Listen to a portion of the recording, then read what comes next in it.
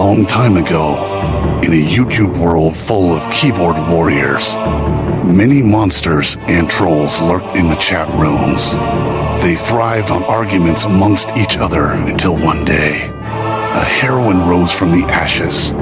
She was made from the tears of beta bitches and the sweat of alpha male gym guys. Throughout the centuries, this keyboard warrior princess showed up in many forms. She slayed many demons along the way. By the light of the moon, she led the simp army into battle. Wielding her sword, she fought through the dark forests. With each new era, the monsters evolved. The keyboard warrior princess grew stronger, with new skills to bring them down. The world around her advanced, but so did she. Her heroism became known to society as technology advanced, and with each new generation, she had to learn how to blend in to keep her identity hidden. Now known as the Raging Tomato, this keyboard warrior princess fights for justice in every debate. She fights for freedom, for moderator bias, and she fights for your ability to battle on an open panel for your beliefs.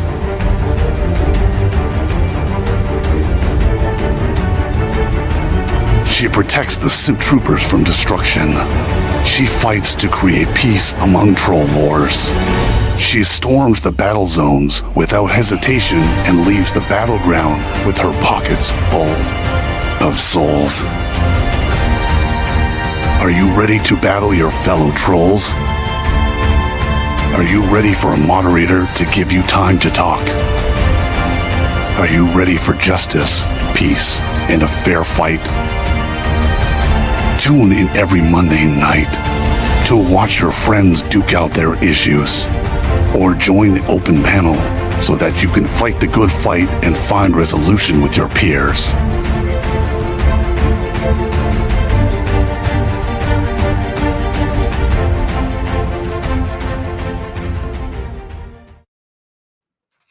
And good evening, ladies and gentlemen. Welcome back. I am the Raging Tomato here, bringing to you again another live Moderator Monday.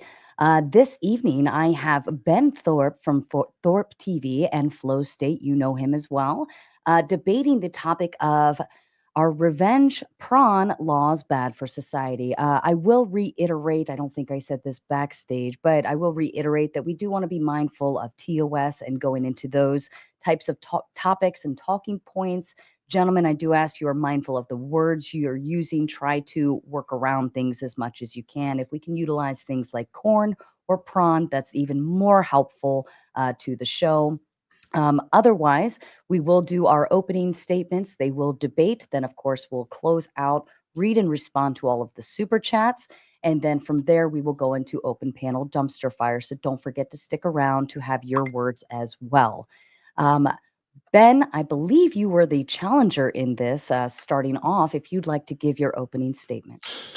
Sure. I'm not sure exactly how the proposition was written, but it's pretty self-explanatory. But the way I like to approach this is by pointing out that in order for my opponent to be in favor of these laws, he has to be, whether he knows it or not, he is buttressing up third wave feminism in its most egregious state. Throughout society, from the beginning of time, we've had a delicate balance between various things in our society. One of those most delicate balances is the balance between men and women.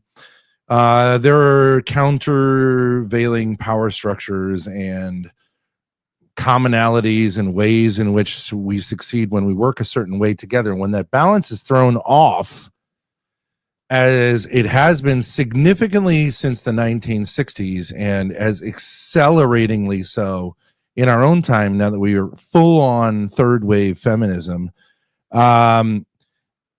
we continue to see the ramifications of these types of this imbalance. We see the rise of things that many of us couldn't imagine 10 or 15 years ago. Guys completely renouncing family, young men saying I would never marry a woman. these increasingly popular and understandable, the rise of the incels, men who rage at the imbalance of power at women, and concomitantly on the side of women, many women, the increasing numbers of women who are unlikely to marry, unlikely to have children, unlikely to succeed in relationships, the prevalence of divorce. Some of this stuff is just human nature. Some of this stuff, there's always going to be difficulties between men and women, but I don't know that we can say there has been another historical time in which, for no other reason but the imbalance and messing of stuff up that used to work fairly well, we are engaged in at such a level of chaos. Now, how do revenge porn laws fit in? We'll get into the details, but essentially what goes on here is it's yet another way, because these are innovations. They are not long-standing laws. These laws did not exist. They've only existed widely in the last couple of years. And they what they do is they pretty much, although they say they're gender neutral, they pretty much have yet another way that women can attack and destroy men, and there's really nothing on the other side counterbalancing it, which goes back to the feminist idea that somehow women are victims, and that the way to make a better society is to shift in the favor of women having more power, which I would say is exactly the problem that we have right now. And it's not really because I'm a man or because I care about men. I do think that ultimately this destroys women and children much more than it does men, ironically. And so for the sake of everyone in society, we've got to start moving in the opposite direction. And to say that these laws are not continuing us in the wrong direction is impossible to say.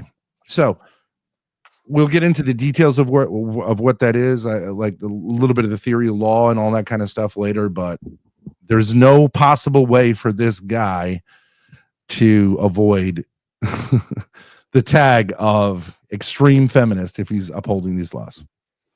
Thank you, Ben. Flow to you. So the claim that these laws are feminist is just blatantly false. They're gender neutral, and that it works both ways. I can't leak pictures of a woman just as she can't leak pictures of me. I do actually have the exact proposition that Ben wanted to defend. Revenge Pr0n laws, and especially the provision for civil lawsuits regarding non-consensually disseminated Pr0n in VAWA, are harmful to society in that they infantilize women, incentivize promiscuous sexual behavior, and destroy the delicate power balance between men and women, thus contributing to our society's horrific epidemic of loneliness. So the first harm that Ben says they do is infantilize women, but since this is not sex specific, it infantilizes everybody or nobody. It incentivizes promiscuous behavior. Yeah, you could say that that's true. I don't view that as a harm. Actually, I view that as maybe even a benefit, especially in a time when we've got young people who are less sexually active than ever before, as far as I'm aware, and destroys the delicate power balance between men and women. Again, the laws are written neutrally with regards to sex, so it doesn't do anything regarding the power balance. If anything, it would help strengthen trust or reduce the need for trust, right? It makes it so that sharing pictures, if say you're in a long distance relationship or something, you don't have to have so much trust in the other person before doing that. It takes a little bit of pressure off of that and provides a safety net for people so that, if there are long-term long distance relationships, those can be sustained better. Or, I just think that in a time when young people are not having enough families, kids, or sex, we should be doing things to help them connect in the real world instead of online. Thank you so much. And again, kind reminder to the people just coming in, we will read super chats at the end of closing statements, and then the panel will be opened to the public. Gentlemen, the floor is open. Okay. Yes, it is true that these are written gender neutral, but just because something is written gender neutral doesn't mean in its playing out, it's not going to be skewed heavily. Both because of like social reasons.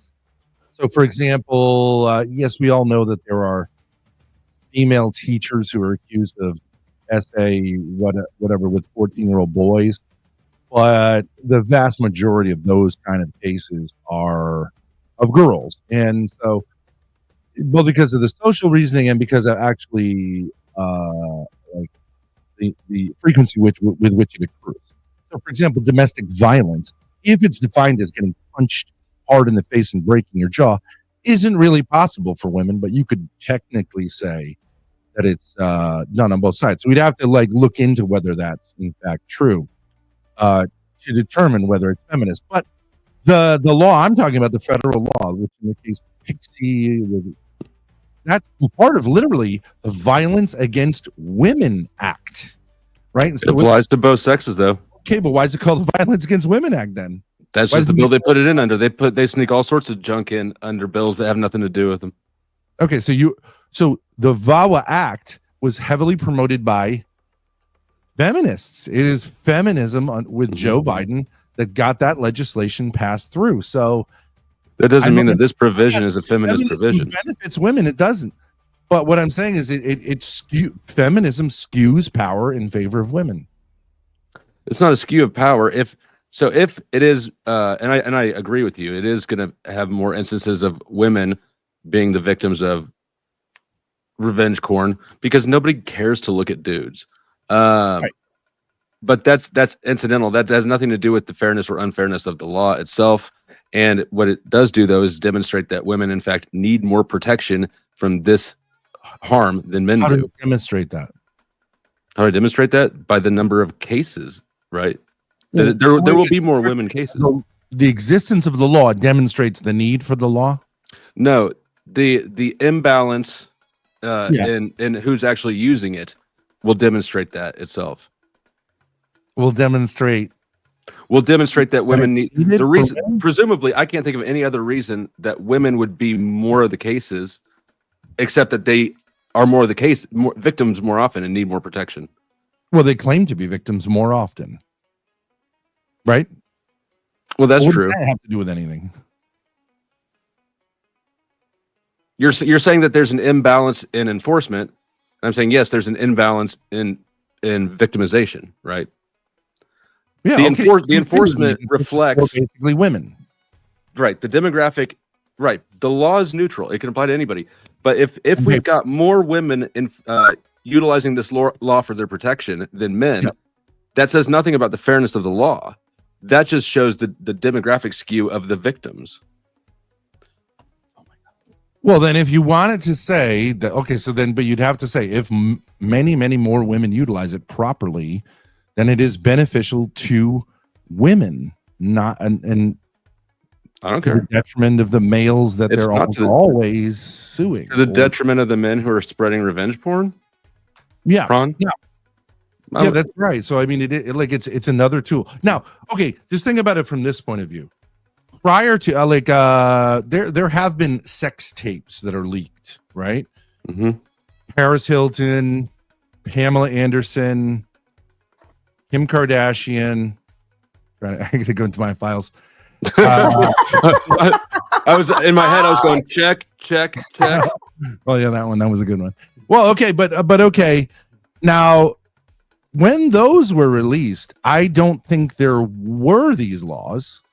I know in the case of Paris Hilton, she claimed to be a victim of her boyfriend. She did say she consented, but under the laws at the time, she had no legal recourse because the way it worked, which has been since the beginning of the history of photography, you are in possession of it becomes a thing, right? The recording becomes a thing which is in your possession. You can't steal it, but if someone, I would say, gives it to you or allows you to take it, it becomes yours, and you can pretty much do with it what you'd want within the limits of like other laws. And So that was current until these revenge porn laws came into action. Okay. And what I'm saying is, what it was the problem that needed to be addressed. Just because there is a law doesn't mean it's a problem that needs to be addressed. Now, agree. I mean, I absolutely agree. 3 women didn't have the protection of this law. Mm-hmm. You could argue they did very well by their whether because you could say that it might have been a marketing ploy for them. You have these kind of fake leaks. Oh, I don't know whether they're true or not. I only saw one of those videos. I was very impressed. I thought Paris Hilton, she made me feel like, oh, I'd love to have her as my girlfriend. I pull that up and watch that real quick for the audience so that they know what we're talking about. We want to show clips. Well, right, and it can even be a marketing ploy. But I would say if it was genuine, say the Paris Hilton clip, the sex tape, I could believe it's genuine. That her boyfriend, in a moment of intimacy, asked if he could videotape her. Why did she? Let's go into the psychology. Why would, usually it's a woman, allow herself? It's not necessarily part of the sexual act, right? It's kind of weird to turn on. It is. I mean, it sort of is. Yeah, it is. Now, why would you do that? Why would you introduce handcuffs? Why would handcuffs is kind of a trust thing, right? John Wayne Gacy did, and so is guys, and then killed them, and so is filming, right? Okay, so it's an act of trust, right? Because I understand the long distance is a little bit of a different thing, because you could say, well, it's practicality, but okay, the cases we're talking about, Destiny, mostly took place like in the same bedroom. You don't need to be on the internet to have sex with someone in the same room, unless you're fucking Destiny, because you're right. But normally, but it's a weird thing. But it's kind of an act of trust. Okay, yeah. And so I believe that if someone voluntarily wants to engage something in which is an act of trust, well then, if they choose not to do it, okay, and you'd insist on it, that's a huge problem. But if you say, okay, I'm going to take this risk, well, then you are taking the risk, right? And if it doesn't turn out as you thought, you don't have, like, you will get embarrassed. Like, essentially there, you're saying, like, I don't want to get embarrassed. Like, I trust you with this, but I trust that you're not going to spread it around, because then I would get embarrassed. Okay. You can either choose to make that act of trust or not. But if you do, and you bargained wrong, you learn a lesson, which is don't necessarily trust people like this. And I don't know why society has to go any further than that. So the reason that we don't want these is because we want to teach people to not trust each other more. We should legalize all scams, frauds. If that's a lesson we're trying to teach to people in society, then we need to stop prosecuting people for fraud. Well, okay, I agree with you, but like, so I agree in some areas that like someone can breach trust and it's on that person, but a lot of times we do say like you should learn from your mistakes. Now, Destiny is a person who clearly is this type of guy, right? Who is this kind of guy who spread porn. And I'm just using that as an example. But in general, people who want to take pictures while they're engaging in sexual activity are kind of weirdos, right? And like, it's trusting enough to have sex with someone, right? That they know they had sex with you, they could talk about it. To add photography to it is kind of like a red flag. So is it? I don't know why girls say, okay, well, I did this. I did it as, whatever. It was part of a kink or some kind of trust thing or whatever. You're taking enough chances being with someone who's, one, married, two, like saying all kinds of crazy, like new ways of dealing with sexuality, three, he's much older than you, four, who has a huge audience. I mean, it's stupid, right? Like my daughter was like flirting with Destiny. She has her right to do whatever she wanted to do. She chose not to. Why is it that someone who chose to freely not only have sex with this guy, but be recorded, now gets rewarded instead of just getting the punishment of being humiliated by doing the wrong thing. I understand there's some circumstances where someone could say, well, there's fraud or something like that. A reasonable person, right, could say, but other times we say like, well, you know, you just get burned. And generally speaking, in romantic relationships, we don't have a mechanism beyond, you know, you learn, you lesson learned. I don't think that there's any value to teaching people to not trust each other. In fact, I think the opposite. I think that there's more value in trying to lubricate the trust connection between people until they have enough history that they can establish it on their own and independent of support structures like training wheels. I think that relationships today could use training wheels, not more risks and harms. And you're suggesting that people need more risks and harms if they trust too much. But what I'm saying is, you're saying that this law increases trust between people? It makes it so that you don't need as much trust to take these steps, right? Okay. It subsidizes the amount of trust needed For women generally. For anybody. I suppose that women do have more risk because people care to see women naked more than they care to see men naked. Yeah. Right. But what percentage of men do you think have images that would qualify on their phone that would qualify as like this type of stuff? I don't know. Actually, huge number, right? You think? Why do I have an echo now? I have an echo. I can hear myself back. Let me. Okay, now talk. Mic check. It is on your end, Ben. Something. I'm trying to figure it out. That's okay.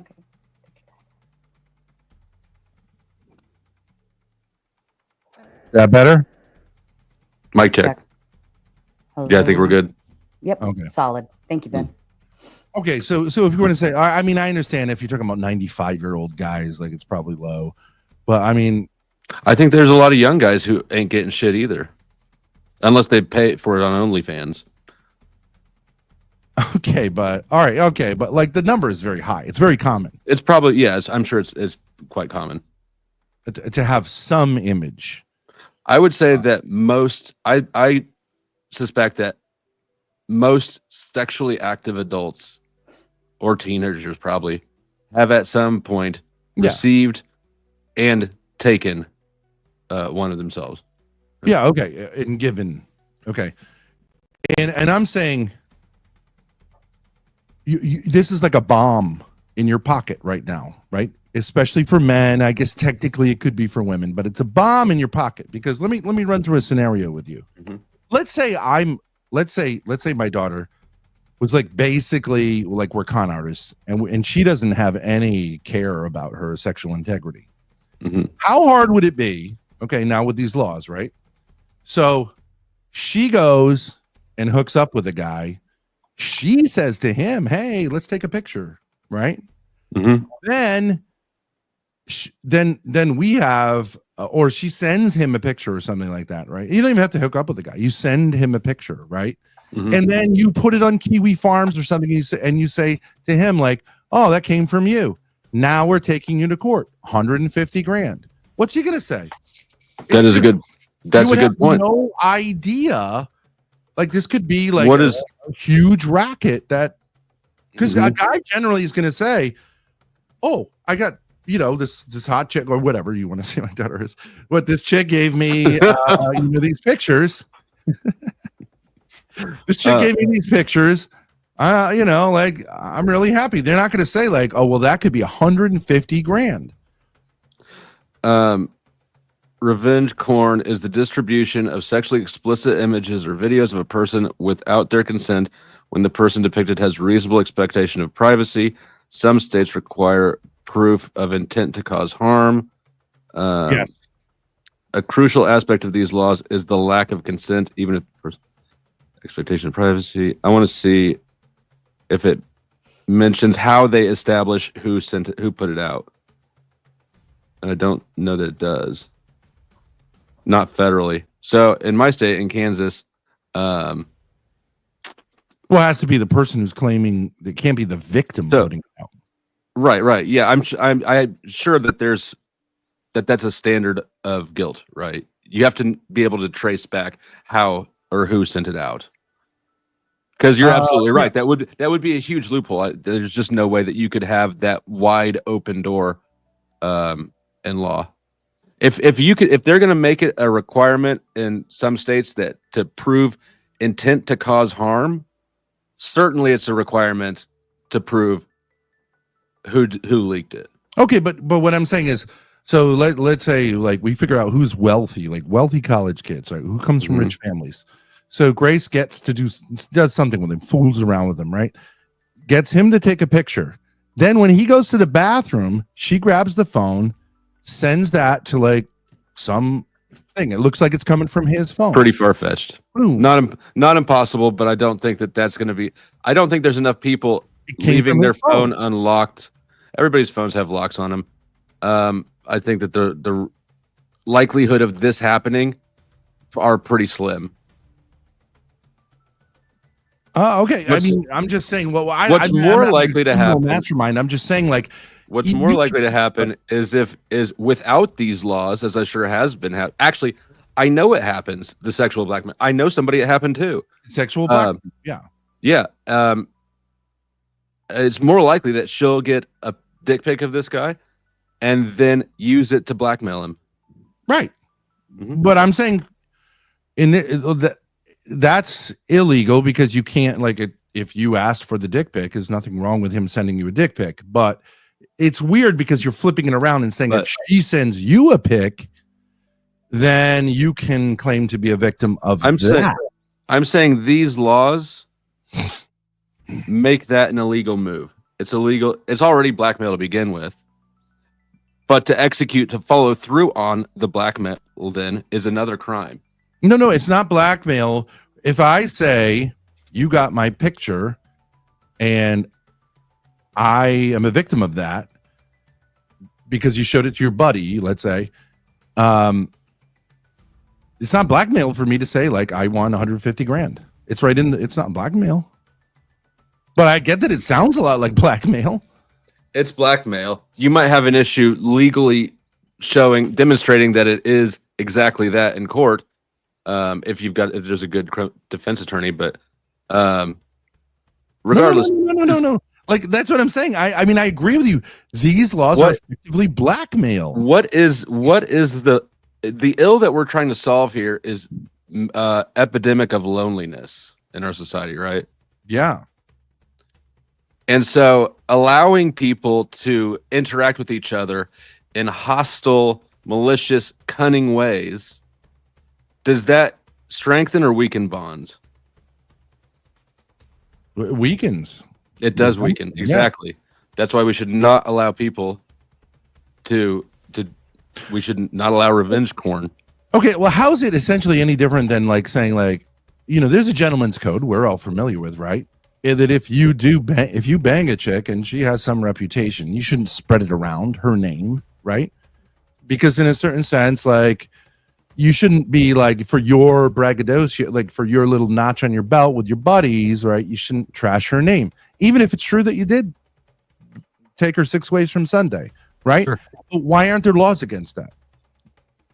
Because by your logic, it's massively less invasive. Yeah, and we should like hedge the risk, right? We're hedging the risk for her. Because it's just not even the same. It's not even the same game at all. Watching somebody bang on a video and saying, "Hey, I banged her," two entirely different things. Well, you can describe it very, very, like, I mean, you're saying, like, I know how girl talk is. Girls do that. Yeah, no, it's not even close to the same. Anybody can say anything at any time. That doesn't mean it's true, right? Oh, you can prove verbally that you had sex. You can't prove verbally you had sex with somebody. Sure, you can. You can talk about, like, a certain birthmark they have. You could say they came over at this time. You could have heard it from somebody else. All these things you could have gathered from somebody else. Receipts from her Uber. You could show texts. She could say afterwards. All right, everybody. I had sex with Ben Thorp.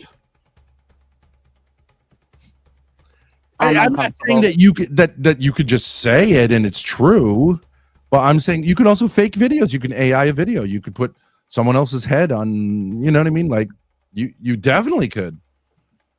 I can't prove that we had sex this morning, just like you can't prove that we didn't. That's why words are not even close. Oh, to videos are just a different form of communication. Correct. It's another form of communication.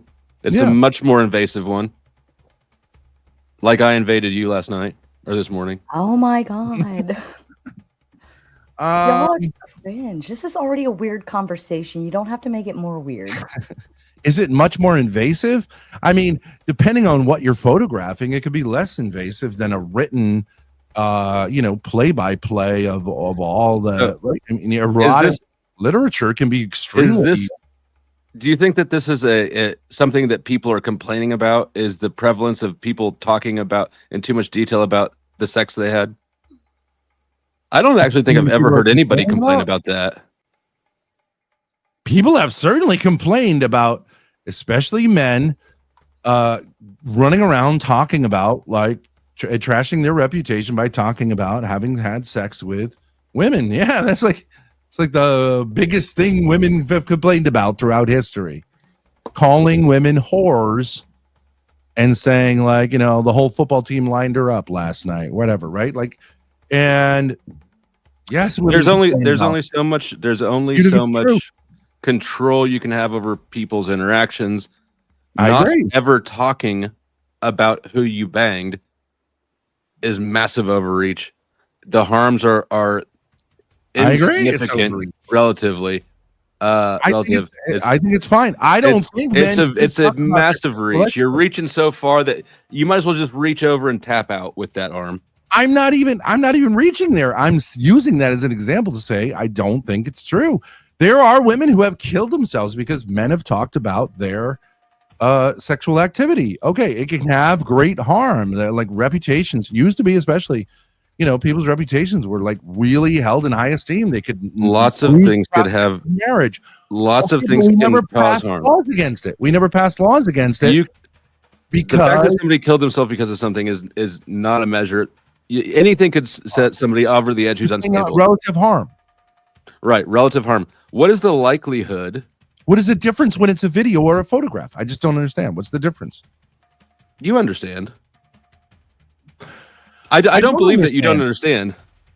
I don't understand. No, I mean, you're talking about in some of these things with Destiny, you're talking about audio. Okay, that's like, it could be just grunting. I don't care. Like, I don't consider and even if, like, say my ex had taken a picture of just my genitals in isolation and put it on Pornhub where no one could tell except that I'd be in the XXL category of Pornhub. How would anyone, you know what I mean? Why would I care? Yeah. I wouldn't care. But relatively anonymous, It has to be for the law to go into effect. It has to be identifiable. Just a dick pic isn't going to do it. Yes, and some of these things are borderline, and I understand. Like one of these cases, the girl is saying I was recorded non-consensually, but I would say if it's just you going like then like I don't really think that's identifiable. You know what I mean? So I don't know. It has to be identifiable for the law to go into effect. Right. So what's identifiable is kind of a blurry line. You know what I mean? Like someone could say, oh, well, you could hear my voice. Someone could recognize it, but you know what I mean? Like pretty much like if your face is not in it, if it's just, your body, you could always argue it. This is one of the problems with these kind of laws. But okay, I understand like identifiable versus non-identifiable. And I think in the Pixie example, she was identifiable. But how about this? What if in that case, and I think there's some evidence of this, prior to her hooking up with him, he sent her pictures like that or videos of that, like that of other girls. Do you have sympathy for her? What was the question again? The paradigm? As part of because this is what he did. I don't understand this, but like, okay, he did as part of flirting is to show, I guess, to like desensitize girls. That he would send pictures of his videos of his previous conquests, right? To like sort of say like, hey, this is cool. I do this with these chicks. If she had received a video like that, then she went there, right? Had sex with him. He recorded it. and then he did the same thing essentially. Right. He was using past girls to groom future girls. Okay, but if this girl got that video, got a video like that of another girl, does she have any grounds to say I'm a victim when he just did the same thing, the same MO? She is certainly guilty of being naive, at least reckless, maybe. But does that mean that she consents to being his Ghislaine Maxwell? No. Why don't we have accountability? That's like a woman, you know the situation, right? So a woman has an affair with a married man. She gets him to divorce his wife, marry her. Then he has an affair while they're married and she acts surprised. Like, what do women say to women like that? Bitch, wake up. Of course. He's not going to do it any different. He's not going to have sacredness about your marriage when he didn't have it about the previous marriage, right? How would you be a victim in that circumstance? Because you were the one who got why don't we have a law about that? You cheated. You broke his marriage up, right? So if your marriage gets broken up, whataboutism, you're moving all over. The whataboutism is moving all over the place. What about? Okay, but I'm just saying, are women held to too much account or not enough account in our society? I think that we're not in this specific paradigm. You're trying to not hold men to enough account. And again, I'm going to reiterate that this is not a sex skewed law. It is entirely neutral across the board for everybody. But for the sake of conversation, I get you. Yeah, I get you. Why don't you think the men need to be held responsible for clearly violating the trust? Right. And not only that, but let me point out that it is to their own future pussy getting detriment. Their pussy as men? If you are a dude who's pussy getting detriment, I get you. Yeah. Right. If you're a dude who displays everything that you get, everybody who observes you being loose with that stuff, all the women who are aware of that are not likely to give you anything in the future. Although it seems to work for this guy. I don't know. I mean, he's internet famous, but for most guys, they're not. And I don't know. Even the worst blowjob is still better than all the high fives I've ever gotten from my bros. All right. Well, look, here's an example of what happened. I was thinking about this. This has happened to me. All right, first of all, I have engaged in intimate exchange from my side. That stuff was leaked. Just say you sent nudes. Intimate exchange sounds so creepy. I sent, well, they weren't really nudes. They were just like sort of flaccid dick pics. It's my own personal genre. But oh god. I sent them, and I always send mine full staff. They got maliciously leaked.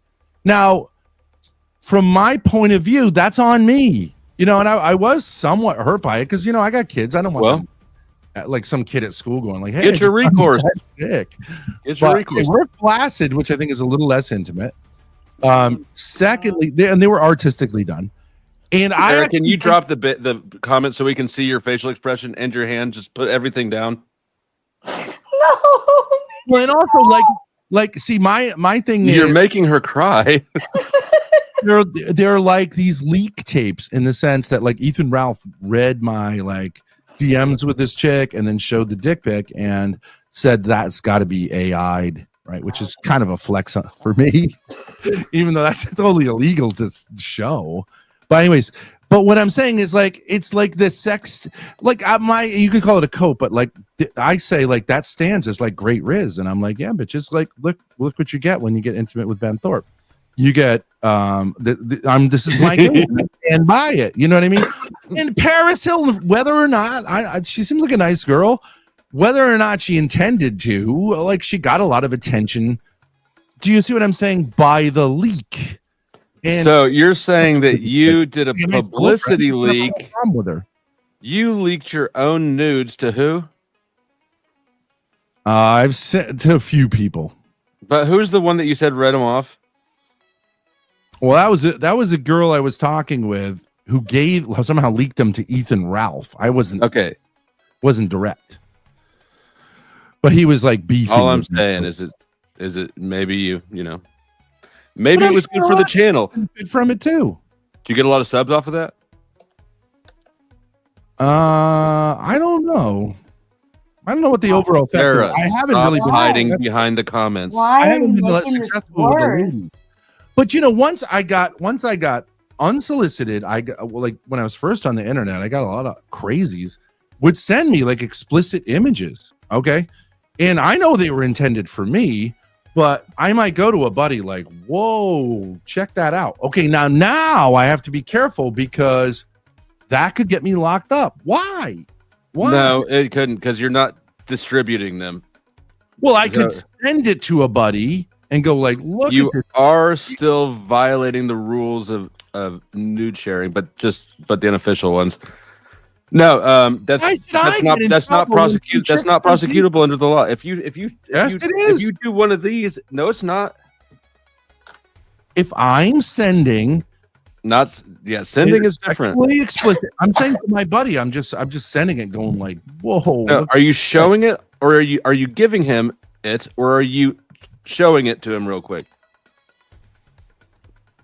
In this case, I guess I would have to say, like, I'm sending it to him. I'm saying, look at what this chick sent me. Why can't I say that? For example, I was once accosted.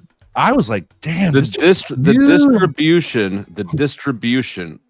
Okay, I get it. Yeah, right. Well, okay, I'll give you an example. Back in the day, before I really knew what was going on the internet, there was this chick who was like, I wanted to have sex with you. She showed me all these like stuff, and I was like, wow, this chick is hot. And I showed it to somebody's on a VC, and they're like, that's a dude. And I was like, no way, that's a dude. And they like, that's how you met Spicoli. They zoomed in on it, and I think they were doing me a favor, because I was like, oh, that is a dude. I gotta pull the plug on this, because I was getting ready. You know what I mean? Like, so what you're saying is sometimes the sharing of nudes is helpful, in that you need your bros to help you spot the penis. Yeah. Okay. I don't know. Like, what I'm saying is, this person sent something to me. They gave me it as like a gift or whatever. It's mine. It's not theirs anymore. What do I owe them? In what other circumstance can you give something to someone and then say like, oh, I want it back?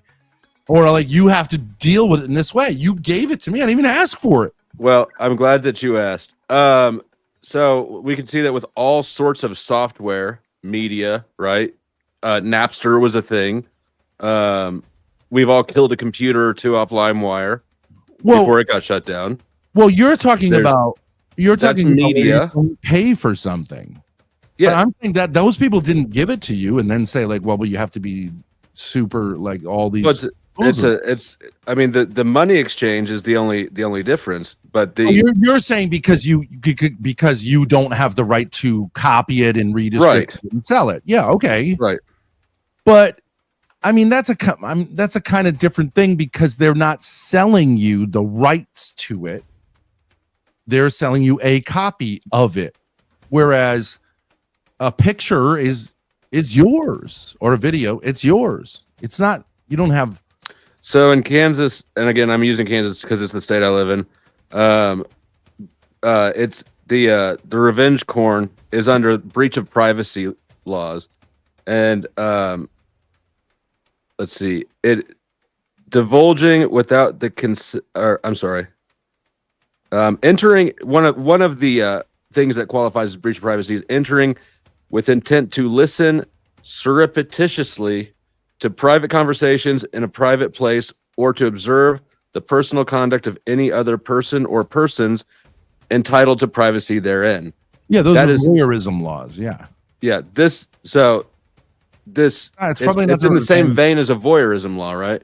Just because one of the people was engaged in it, was supposed to be there, is allowed to be there, doesn't mean that the whole world gets to voyeur in on that person's privacy.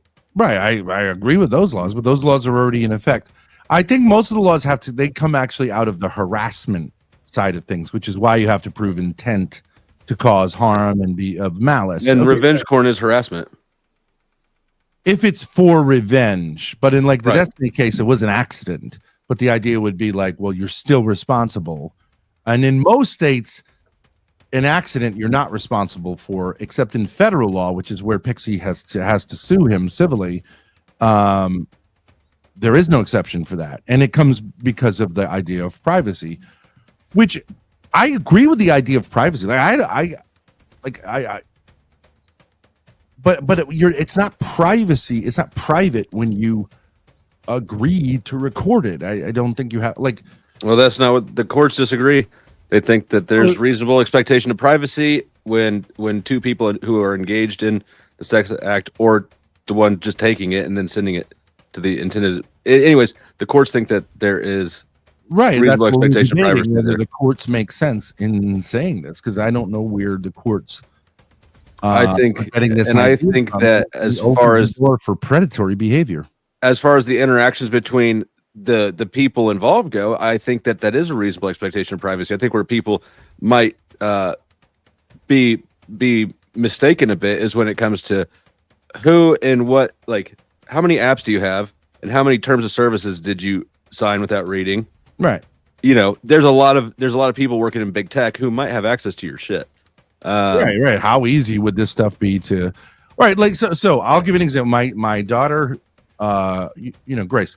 She at some point, and I don't think it's a big deal, but was like, whatever you call it, FaceTime sexting or something like that, with a guy. And okay, so she has a right to do that. I don't have a problem with her doing that, and nothing happened of it, right? But like, if he had recorded that, which he probably could, it wouldn't be too hard to do, and then distributed it or accidentally lost it. My point to her would be, don't do this stuff. Don't do this kind of stuff on the internet because it has consequences. Now, well, aren't you glad to? Isn't it reassuring to know that there's laws out there that you have some recourse if she does it with a douchebag? No, I wouldn't want those, because what I'm saying is some things have their own like internal punishment, and many things in life. You're just talking crazy now. We don't offer like backups for people because we hope they grow up. Right? If we always reward them for screwing up, well, let me give you another example. So with the Destiny thing, Pixie did this thing. She sleeps with him. She like takes this picture with him, even though knowing like that he does this constantly. Then a couple of years later, she claims to be a victim, and now she's asking for $1 million. My daughter, Grace, it was almost the same in time. She was almost the same age. She's like, this guy's gross. I'm never going to do any of this kind of stuff with him. Who gets rewarded? Pixie gets the $1 million. Grace gets like no access and is like blackballed off the internet because Destiny decides, which, and he's okay, like it's legal to say this, borderline, like you're a victim of your dad and you two are abusers and don't anyone talk to them because they're abusers. I'm saying that's a perverse incentive system. Pixie, I think that punished and Grace should get rewarded. Or no, like, I don't know if it's rewarded. crazier that you know about her doing this at all, or that you would prefer that she not have any safety from basically being naked in public, literally, right? Like those two things are both crazy to me. In public, if she runs around naked in public, then she takes the results of that. If you're 18 years old, you're an adult. If you're a female, there's a problem.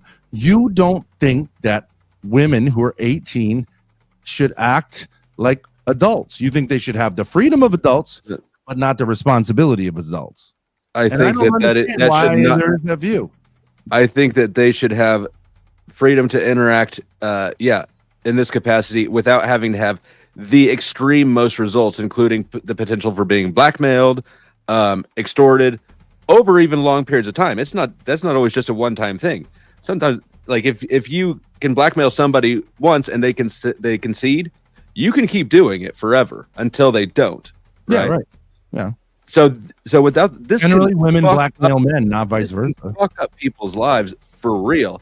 And you're saying that at least she'll learn her lesson. It doesn't matter if her shit's already out there. Everybody's seen right up her asshole. She won't do that shit again. Well, it doesn't matter. At that point, the harm's already done. So what the fuck good is the lesson? What do you mean the harm's already done?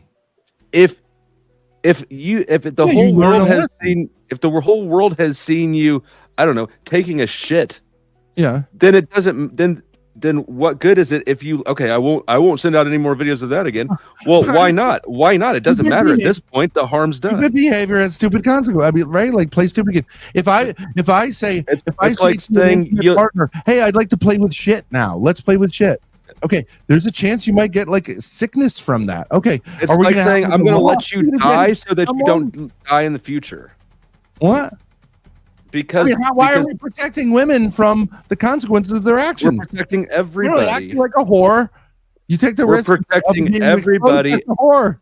We're protecting everybody except for, Men. except for men. No, except for the ones who are being manipulative, exploitative, untrustworthy.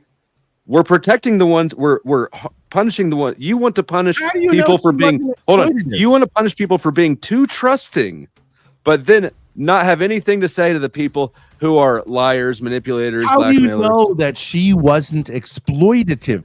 How would you know?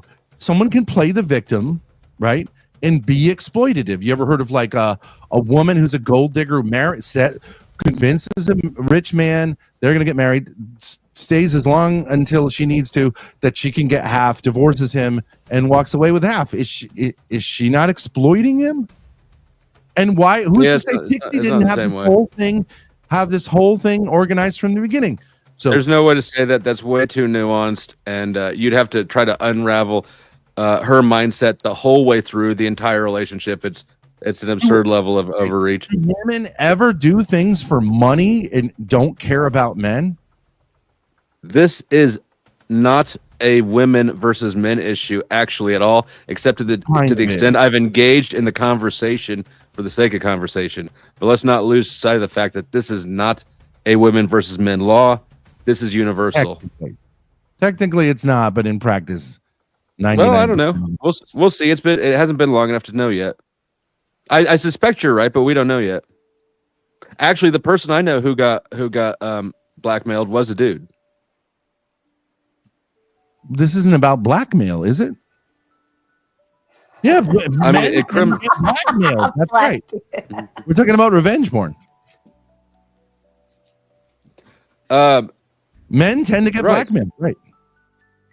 Right, and this is yet another. Everybody tends to get blackmailed. Everybody tends to get blackmailed. Men. It makes.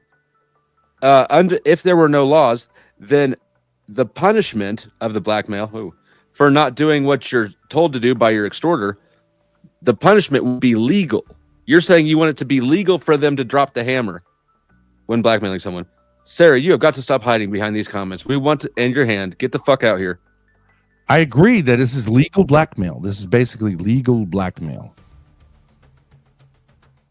Or extortion. You're extorting someone. Anytime I ever sent a dick pic, I was full on boned up.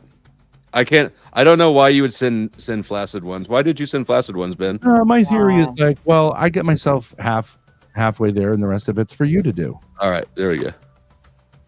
I only asked the question to try to smoke out Sarah, but there's actually some logic there. Plus, it adds like the mystery because you never know. Whereas you got to find out. You got to put the work in. I'm so done. To find out. Why did I? So you think that we could? I couldn't get it up. We might be able to join teams right now and try to make Sarah the loser of this debate. I don't know how these young people do it. I only have like morning wood for like 5 minutes, and like what am I going to set up a tripod? Get the lighting right. You have to have it set up the night before. Yeah, exactly. You got to get it set up the night before. Yeah. Maybe that's what those. You ever seen those sleep streams? I wonder if that's what that's about. I don't understand really even how you set it up. Like the guys sit there with a tripod, get the right angle, make sure they don't move wrong. You never had a Samsung Note, did you? With the stylus that had the little stylus. It had a remote camera button on it. Yeah. How would you see what the camera's seeing? Well, you wouldn't. You just is trial and error. Okay. Yeah. Anyways, I don't have the capability of a young man who can spend like 3 hours fully erect somehow with himself just taking the attempts at a photo. And Sarah's drier than the fiery pits of hell. You know, so anyways, that's the answer to that question. But it's, you know, you have to take a few bad boner shots with that stylus before you get the right angle right. You know. Can I tell you, like, this may be relevant to the thing. I got a phone once used on Craigslist, and the guy didn't like properly, clean it. And so I didn't realize this. So, or it was one of my kids who got it, right? But then we shared photos. So I'm like, oh my God, there's all these dick pics of this man that none of us know on here. So I was like, you know what I mean? So it could be from anywhere. And you should have posted them back on Craigslist, been like, hey, bro, you left these here. And I didn't realize, right? So I'm like, is someone talking to one of my kids? You know what I mean? Like, or whatever. But like, they were oddly marital, you know what I mean? But like, they were impressive. He had the tent quite high. And, but then I realized, oh, it's because he didn't swipe. Now, technically speaking, right? Like, I could get sued for that, right? Or he could get sued for that. For what? Because he disseminated that information to me accidentally. No, right? You can't revenge yourself. No, but I mean, okay, I guess like his wife could claim, well, or if his wife sold the phone, right? It's his dick pics. I don't know. He could sue the wife for 150 grand. It's crazy. What I'm saying is that's obviously an accident. No one intended anything. I'm not going to try to embarrass the guy. I cleaned the phone out as quick as possible. But what these kind of laws do is open up these kind of loopholes. And all right, fine. We'll leave it the way it is. I'm going to find a prostitute who doesn't care about like her sexual self. We are going to target young, wealthy men. How hard do you think it would be to get young, wealthy men who are connected to like, you know, like have like famous names to engage in taking a picture like this? Famous ones, I think it would be difficult, but I don't think it would be difficult for unfamous, young, rich. Yeah. And then you send it to the dad, you threaten him, he goes to a lawyer, and you settle for 50 grand. Do that throughout the country. Make a living. Why like actually have sex with men? I'll tell a prostitute, any prostitute out there who wants to come see me, and I'll take all the money and we'll say it was FlowState that was in favor of this. It will destroy men's lives, but at least we'll make a bag on it because at least, like, you know what I mean? Or let's stop this. Can't you see how easy it would be for this to be yet another way? How is it going to help men? How is it going to help men in any way? It's not. Mostly, it will help men. I'll tell you how it'll help men. It'll help men because it will reduce the trust barrier needed for women to send them nudes in the first place or to let them film. No, you'd be a fool as a man once you know about these rules to keep any of these images on your phone because someone could accidentally get it, send it to someone. Then that would be the breach of privacy. That would be the breach of privacy right there, is when somebody who accesses your phone who's not authorized to have it. Right, I know, but as long as it's not easy at all, unless you've got like, unless you work for the cops and have the technology to actually dump cell phones. Do you think that you could crack my passcode?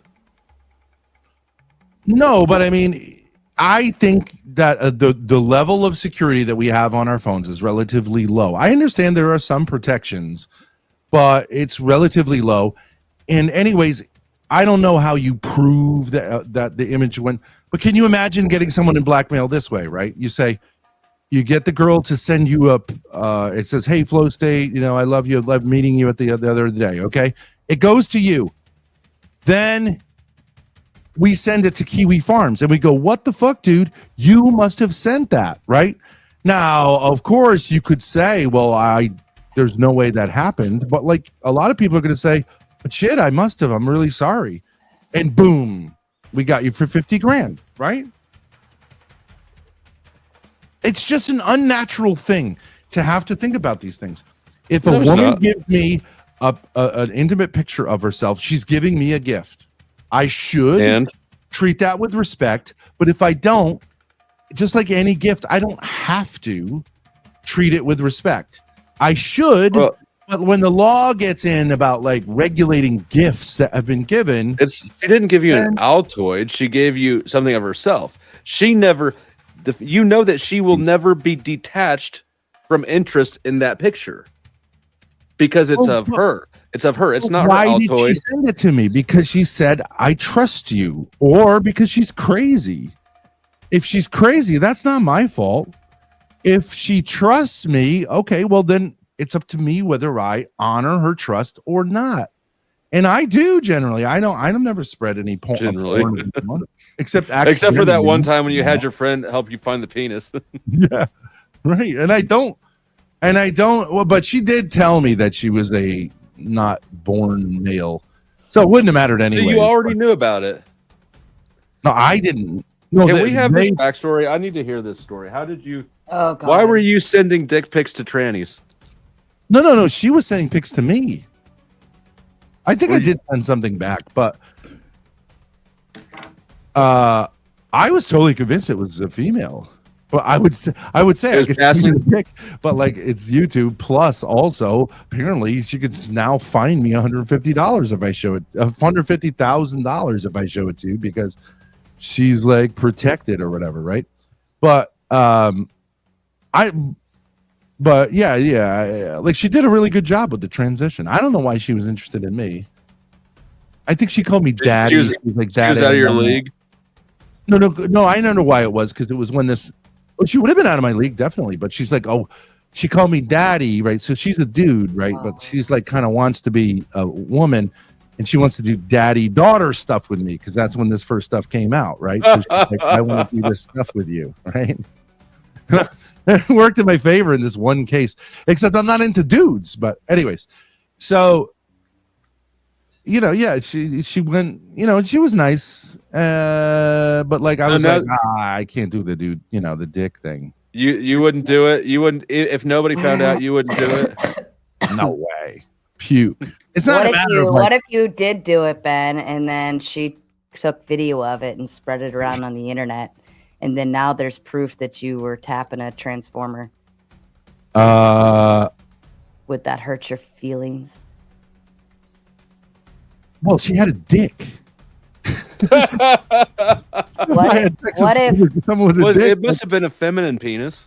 What if it was just what if she gave you just a blowjob and you never knew there was a PP, but she recorded it and also showed to the without camera. Without me knowing? Yeah, without you knowing it. Okay, without me knowing it, that's terrible. It's against the law. She gave you a blowjob, and then everybody finds out that you now got a blowjob from a transformer. Yeah. And she used that as blackmail to get all over the internet, and now everybody knows that you got your dick sucked by a transformer. Well, okay, but we're not debating those kind of laws. You can't record someone without their consent. We're talking about when the consent is there. If someone said, hey, can I record this? I would say no.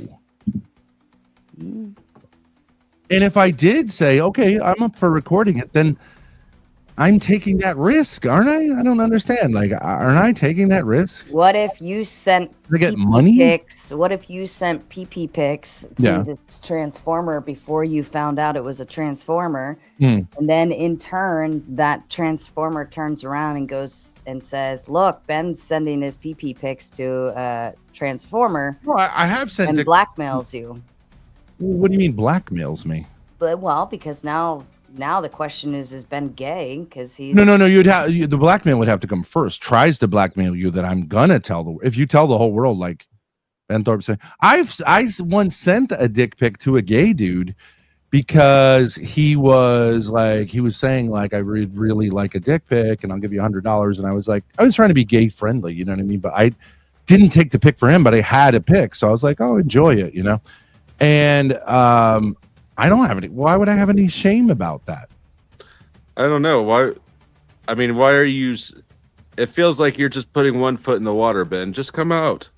Be gay. I've said we will accept it. We're communication. I am a Bart Farker. I love gay guys because they'll just say like, I would like to have sex with you, give you a blowjob, whatever. And I'm like, that's so refreshing. But not gay, but I Plus- find it very refreshing instead of all the fucking games you play with women. So, and that's $20 gay as can be. $20 is $20, I guess. Well, I think that what he's talking about is not so much the money as it is the Frankness. It's the ease of getting blowjobs from men as opposed to women, right, Ben? No, it's just a frankness. A guy will just say, "I'd like to have intercourse with you." There's a woman. It's like this whole like, "Ew, gross," and you have to play. They do everything backwards. Anyways. Oh my god. Bitches. Are you guys kind of done? Because this seems like you're No. no. I mean, I've got. I can open the panel, or you can keep going. No, we're gonna keep going. I'm not recommending opening the panel yet. Okay, I thought you guys were kind of summing up, but go for it. I mean, I feel like we have covered most of the conversation, but I still recommend taking up the whole 2 hours unless I hit my dono goal in the next 2 minutes. Oh no, the goal's over. No, we got to talk a whole another hour. For your dono goal? Yeah. I would think it would be mine. Well, I mean, you know what? You would think so, but I took the assertive move, and you didn't reject it. So. Well, okay. Do I get a commission off this dono goal? I didn't make it. I'm just being punitive now. Y'all fucking weird. Go ahead. With these debates, some more. I was gonna say, do you have any other thoughts, Sarah? Like, no. I think we can all agree that I won. Even Ben agreed that I won a few times before realizing that he was arguing for the wrong side. Okay, so I think I agreed with you. If you want some more thoughts to it, I would question the concept of an implied contract, whether it's verbal or like implicit, or even if it's it's not said. Does it have to be said to be agreed upon, right? So if I send something to you and you alone in a private message, it can be implied that this is just between you and I. Now, if I sent that, if I dropped a nude in my Discord server, right? Obviously, that's open to the public, so that the implied privacy is no longer existent. But by sending, sorry, my voice is starting to go out now.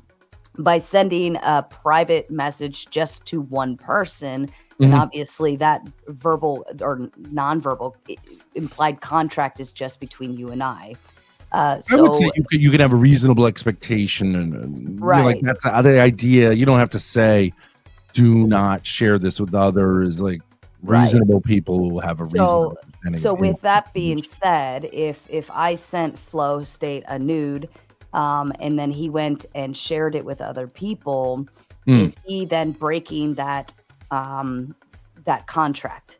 Yeah, I think it's wrong to do. I would never do that to you, Sarah. And I know you wouldn't. That's why it's not really a contract, but it's I can't fathom in my mind using Ben as an example right now. So if I have a contract, an understood contract with FlowState that our private messages are private, and then he goes and shares them and breaks that contract, now can I utilize the law to my advantage of that contract that has been broken? No, I mean, what are you talking about? Contract law? Well, what I'm saying that would be is an understanding. But that's what the law is recognizing it as, is like it may not be verbal, but it is an implied contract that I am sending this privately to FlowState, and FlowState is receiving it with the you're using the word contract, which is not appropriate. But like if you tell me a secret, if I tell you a secret, if I'm talking with you, like I feel like trusting you, I tell you a secret and I say, please don't tell anyone. It's not a contract, but it's it's an understanding. You wouldn't say you broke a contract, but you could say it's wrong to do. But really, there's never been a law saying like you can't tell someone's secret when they don't want you to, right? And a secret could be far more devastating than a picture of your tits or something. Actually, there are secrets that you cannot disclose, right? Like financial information, things like that.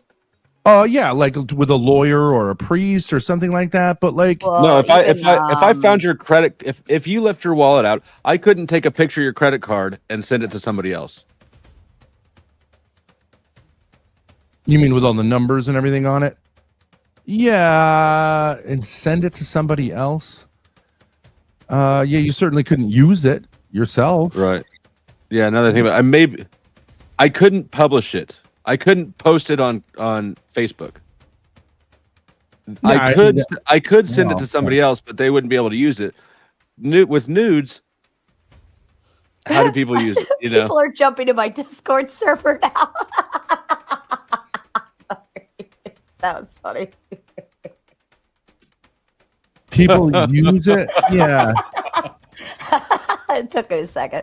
that is Because funny. I said if Information I too, post nudes in my Discord server and then like a bunch of people show up in my Discord server. I apologize. That was funny. But if I send you my credit card number, I'm trusting you with it. If you give it to someone else, I'm not sure that I could sue you for it. For that. I don't know. Could you? Isn't that an implied contract that I maybe I wanted to let FlowState buy something nice for himself on Amazon. So I gave him my credit card number. I said, go buy yourself something special, little sugar baby. And then he turns and sends that credit card number out to 10 of his best friends. Now it would be implied that I'm telling him, use this credit card for yourself for this specific item. But then he in turn. Yeah, I think that would be, I do think you could probably sue him for that or get him arrested for that. That's pretty specific to just credit card numbers. I don't know what else would be like that. Like something which actually is like currency in the form of information. I don't know what else like that. Bank account number, social security number. Anything financial like that. Probably birth certificates, things that could be forged. Personally identifier. Personally. But if I know that you have like $800 in your wallet, and I tell someone I just saw he's got $800 in a wallet, I think I can say that, even though that might put you in jeopardy or something. Might be stupid for me to say that, but I can say that. I think. Anyways, do you agree? All right, let me answer the larger question of both of you. Do you agree that in our society, women have too much power for anyone's good, and that the shift should go back to men having power, men having more balance of power? I feel like men need to take on responsibility before they get trusted with the authority. Okay, so today I read, Grace and I were just having a story about a black guy who, when he was in high school, spent 20 minutes with a 15-year-old girl, like under the stairs, making out. She came out, accused him of whatever, a grape, I guess we're supposed to say. He went to jail for 6 years. There was no investigation, really. He went to jail for 6 years, after which she said, I'm sorry, I lied about the whole thing. She had no consequences for doing that. He was a great athlete, and he lost his entire college career, and now he's too old to participate in whatever, basketball or whatever it was. Don't you think that's crazy that our society can allow that to happen to someone? And she won $1.5 million lawsuit. No evidence other than her saying he did this to me in the 20 minutes. Surely not. Fooling around under the stairs. There surely has to be more to that story than. Nope. And even she admitted to her lawyer when they were suing, I guess, that he didn't do it, and the lawyer told her, "Shh." I don't know. I'll have to see what you're talking about. Like the way that you explain it sounds too absurd to me. Banks. You don't think that kind of stuff happens all that you were telling me about? I think that there are false allegations and stuff that happens all the time, but that's not. But I wouldn't undo it, right? Because how do you undo it, right? You want women to be able to. As a father, I would think that you would agree with me. You want girls to be able to report crimes if something happens to them. And I want them to go to jail if they falsely accuse people and ruin their lives. Absolutely. There's no way. My There's daughter no in way jail. to implement that without also disincentivizing the report. Yeah, it was a balance. So you're saying the balance should be totally in favor of women and totally against men. And how is that good? Well, what I'm saying is I don't think that the man versus woman paradigm is or should be real. I agree. I think that if men start acting in ways that are not douchey, if men take back responsibility for the paradigm, then they will naturally gain the power in the paradigm. But they got to start by taking it back and removing their responsibility from the equation. Women don't have to do anything because men lead. Okay, but women have things they can do, right? Sure. Okay, it can't be just men. They do. Shouldn't they facilitate? Shouldn't they facilitate a shift instead of? I know. I'm not saying women don't. There are women. Do you think that women should facilitate? Women should lead the men in leading. I think in this Pixie example, I think that women should take Pixie and rip her to shreds. I don't know enough about the specifics. They all play the game of, oh, poor little thing. You should get, $10 million is too little for your little whore ass. And I think it's time for women to say, no. Stop. Grow the hell up. No, I don't at all. Grow the hell up. She was even using. It seems like the main priority here is to get women to stop. Why can't women tell other women to grow up? It makes all women. Why do you think that? Why aren't we telling the men to grow up and not fucking be dickheads with the nudes? We should. I'm not arguing the revenge porn is something a man should do. It sounds like you're covering for dudes who are assholes. Again, it's not a sex paradigm because the laws are written equally. But you said it is, and so what you're doing is you're covering for men to be pieces of shit. I don't think men should engage in any of this stuff. Yeah, I don't even think men should engage in premarital sex. But I mean, realistically, I don't believe you don't. I don't believe that's what you believe, though. Doesn't your behavior demonstrate that it's not? What? That I believe in premarital sex? You can still be. You can still be. I haven't gotten anywhere with him. Still be hypocritical. Like that's an appeal to hypocrisy, and it's still not gonna.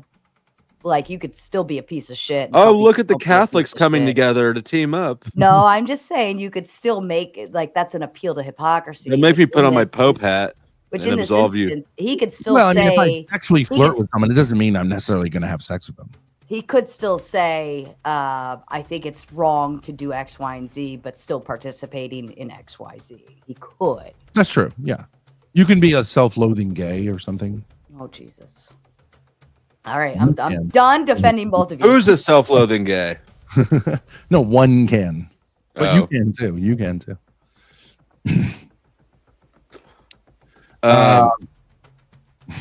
Let's see. Hold on. Where am I at? I don't understand. Why can't you say, like, yes, men should take responsibility and women should facilitate them taking more responsibility, and together we can get to a better place. And this kind of stuff is going in the opposite direction of that. I had a theory today with Grace that what about this? What do you think about this? I think if men aren't going to be able to discipline women in the domestic sphere, which they used to be able to, and now we're saying no, then why aren't there as many women in jail as there are men? Because they're just as bad as human beings. The same reason that there are pit bull bans a lot of places, but no Chihuahua bans, even though Chihuahuas bite more people. And so you're saying the only danger in society is physical violence with like that's you asked me a question about physical violence. No, I asked about jail. I think the jail should be loaded up because they cause a lot of damage. I don't know what you meant by the men can't discipline the women if you weren't talking about your DV defense. We're saying that it used to be that men could do as they felt fit with their wives and children in the family, like within limits. Now we're saying no, equal. Okay, so then we should be equally in jail. I think that women should be filling up the jails. In fact, I think as a reparative judge, you're a feminist. 93% female. Let all the guys out of jail. Yeah. You called me a feminist. You're the feminist. I love. Yes, that's right. I think I'm a true feminist, which means I love women, and I think there's such a thing as a feminine genius. But I do think we have to recognize the differences between men and women, and I think that one of the differences is not that women are better people than men. Generally, they're worse, especially because of feminism. Which you're propagating, which you're a proponent of. You're a proponent of. You want more women in prison. You're saying a feminist wants more women in prison. You're in like the third. You're in like the third or fourth wave by now. You don't even want it to be equal. You want women to take responsibility for the men, and you want women to lead the men. No, I lead the men into leading women, which is absurd. I want them in prison. I want them in prison. Yes. I want them punished. Yes. Is this for society's good, or is this because you have a fetish? No, because I don't understand why women aren't held accountable. You know, I went to a female lawyer and I said, you know what perjury is, right? Yeah. Perjury is under oath. Yeah. Lying. Mm-hmm. I said, here's a case of perjury. And then she's like, if it's a woman making an accusation, you will never, ever, ever, ever get a conviction in the state of Rhode Island. I agree with that. And that's a problem. That is a problem. You'll never get it if it's a cop perjuring either, which they do constantly.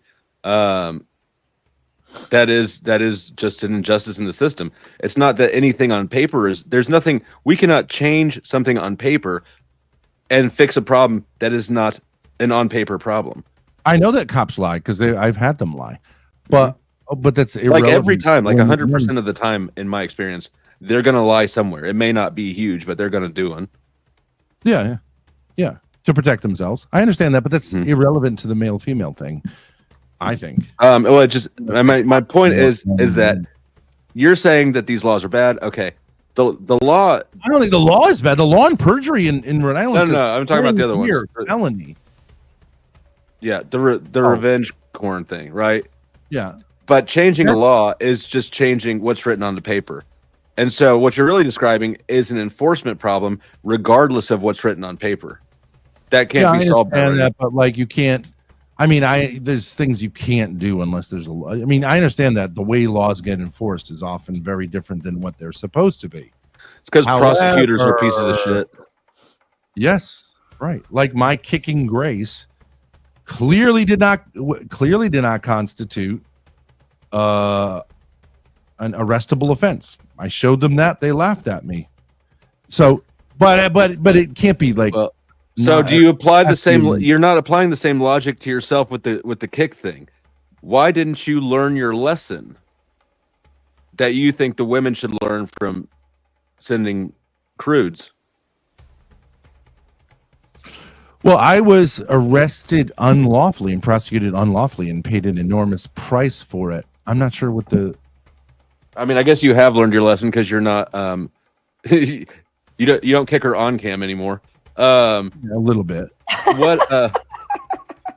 But you don't seem to appreciate the lesson you learned quite the same way that you would appreciate the lesson being delivered. I didn't. I appreciate the lesson. I learned a lot of lessons, such as that, like the government people on the internet hate you. By the laws, the cops don't care what the law is. No one does any investigation. It's a huge racket. And that's why I'm here today. I'm saying like this is like that it's a poison in our society of having women claim to be victims when they're not.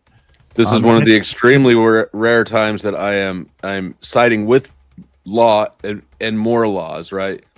I generally can't stand cops, and I'm pretty libertarian. But I just don't see any way that this. I mean, I do see ways that this could be. Any law can be misused or misapplied, but and that's a given with any law, right? You're always going to have that there. That's just comes with law. But if applied properly, I see no way that this law is harmful. Okay, well, I don't want to tell you. It's totally unnecessary. It does not address an issue that needs to be addressed.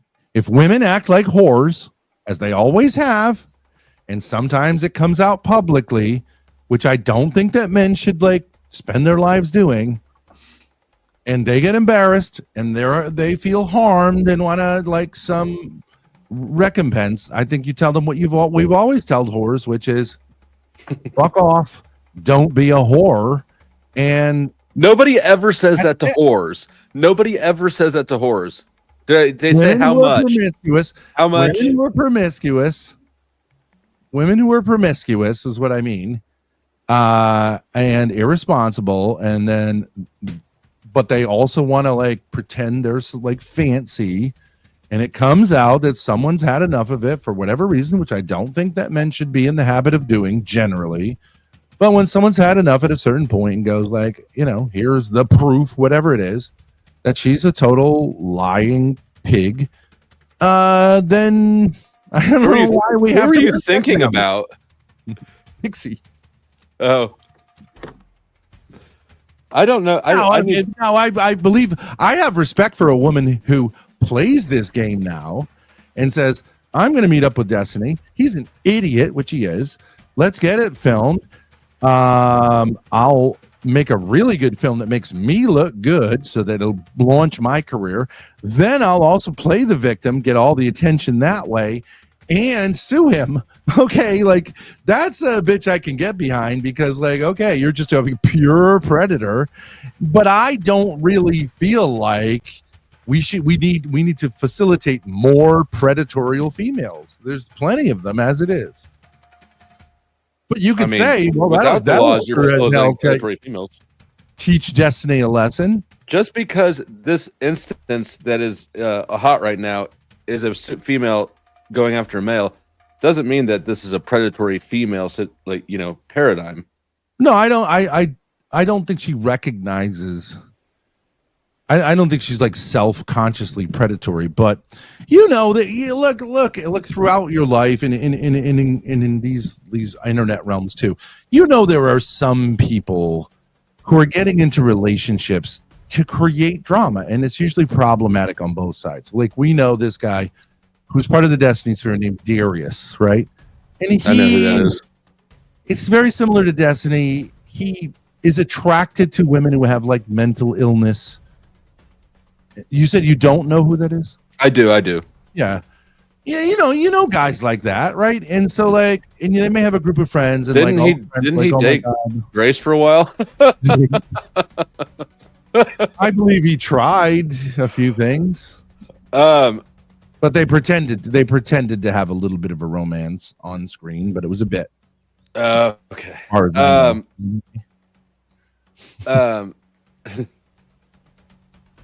I don't know. But if she had fooled around with him, I just don't really get it. Why my own daughter, I'm saying, like, I would not want, if she had fooled around with him and he consented to taking a picture and the picture got leaked, I would say there shouldn't be any extra protection here. It's just, I hope that you're lying to me for the sake of this debate. Well, I mean, do you think that? I mean, I think women have it too easy in our society. They should be held to higher account sexually. Like, what does a woman have to do? Tell me a scenario. Take my daughter Grace, okay? I'm not saying literally, but like take her and say, like, what could she do where you'd say, like, hey, Grace, that's a terrible way to behave sexually. Tell me. What would it be? Where you'd say, like, that's a really awful use of the gift of sexuality you've been given. What? Well, there's lots of things. I don't know that I want to put, like, I don't want to alienate people by putting out there publicly, I suppose right now, the things that would be deal breakers for me. But they're there. I'm not saying for you. I'm just saying her as like a 22-year-old. What could she do that you would say, like, that's shameful? there's all sorts of ways that women can weaponize pussy. Like what? That are awful. Like what? Like what? To get money. Yeah, to get What? money, Like to lying, cheating, taking money, taking clout. Okay, so It's just the same. It's the same way. If she said like I'm doing OnlyFans now, would you say like that's disgusting, or would you say good No. for you? That's a. I wouldn't say either of them. I think OnlyFans is a poor long-term decision for the girls that engage in it, but I'm not here to stop people from making bad decisions. Okay, but that's it. That's the only problem with it. Yeah. That's the only problem with pornography, that it's No, well, the timing of issue is that it's bad long-term decision for the women. I think that's the main harm. There's some residual harm to young men who never, leave the comfort of masturbating at home. But I think that onus is on them. It's not on her reputation and her dignity as a woman. No, that's what I said. It's a bad decision for her long term. You seem to say financially. I'm saying it's no. I'm not. It's not long term. I'm not short term. The worst part of it is short term. Short term, if it's the right girl and she does it right, she can get some clout. She can get a little fame. She can get a lot of cash if she's the right one. Most of them don't get that at all. For most of them, all right. Oh, okay. I think you are a misandra. Okay, so what do you think about it? Wait a second. What do you think about if my son does like gay porn? You think that's fine? I don't give a fuck about that. I'm just saying, you think that if my son said, I'm not gay, but I want to do gay porn for money, you would say, okay, that's great. Might not be a great idea. I think that gross. It's disgusting. It's disgusting, but I think that even more than I think it's revolting of him to do. I think it's not my asshole, so I don't know what my interest in it is. I know. I'm not asking about your asshole. I'm saying if it was your son, I think it would be like one of the worst decisions that your son could, like, it would be horrifying for your son to say, I'm not even gay, but I'm doing gay porn. That's what I'm doing with my body. That's what I'm doing with all the talents, all the investment that society has made in me. I'm bending over and taking. You're asking me if I think it's wrong, and I'm telling you that I don't think, or that, and I'm telling you my position on it. I guess you hate all. I take it back. You don't hate men. You hate all people, and you have no moral standards at all. What could someone do that you would have a problem? What I have is a little bit of humility. I don't fall into the hubristic ego trap that many religious people do when they feel like their opinion is also God's opinion. All right. Well, so what if you had a son who said, I'm gonna join like a group that like kills blacks? Be mindful where we're going with this conversation. Yeah, let's not do that one. Why? No one here is advocating for it. That kills a group. Like, kills a group. Kills a group of people from some country or something. Is that not a problem? A gang? Or how about a gang? Yeah, that's a problem. Okay, but the gay sex is not a problem. The gay... No, because it's not my problem. When he's not even gay. It's not my problem. That's his problem. Your problem, nor the whatever group. If two people are doing consensual butt stuff, then there is no problem. Nobody has a problem at all. So I don't need to run into the middle of their fucking stink session and go, stop it. I don't like that you're doing this. You to run into. Well, you're asking me to prevent butt sex from going on. I'm just saying, if a young man was to say to you, what do you think about this idea? Like, just not like that. I would whatever. Like, if you cared about him, do whatever the fuck you want. I'd stop talking to him because he's weird. If he's either gay and he's closeted, or he's actually not gay, then that's a whole nother level of fucked up that I don't even know what to do with. Well, all right. So all right. So you don't think sex is sacred. You don't think sex is special. Well, all right. But like, if someone said, I'm going to join a group that kills a group, or has, you can just say people. You can just say people. You don't even have to specify what people. Yeah, we're murderers. We're a gang of murderers. You would say like, oh yeah, okay, like whatever, bro. No, because that's somebody else's problem. It might be my problem. Okay, so unless it affects there's a victim involved. There was a victim involved in butt sex too. I would agree if it were me, but it's not me. And so if people want to do that shit, then they want to do that shit. Okay, but if they don't want to do it, but they do it for money, then it's gross, no? They decided to do it then. That's their decision they want to make. I don't know. Yeah, that's okay. All right. So you don't right. No, okay. I don't at all. Look, I don't feel like I have any right to impose sacredness onto someone else's asshole if they want to sell it so for your daughter. If you had a daughter and she's like, that's different. 18 and she says, I'm going to do hardcore porn tomorrow, you would say, I don't care. I don't care. You were asking about your son, not my daughter. No, that's a whole different story. Oh, would you say I don't care? How could you not have the same view? Because why would I care about your son as much as I care about my daughter? I'm just saying, theoretically, if you cared about them, what would you say? Well, okay, but why? But okay, you said if two people want to do something, they should be able to do it. So what does not apply to your daughter when she's an adult? If somebody wants to make a bad decision and they're close to me, depending on how close they are and what the decision is, I'm going to try to convince them not to. If it's somebody I don't know your son. I've never met him. What is bad about I have no interest in it. That your daughter wants to make, and she says, I want to have a guy have anal sex with me in front of a camera. Because really consensual. The thing that's why would you have a problem with it? The thing that is in dispute here is not whether or not it's a good or bad decision, black and white.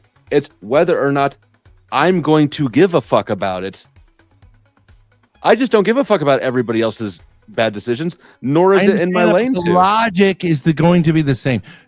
I understand. You could say, I don't care about your son. I don't know your son. Yes, no problem. The logic. But you said logic. If people want to do something. The logic of that decision is the same. The logic of the decision is the same. The logic of me interfering with it is way different. Okay, but what is your argument if she says, you said on Sara the Raging Tomatoes debate that if two people want to do something like that, they should be able to. Why? I'll say you should have kept watching. I'll say you should have kept watching because I said except for you. That's all you'd have to tell your daughter? My daughter wouldn't be confused about this paradigm. How wouldn't she be if you can take if you're uncomfortable, Sarah, you can take the butt plug out now. I understand some people say sexuality is not that big of a deal. You can trade it, sell it, do whatever you want with it, whatever. Who cares? Other people say it's like really important and you shouldn't give it away. I don't know which one you are, but like I find it hard as a parent. My interest, my belief that it's something special and sacred. If you don't have that generally as a point of view, and I don't even know why you want. The importance I place on sexuality rapidly declines the further away from me it gets. But that would be true of anyone in any circumstance. Right. With any issue. Right. And it would make sense that people would only I don't care about the virginity of someone. People would only police the behavior of the people in their own community. It wouldn't make sense for you to come crawling out of the woodwork to talk to my daughter. I know, but I think you must be obfuscating, or like your IQ must be exceedingly low. The view that you have of an issue is not going to be dependent on who you're talking about. If you think correct, if you think I don't know what, like capitalism is great. Are we trying to have a different view of someone? Are we trying? Whose behavior are we trying to prescribe here? Because if it's my behavior or response to something as an individual, yeah, it's totally different for your son and my daughter. If it's society's approach to the thing entirely, I would say it should be the same, and society should not have a say in either one of them in this your view of an issue. Okay, so someone might say guns are good to have in your home. Guns aren't good to have in your home. It doesn't. If you go, well, depends how well I know them. That's a moronic answer. What's moronic is saying that you didn't know that there was a penis there until you showed it to your friend. I think that it is a bad decision for people. No, I can't show you that now because I'll get sued for $150,000. But you, That's fine. See, you would be the you law. would The law go. works again. The law protected me from that penis. Oh, Jesus. It was really hard to say. Would you gentlemen like to go into closing statements and then we can open up the panel? Yeah. Ben, do you agree? Yes, I consent. And I didn't need consent in the first place because I had clearly already taken it. Yeah, you both have to be agreeable. FlowState, go on with your closing statement. I thought that we just did. Okay. My closing statement is that to address the original point, we went all over the place of this conversation. But the original harm that was trying to be rectified, and I'm reading Ben's own Twitter post on it right now. Society's horrific epidemic of loneliness. Mm-hmm. Clearly, this law only helps to enable people to trust each other more. It does not, and it punishes harmful behavior, manipulative behavior, leveraging, blackmailing, and it protects the people who engaged in an act of trust in the first place. Those are the ones that need to be protected. Trusting others is a good thing if it, in the right circumstances. Building trust within a community is a good thing, and I think that trust building should be rewarded and protected. I think that taking advantage of somebody else trusting in you should not be rewarded. And so, yeah, I'm all for these laws, and and I applaud the future promiscuous behavior it enables. Thank you. Ben, to you. I actually would take that back. I actually think it inhibits promiscuity, or like only encourages a kind of predatory hyper promiscuity. But I think it, like, as a part of what flirting is today, involves the enormous back and forth of this type of material. And once we say, and I have only received a tiny little bit of it because I'm an older guy and whatever, I'm not in that, but I know these young people, it's like, it's just, they're barraged with it, and some people aren't, but like large number of people do a lot of this. And I do think because of something being so common and so cavalier and casual, that if you start having laws saying it's $150,000, what it's going to do is it's going to make it's going to put targets on wealthy individuals or people. They've already got targets on them. Yes, I know. They don't need another target on them, and it tends to be men. What? But not exclusively. But like, we don't need that. And what we do need is, and I'm not saying it's a terrific thing, but I do think it's fine. People say slut shaming is a problem. Telling women who are promiscuous that like there are consequences to this, especially if you do it in a super risky way and it gets found out, or like Pixie, she lied and made herself this like kind of person who was saying, hey, you don't have to sleep with Destiny to like be on his channel. He, no. Meanwhile, she's bouncing on his dick. I think someone who says like, you know what? I'd like to show. How many subs do you have to have before you get laid for people to get on your channal? Oh, you probably depends on the person. Guy, I don't know. You know what? You should. I don't know how common this stuff is. I don't think it's very common. I think it's like, I think he's the only guy who does this. What do you think, Chris? Probably not. Streamers? It's got to be streamers, right? You don't think like maybe Nick Rekieta ever did anything like that? Rekieta? I mean, I don't know. It's like fame and fortune gets you pussy, right? Like, okay, so is there a lot of fame and fortune on the internet? I don't really think so. Not compared to like Hollywood. I think even someone like Mr. Beast, like, is he going to be swimming in pussy from being Mr. Beast? Probably. It's kind of orky. I mean, yes, he could get some, but like, I don't think you could if you're like Mr. Beast or Brad Pitt, like I just think Brad Pitt wins head over heels above someone like Mr. Beast because he's a dork. The internet is filled with dorks. I want to get rid of them, and I want to. You want to get rid of the dorks? Let's talk about that. Yeah. What are we going to do with the dorks? What we're going to do, cool guys are going to do with the dorks what like when the football players realized that like the computer kids were getting like the real pussy, they came in and said like, okay, here's how it's going to go. Well, you're going to be in charge, but you can stay here if you're willing to understand that you're a dork and you're kind of working for us, and then you can get a piece of the pussy. But if you say like, no, we're taking on the football players, then you're going to get picked up by the hair and thrown the hell out of here. That's what I'm doing with Destiny right now. So what you're saying is Speakeasy needs to accept his fate. Speakeasy's a dork. Yeah. Yes, he's been taken down by the internet. Dear Jesus, Lord, have mercy on my soul. Oh, Speakeasy was up there in the 200s at one point, and now he's back down in the doldrums. Well, he's pushing this this Christian LARP that nobody buys. Oh, from Andrew Wilson? Yeah.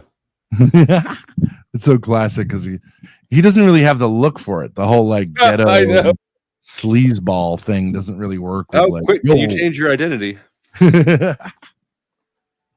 All right, gentlemen, let's run through these super chats. There's a couple of them I'm not going to read. They're a little too on the gross side, and I just don't think that's right. But King TL coming in with the big 2. All I gotta say is Ben win. I'm out. Grace, you hurt me. And speaking of King TL, he also sent a cash app that I wanted to read too. I apologize. He sent 2 of them. He says, peace and respect. Have a great stream. And then a good night. Have a great stream. And thank you, Tommy? King TL. He's come here a few times. Great guy. He is. He's very nice. I killed Earl coming in with the big 10. You had me at nudes. You vine ripened vixen. Naomi, better get the damn crystal already. Shout out to the new members over on, I think it's FlowState side. Angry Casper and Lauren. King TL coming in with the big 2. Ben, body bag this nerd. Grace, I will never forget. Oh my goodness. Namas. Low been called a nerd. Yeah, I wouldn't imagine him being like on the felon. He's more like the skater boy. Namaste the fuck away coming up with the big 5. Team Flow, big for nothing. Ben is going down tonight. Pardon me. And then Chuck with his new membership over on FlowState side as well. Chuck comes in with the big 20. Why debate this degenerate? Flo, why? Or Ben? No, it was to me. I know. Yeah. I don't know. I don't need to answer You're that. more degenerate than I am. I'm not very degenerate. No, I'm not. You said you had a threesome. I did have a threesome. I never had a threesome. I never even imagined having a threesome.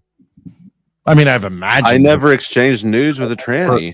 Made it in. He kind of got you there. That's gross. Chuck, I flirted with it what I thought was a tranny. Yeah, like that's not degenerate. What you thought was a tranny. What was I it? pulled the plug as soon as I found out. Mm. And I can't make a mistake. That's degenerate. He pulled the plug. Yeah, I said I can't do that thing.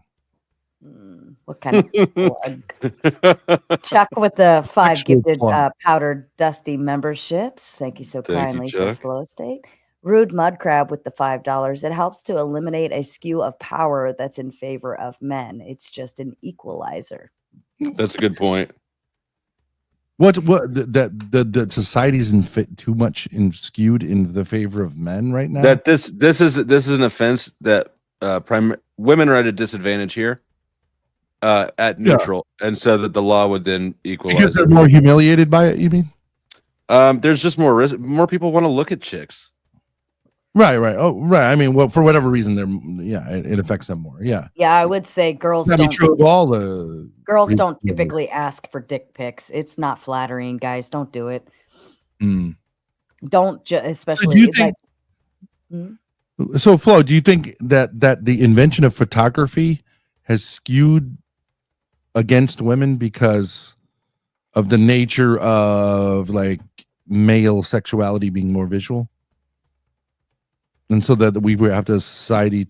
Do I think that what was the first part of that? Do I think that photography? Yeah, is like skewed you as- know, photography, video, all the invention of all that stuff has made it life harder for women in particular. It's a double-edged sword, right? Like some of them are able to utilize it to their advantage much Yeah. better than dudes are, and some of them then are also able to get burned by it much worse than dudes Yeah. are. I would It's like say. asking the question, which is worse is porn worse for men or women? Well, I mean, a lot of guys spend a lot of time, waste a lot of time and energy on it, and a lot of women get roped into it. I don't know. Yeah, I got to say though, I think that it's just more extreme for women, the photography thing across the board. Whether you have a good interaction with it or a bad interaction with it, women, it's more extreme. It's more extreme, meaning like either nothing The or repercussions, the benefits or harms, the risk or rewards are just bigger. It's exaggerated more for women. the risks or rewards. Yeah, whether you're utilizing the photography to your advantage as a woman or it's being used to your detriment. Yeah, Either way, the ups and the downs are more extreme. For those who are engaged in it, but a lot of women just really, it doesn't affect them very much. Right. But yeah, Instagram girls can make a ton of money doing nothing, and I actually don't think most of them probably make much money at all. I bet that they get a few trips funded. I think this whole idea that there are like thousands of millionaires that are female because of OnlyFans, I don't think that's true. I don't either. I know what would be the incentive for a woman to I say, thought it was a very small percentage. like it's tiny though? incredibly What would be small. the It is. incentive? What would be the incentive for a woman to say, yeah, I put my pussy online, disregarded any like normal societal dignity, and I only actually made like $12. I mean, why would she say that? every girl that? I know who's gotten OnlyFans is not wealthy. From the yeah. Yeah, I don't know what the hope factor would be, in terms of why a girl would do that in hopes thereof. But I presume it probably started with a desperate situation, and she's probably trying to be resourceful. I would presume, at least that's what I would presume, that That would makes be that does seem to be correct. right. Although you know what, the one who is most successful Anyway. at it that I know, she is the type of person who actually like would enjoy engaging in it without the desperation or without the, Yeah, if you're just Yeah. promiscuous. Very- type. Yeah, so it's a either or probably kind of concept. Yeah. Either she really enjoys that kind of attention and enjoys displaying, those types of things on a screen, or it's probably resourceful and she needs it, or like she doesn't know what else to do. I think a good rule of thumb would be if you are going into this because you are desperate, you will never make big at it. Yeah. Yeah. No, I agree. Or if I you don't already think, have I don't somewhat of think a following. I don't think there would be a future incentive or career model that's promising for that. And I think a big piece of that is because it's overly saturated. Yeah. So you'd have to be like so either a easy. lolcow at it, or you'd have to really have like something very specific and special that other people don't. I've never known of anyone who actually pays money to OnlyFans. I never heard of anyone who actually does it.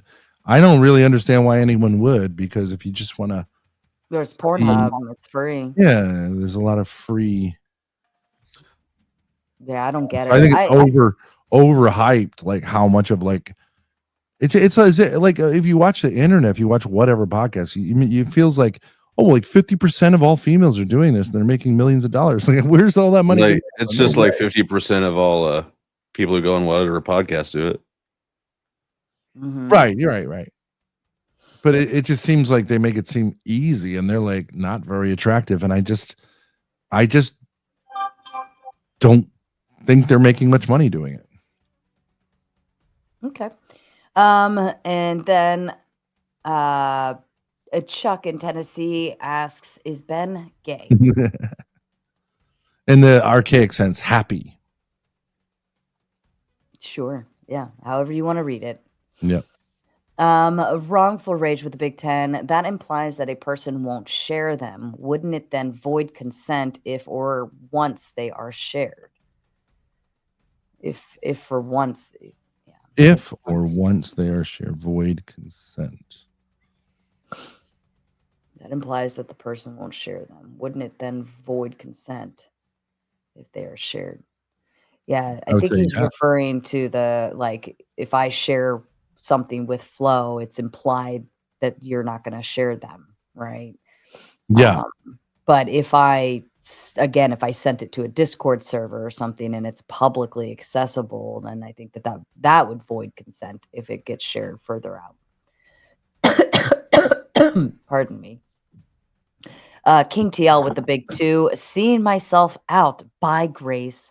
Peace out, everyone. And then Chuck with the big 2. Ben the perv. Wrongful rage with the big 2. The Thorps.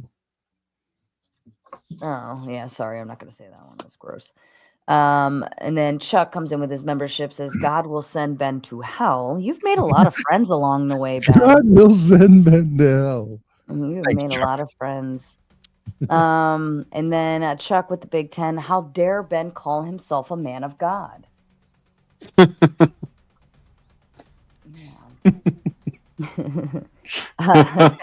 Follows up. Once again. How much to buy Ben off the show? Not yet. Channel hasn't started yet. Mike Ball with the big 5. Wine fun and goal met. Yes, I made a goal to please send wine as soon as you guys started getting weird. And Tara with her new membership. You didn't think to get any White Claws for this? He started. I have a couple upstairs that I still had from over the weekend because I ended up having to buy a 6-pack, but I'm too sick to want to drink. You should drink whiskey. Yeah, if I had some, I would. But wrongful rage with the big 10. Sara cringing hard on bent lip ticks. What a family of degens. Dumpster fire gonna get nasty fast. No flinging Rizpies. And the panel is open, folks. If you want to start hopping back there, we're gonna open it up in like literally probably 2 minutes. So, yeah, go ahead. I gotta say, I bet that your cringing was probably the best part of this. He started with the gay stuff. You both are weird. Ahimsa But says, who's weirder? I will say, Ben, I think you're way more weird. Really? Yeah, you are so unhinged, it's ridiculous. Really? Yeah. I'm more normal, though. I 100% disagree. Well, I'm not normal, but I mean, I'm sexually. It's normal is boring. I mean, boring. Yeah, I guess. No, I'm more a regular guy. He's had a threesome. That's not that free. That's kind of not really that crazy. Really? Mm-hmm. 2 women and you're having sex? Aren't you like an orgy type guy at that point? I think if you haven't had a threesome, like, did you even go What to college? percentage of people do you think have had threesomes? Probably 2%. at least I'd say at least 80%, whether it's one way or No, there's no way. No. Now, you've been on the internet too long. That's some crazy shit. I would say 2%. It's more than 2, but it's less than 80. 80%. Oh goodness! I think it's higher. Well, also you have to go. It goes all sorts of different directions, right? It could be 3 women. It could be 2 Grace dudes looked and it a up. girl. 19%. It could be 2 19%. girls and a guy. I think it's higher than most people think. 19. She says 19. Rude Mudcrab with the big 5. Ben on that. But what was she wearing? Type of argument. I believe that was in the grape format. Victim blaming, they call it. Yeah. Chuck in Tennessee. I see you back there, Chuck. With the big 5 says, open the damn panel already. Come barreling after me. Chuck's ready. He's cammed Chuck up and hard as everything. a rock. With You better roll the windows up before Chuck gets in. He's ready. I can see him. Christina with the big 7 for the Adult Grape Juice Fund. Thank you so kindly. Robert Schweitzer with the big 5. Alcohol, debates, and erections. Name a better way to spend a Monday. Yeah, this is definitely a very odd conversation to have. Mike Ball with the big 5. Good thing alcohol and left-handed tobacco is a thing. Cheers, chat. I don't know what that means. Does anybody know what that means? Left-handed tobacco? Is that weed? I don't know. Well, Right. I got one of our chatters said the hardest part of Flo's threesomes was keeping the other two guys engaged the whole time. That's pretty good. Ride coming in with That sounds like a Grace joke. That was Grace, wouldn't it? Probably. With the membership, Ben has been catfished dozens of times. I do feel like this has got to be a thing for you, Ben. Two or three. Oh no, you got to get better at weeding them out in the beginning. If they sound like a dude when they talk. See, I got it. I knew that was. I know a Grace joke when I hear one.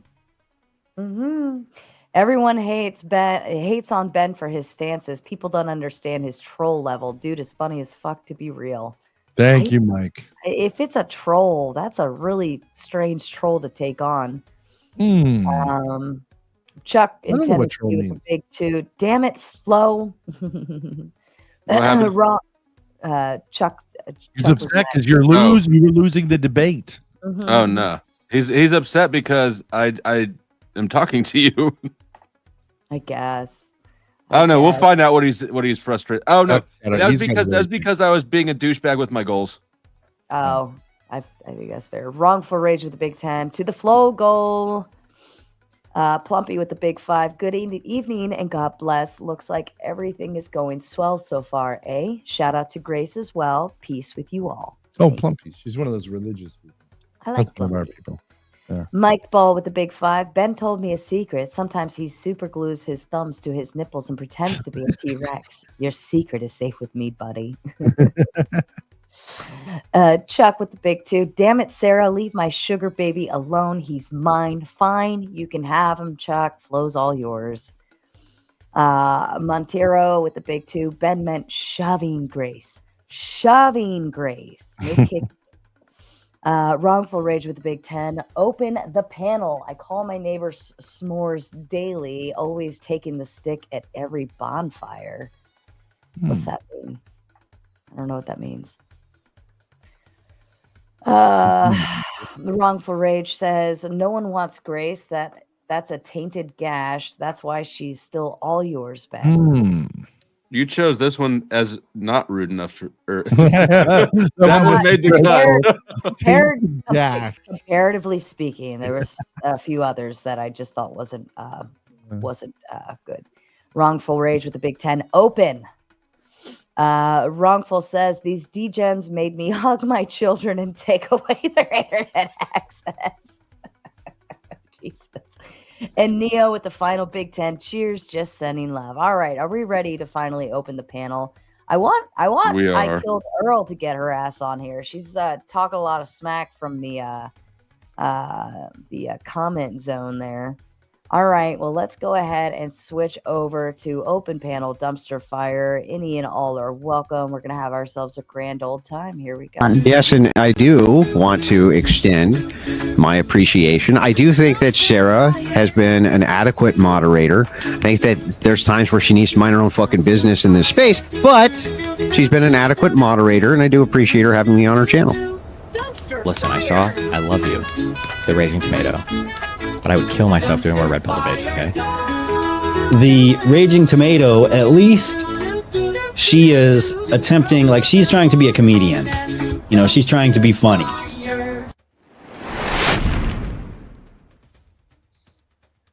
No, I don't know what happened. Chuck. Did he run away? Chuck dropped out and Ben dropped out. And I don't know if it was because I know my internet just went like fizzly there for a second. So maybe it might have been the internet, but him and Chuck both dropped. I don't know. We'll see. I don't know. What's She got a better offer. Oh, and by the way, if anyone's curious, but when I ended the last poll, I did 30 Have you ever sent nudes of yourself? 71% said no, 28% said yes. Hey, I'm sorry. My dad Oh, dropped out, wow. but he let me know that he had a migraine anyways. So, do you mind if I Oh. just stop? No, and- it's good. No, it's good. the That's panel. You look I'm all his professional tonight. I'm his puppet anyways, so I can just repeat all of his talking points. Yeah, Mm. it's good. It's good. Yo, I'm new over here. I thought he just transformed into a beautiful young woman. I'm like, I got some really good green. He sort of did. It's half his genetics. Flo, that was awful though. I'm sorry. I'm not even sweeping for my dad. That was horrendous. Your whole It argument was. it exists as a law, therefore it's bad. That's not really like defending an argument. And Put your broom down, Grace. Half the time I'm acting like a caller. Grace, put the you would make broom a down. point, and whether you disagreed or not, you just go, dude, that's crazy. That's not really a debate. Like, you didn't really engage with most of it. I don't even know why you took this on. I mean, the poll that's running right now on my channel says differently. Oh, your channel says that you won. Oh, big surprise, bro. Oh, Grace is sweeping for her dad. Why didn't you engage? I don't understand. No, I'm not even. I don't even like. Let's just say I Why don't. are you even still don't think he arguing with really a engaged degen, with Flo? debate. Why wouldn't I argue I'm with the degens? degen. Have you seen yourself, sir? I earned mine. Thank you. Yo, Meth Head Santa Claus is on the panel. Let's fucking go. Let's do it. I earned my money properly. Mhm. I don't have to pimp myself out. Good for When you. I don't when think you you get get much if you when you did. get older, you're gonna be stuck with that daddy of yours, and you two will be growing old together. Okay, perv. Gross. Anyways, do you have anything to say, or is it just daddy stuff? Sound like you're looking for a daddy, but you already got one. Swing and a miss, buddy. Okay, let's move it along. Daddy stuff's getting old. You think? I'm not the one portraying a sick relationship. You got a sick relationship with your toothbrush, man. That's good. God damn, you abused that bitch. Listen, Flo, you're not responding to me though. Why didn't you engage? You don't feel passionately? You seem like the most of what you were saying was just like, I don't care. Fuck this. Well, I didn't feel like there was much of anything to engage with. It was sort of like getting no traction because he didn't. His position was sort of nonsense. Like he didn't have a position to shove off of. There was nothing for me to get traction on. Grace, you got a timeout for 10 minutes. Well, daddy did run. I'm leaving. No offense, but I'm leaving if I'm out for 10. That's fine. Somebody can Praise buy you God. back. People buy people back all the I'll time. give it 2 minutes, but then I'm leaving. No offense. I just Praise fair. God. Since you're a caller, if it was Ben, he wouldn't be able to be timed out. But it's since you're a caller. All right, let me put you back on, and if anybody wants to buy her back on, please feel free to buy her back on. Despicable. Wrong for rage, killing the joy already. Calls himself a man of God and wants to. Oh, So I'm chilling here with the tomato man and Flo, Chuck from Tennessee. What's good, y'all? How y'all feeling? airborne. Yes, sir, all the way. Yes, Too sir. old to be airborne now, bro. You know, if I was to jump today, I think I'd just fall apart, bro. As soon as I hit the ground, just Been there, done that. So this topic was crazy. When you guys first started, I'm like, all right, this is cool, but it got off the rails pretty quick. But it's definitely important. Do you? Well, let me figure out how to phrase the question. What do you guys think about what I just said to Grace? I don't feel like he had anything to get traction with as far as his side of the argument. I was in and out. You know, when Ben went, when he was sending his pics to dudes, I'm like, all right, yeah, I'm out. I had to go do some stuff. Had to go pray over my daughter. You know what I mean? It's like, but this is important stuff. I mean, you got to teach kids these days to be careful with this technology, bro. Yeah. Especially with your phone. You feel me? Like I had this talk with my daughter a few years ago, and you know, she was still in middle school, and I was like, hey, we got to have this talk. This is the stuff we didn't have to deal with, and we didn't. Nah, bro. Could you imagine back in the 80s? Is that the buyback up flow? Mm-hmm. Okay. All right, Grace, you've been revived. Flo Let's go. has officially simped for you. Go ahead and Grace, because he ignore the wants. anonymous. Flo sent the I message. said Oh, I anonymous didn't in the see it. I comment. didn't see You it didn't see it yet. at Oh all. my god, that's so cute. I didn't see it yet. I just That's saw that wonderful. because you know how it sends you the message first. Shut and up. It takes a Let's while go for me to wrongful open it. I'm rage. sorry. You just got me in bad with Chuck and wrongful rage. You fucked me. Well, you just Yep. wanted to fight some more. We all It was know for the that. content, not because You just cut the bank card off, Flo. content. I apologize, Flo. I didn't see That's- because it doesn't give you the message. That's till you okay. You open can it. supplement it. Yeah, Sarah, you be setting people up like Howie Mandel. Did you see how they got Bill Burr? Ugh. What an Bill Burr. ambush. You guys there's know what I'm something talking about. more tense. No offense to you guys, but I'm just gonna. No offense, but I'm just gonna hop off. It's fine. Hold on a second. I've got Kramos backstage. Who is Kramos? Can you Kramos? Yeah. You got a weird thing back there. You're not going to show anything on screen, are you? No. He's from Chile. El hombre me conoce. Flo knows me. Yeah, I know him. Oh, okay. All right, fair. He has weird graphics. Don't do any of the weird, like, crazy graphics. He's our Chilean neighbor. They will shut Like down the one I town? dropped you down last night on one of them, or whenever. That was like violent. Don't do any violent ones. I don't think Grace likes our game because Mike sent another 10, and then as soon as he sent that, she left. Well, he ran right off the bat. He wasn't having no migraine. Yeah, it is what it is. Hey, Chuck, can you show your face? Good night, Dad. You have a very good style. Chuck Well, was just on. He I said, cammed off because I'm smoking. It's a very good style. I earned that style. 64 years worth of style. Okay. Yo, Chuck, did you have a profile when you was in, bro? Were you rocking the beard before the Middle East stuff jumped off? Negative. There was no beard. No when beard, I was man. in. No beard. Don't even think about a beard.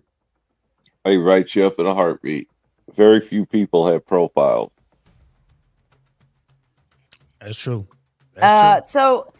So DL, you're already at cringe level with the concept of even like sending nudes or taking videos like that. But you know, where do you stand in terms of the revenge portion of it? Should we allow it? Should we like let people, you know? Well, what's taken in private should remain in private. You didn't give consent for the world to watch you do your thing. Now, if you gave consent, that's different. But yeah, people don't care about that, bro. Once they got you, they got you. It's all love until they hate you. It's all good until something goes sideways. So you just, you know, especially you young kids out here, if you're gonna send some news, make sure your face isn't in it. You gotta protect for the fact that they might use that against you. You know, as simple as that. You know, how do I feel about it? Should we do something about it? We should do something about it, but I don't know where I'll fall on. I don't know if it should be a felony or a misdemeanor. I mean, of course, when you're dealing with minors, 100% felony puts you under the jail. But when you got consenting grown-ups, you know, should that be a felony or a misdemeanor?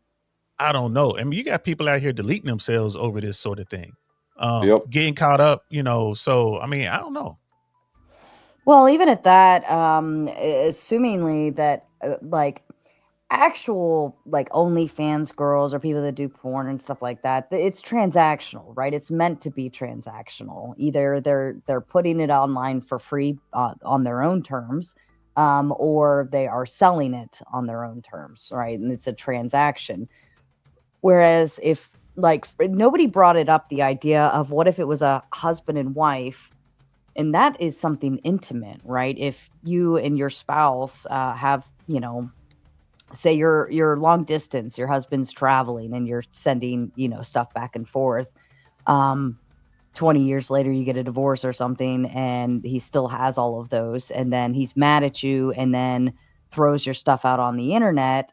You know, I think that even more so, that's where we should, because Ben was going in the direction of like, so sluts are sluts and they should be held accountable if they're slutting around and doing slutty stuff and slutty behavior. But we can't say that all of this behavior is done under the terms of being a skank.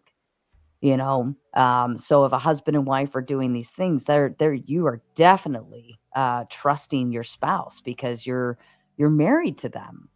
And then let's say you get a divorce or whatever the case may be, and then they go sending it everywhere. Well, why is that not protected? Or, she wasn't being a slut. She was inciting her husband sexually or vice versa, Around what year did sexting start? Does anyone know? Like around what year did it become probably like big enough in mainstream? 2010, Early 2000s? probably 2010 when like the video and photography was all getting better. You could send more of, you could actually send pictures and it was way more clear. Naomi said 1876. I could just remind them. I can just see him with the big, you know what I mean, with the big thing, you're under the thing, poof. I got the first girl I knew who had a webcam sent me titties. That was in like probably 6th grade. So it started. Polaroids have been around, but that's not, Yeah, but actual like webcam. You talk about webcam. Yeah, well, it's texting or being able to send that via technology. Where it's like easier access, I would say, would be like 2010 would be really when the cell phones started taking off and you could do way more with your phone. Then I would say you get a 5-year grace period to adjust to the new tech, and then after that, I would call it misdemeanors because you know what you're doing. You just gotta, even in your situation, like, okay, we're married. I mean, unless that's in the prenup or something, I would say don't show your face. Put a mask on. Hey, baby, I want to send you something to, to keep you from being distracted while you're off in DC on your conference. Put a mask on and do whatever you're gonna do. But well, what if you're making a home video with your spouse? I mean, you're taking that chance. Bless you. Bless you. There you go. I'm so sick. It's terrible. I had to scrape You're up not every sick. ounce of energy to do this. Wrongful Rage coming in with the Big 10. The one good thing about Grace is she saved me $100 because I was about to come with the poot. Bad faith Betty can cry herself to sleep. Yeah, I feel like that was kind of crappy. Sarah, Yeah. can I ask you a question? Sure. Why do you think this thing about OnlyFans and all those sites and platforms? Why is the main reason? What is the main start reason? There's a start reason for these platforms to begin to exist and to be so massive and to be everywhere. I think for the ladies, and this is just me trying to think through how they're viewing it and what would interest them in this. I would say it's believed to be easy money, right? Take a few photos, put it on the internet, sell it for a few bucks. And these types of women were probably already sending these types of pics to dudes anyways. So it was like, oh, well, I'm already comfortable doing this. I might as well put them on the internet and make some money off of it. So in that instance, if it appears to be easy money and you're already comfortable doing it, why not, right? And I also think that women probably were getting they were trying to be resourceful, or they were kind of pushed into a corner. Maybe they felt the need to. They didn't have other abilities, things like that. I think that I think it's a combination of a bunch of stuff, and because this stuff is so right here in our faces now, we've taken away the stigma of it, so it's not viewed as like, oh my god, her butthole's on the internet, right? People aren't always seeing it that way, because it's not as big of a stigma anymore.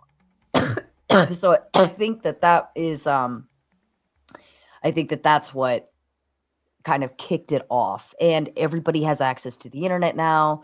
You know, you don't need like a film director and crew and a nice couch to make a Pr0n video, right? You can just set up your phone and record in your bedroom and upload to the internet.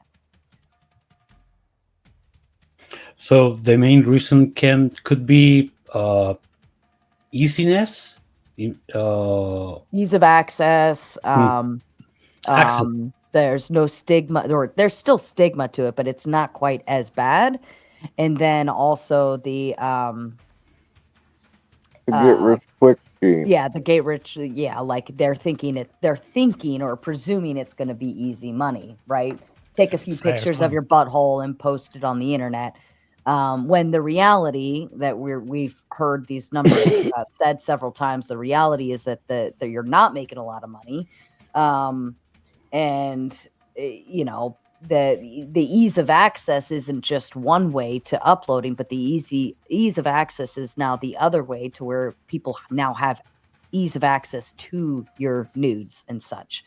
So then we're not recognizing. We're not seeing the fact that these women aren't recognizing that, right? They don't see the holistic viewpoint of it. They just see the first part. The short term, not the long term. Short-term gain, yeah. I know about And 4 this- months ago when I researched it, the average OnlyFans girl was making $184 a month. For real. Is that I worth know your girls who butthole? dance. Yeah, the girls who dance, you know, in the gentlemen's clubs, across, you know what I mean, out here in Tampa. I asked them about it, and they're like, there's no money in that, bro. You know, these are the girls who do it for a living. They're like, bro, you can't make any money off of OF. But these young girls and some of these older women believe that this is going to change their life. Sarah, Well, is that's it? what's, You, that's go what's pushed. No, I was just going to say that's what's pushed nowadays. Sell that booty hole and get rich. yeah, that's what I was going to ask Sarah. I was going to ask that. Because Do you hear that? do I what? Do you hear that a lot in real life? Not in the YouTube trenches, but out there in the real world. I wouldn't say like people are really. I've had some people approach me and they're like, "You're pretty good looking. You know, you ever get interested in making porn videos?" And I'm like, "Nah, I'm good. Like, you keep that one yourself." But like That's usually me. Damn, Flo, she took your line, Flo. That's It's usually me. But but no, I would have never looked at that and said, "Oh, get rich quick." Like, I would have never put that in my head, but I think that my ethics are just built very differently, in that aspect. Like me, I don't mind working hard. That's why I don't mind working 2 jobs. It doesn't faze me. It's like, no, I need to, accommodate financially. I'll go figure it the fuck out. Whereas I think in this aspect, the girls are looking at the concept of, oh, well, I take pictures of my tits every day and send them to, the 10 men I'm talking to. So might as well make a few bucks off of it. But then the sad reality is that you're not going to make that kind of money. Yeah, because once it gets out there, people are going to quit buying it because they can get it for free. I don't know if I may. There's very short. There's a woman here in Chile who was a mayor in Santiago, and they found out that she stole like 400 million Chilean pesos. I think that's like $100 million from the from the state, and she was sent to Yale, but in her house, like a house arrest, and she started making OnlyFans, and she made 10 million bucks. And they after that they sue her, and they took her money because she was in a cause. She was still on process. The point is, she was not even naked. In like the promotion photographs of her, it was like a bathing suits, but the pictures of her naked, she made 10 million Chilean pesos in 2 months being in house arrest. So my point is, where is the ethics there or the morals if you are in the house arrest and you can still make money by showing your tits in this case? I mean, shit depends on who you are, fam. I mean, I mean, there are ways to get out here in the streets in America and get some money. You keep your clothes on, but you're gonna need a pistol. You know what I mean? You have to sell some product, but all money ain't good money. You know, there's so not that's even why that. Right. And that retirement plan is terrible. ain't it though? Yep. ain't it? Ain't it? Yeah, I Plus- wonder. I wonder, like,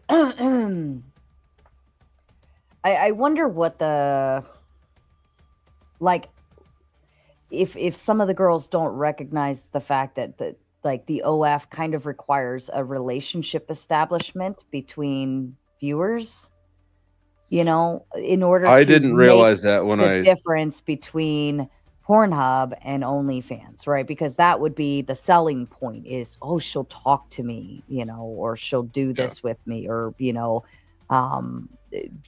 whatever. A relation? Also, OnlyFans, I think you can like request specific things too.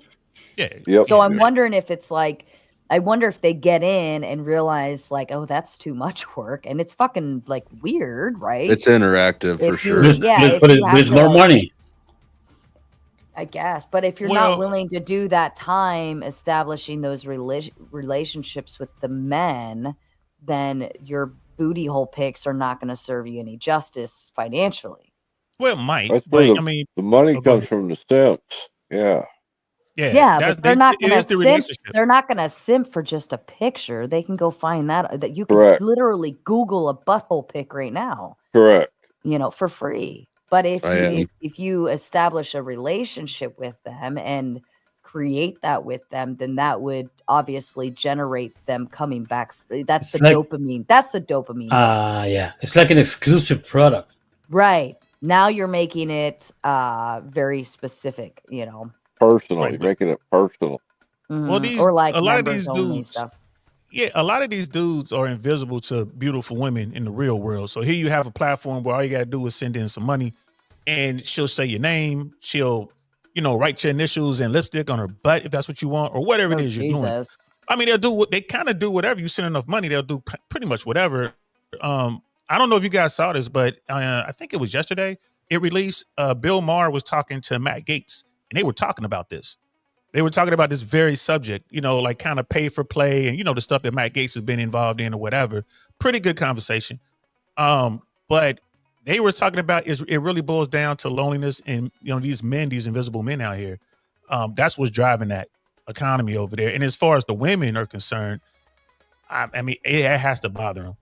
Any woman out there selling pictures of her butt, or doing these crazy things, and like someone said in the comment, like these guys think they're talking to the woman. It's really a big play. Even Andrew Tate was talking about that when he was doing the cam girl stuff. It was Andrew Tate who was interacting with the dudes, not the woman, and they were just paying, all kinds of money. So there's a lot of that as well. But I think it all boils down to loneliness and the fact that men just are invisible to most women, at least here in America. I don't know what it's like in Chile, but down in America, it's kind of bad for these dudes. It's a good question. I don't know how it is here, but I think I if I may, I need to ask you: do you think it's loneliness in the both sides, men and women? Loneliness? No, it's one way. No, I think the women are tapping into the concept that men will pay for the same, like for the same thing that she would already be giving out for free.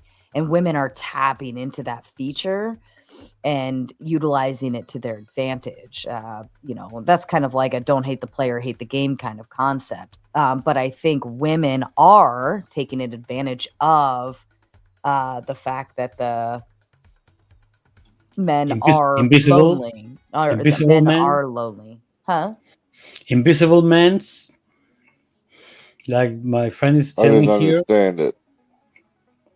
Yeah, like invisible men are the guys who can't get any real sexual access or attention from women, especially attractive women. So here's an opportunity for the weirdo who lives in his mom's basement or the fat guy or whoever to interact with a legit beautiful woman. Like it is some extremely attractive women on OF. So here's an opportunity for these guys, and I mean they do some crazy stuff, man.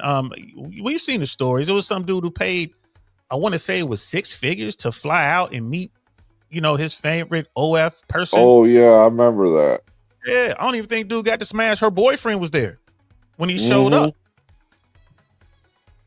So these guys are living in a fantasy. He didn't get a lick nor a promise. Yep. Exactly. For 6 figures, geez. But these guys are happy with that. I mean, the only thing I think is going to knock the OF women off their pedestal is going to be this AI girlfriend thing. I think the AI girlfriend thing is just gonna wreak havoc here in the U.S. I don't know what it's gonna do in the rest of the world, but here in the U.S., it's gonna wreak havoc. Oh yeah, those AIs will tell you everything you want to hear and then some.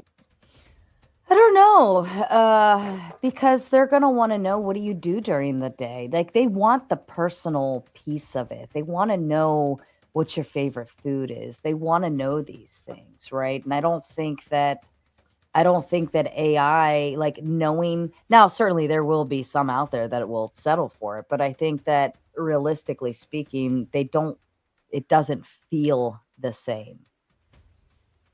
I think a lot of these guys don't care. They know it's AI, and the AI is learning what these guys want through conversation, telling them exactly what they want to hear. These dudes fall in love. I mean, look at what happened in Matai Te'o, and that was with a real human voice on the other Look at end.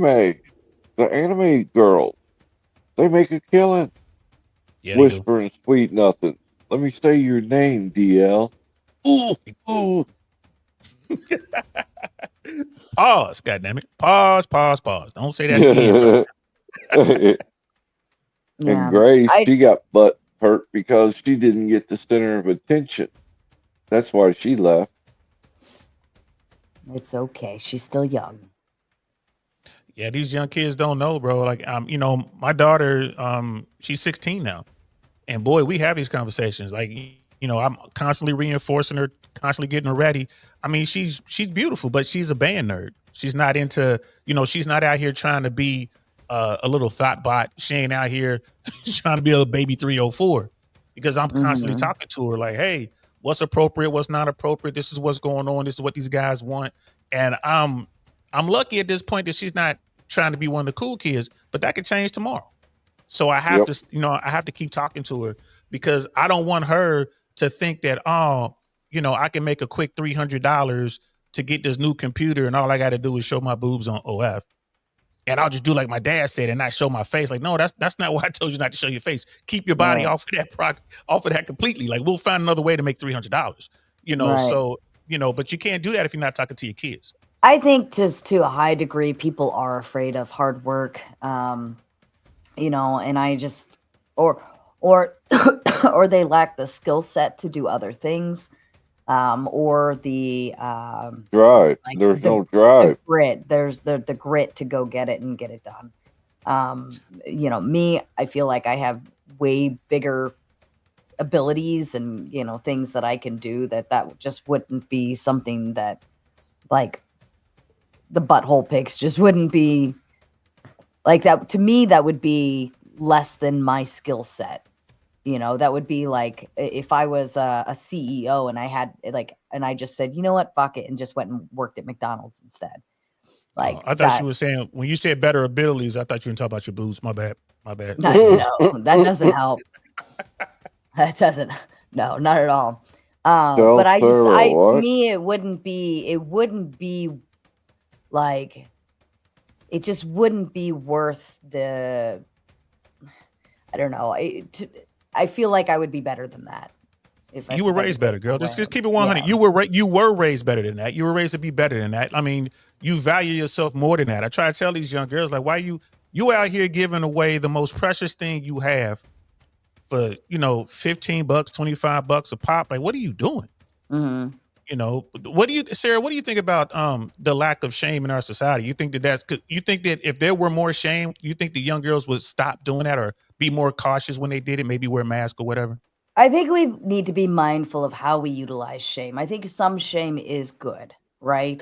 But more by I would be embarrassed if, like self shame, and that comes with the stigmas that are tacked on with certain activities. For remember. instance, like anybody that's smoked marijuana in high school, like there was an implied shame on them.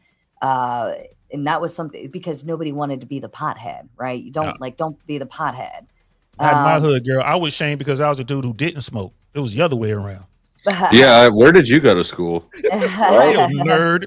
But what I am a nerd. But yeah, like you don't want to be the pothead. Like, you just made fun of that group or whatever.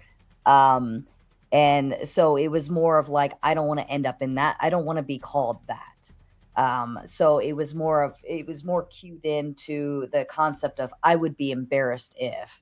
And I think that's where that stigma removed itself, right? So there's no more stigma on certain things. So now it just comes down to how, like, would you feel okay doing it or not? When it's like an internal piece of it, but that shame factor, because there's no more embarrassment. Like just the same as meeting people online dating. It used to be like, oh, we just like, I promise we won't tell anybody we met online. Like I'll tell them we ran into each other at the park or something, because dating somebody and actually having a good relationship was very stigmatized if you met somebody online. Now it's like you see people that are married that met online and so on and so forth, and it's like done a Tinder, complete 180. You're right about that. It used to be, where'd you guys meet? It's like, oh, just lie, say we met at church.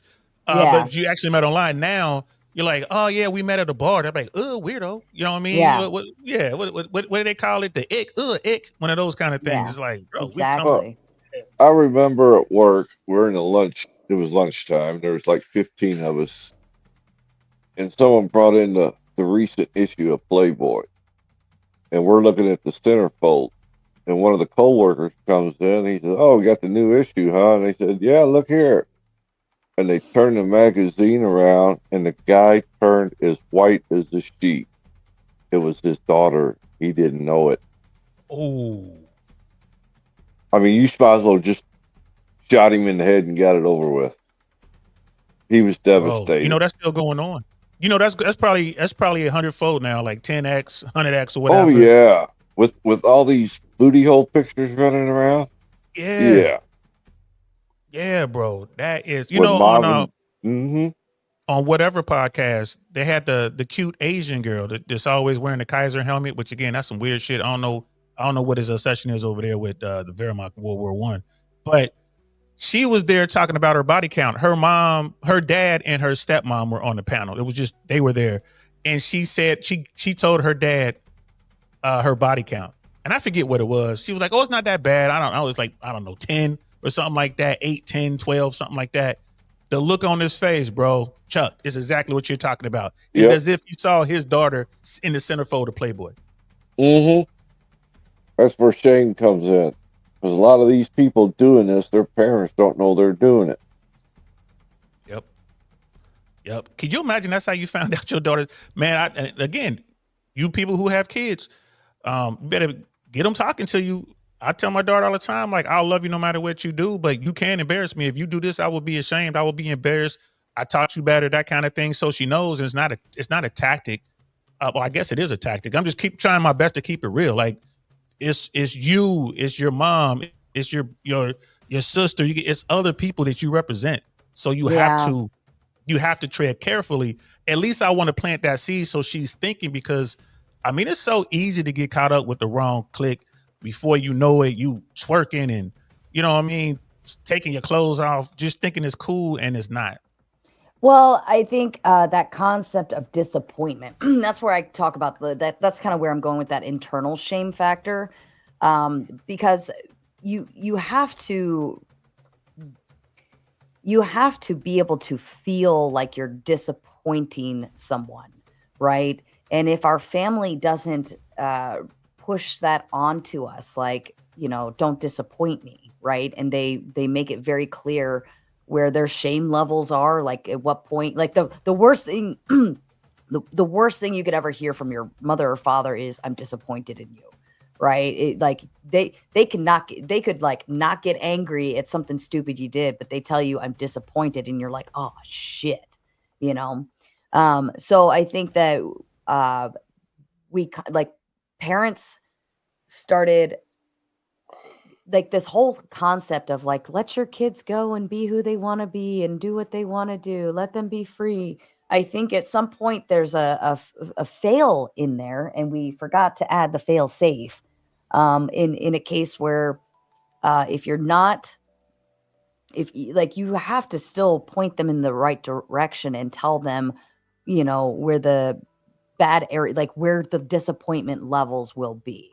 You know, if you go do this, yeah, I will be disappointed in you. If you do that, I will be disappointed in you. You know, and I think that that's, you know, I think that like I always had that in my head, that will my father be disappointed? Not to say that I'm always seeking approval, but I want to avoid disappointment as well. And that's kind of like a guiding light for where I stand and like what I'm okay with, what I'm not okay with. You know, I'm not always perfect to it, I will say that, but I mean, it is kind of a guiding light of, if I had to tell my father this, what would he say? And not everybody has parents that are like that. I agree. Oh, go ahead. I agree, because I think she's totally right. Disappointment is so it has much weight, if I can say it like that, than be embarrassed. You disappoint me, it's heavier for me that you embarrass me.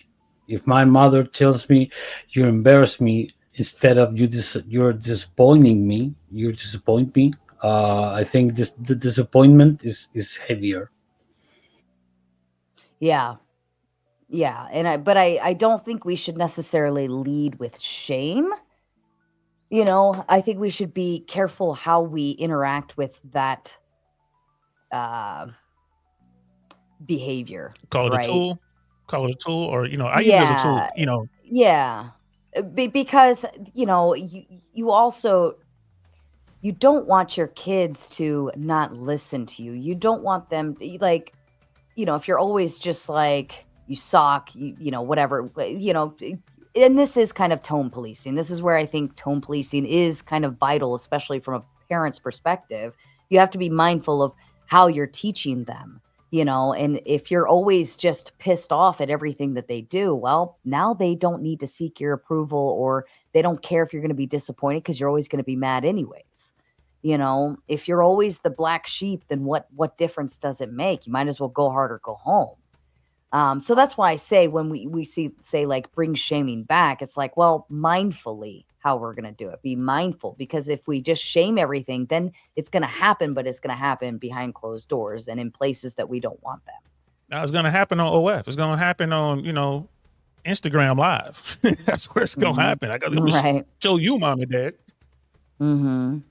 But I think, honestly, I do believe that fathers are the most important staple in the household. And I will say the relationship between a father and daughter is the solid ground for any family.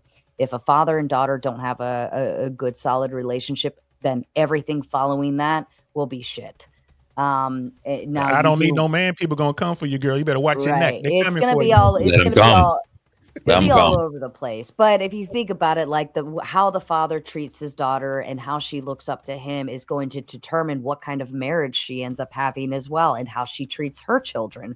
So it all starts with the father and the daughter relationship, and that continues from there. So what we're seeing, or at least what I believe we're, hi Grid, what I believe we're seeing is like the symptoms, the side effects that happened when all of these fathers no longer were in the daughters' lives. And now you have all of these, and we could say, like, statistically, I'm pretty sure the statistic is out there that most of them who interact in that kind of behavior don't have fathers back at home, or, you know, had a bad traumatizing experience with their father, so on and so forth, blah, blah, blah, blah. And I think that that is where most of the problems actually start, is there. And then the girls don't know any better. That's their interaction with their man, and that's all they know. And now now everything becomes transactional after that, or it doesn't matter. I can't disappoint anybody anymore. Interesting. I don't know what I walked in on, but sounds cool. Talk about OF girls and Same bringing here. shame back. As No, far as the go back bringing- to my bad. No, you're good.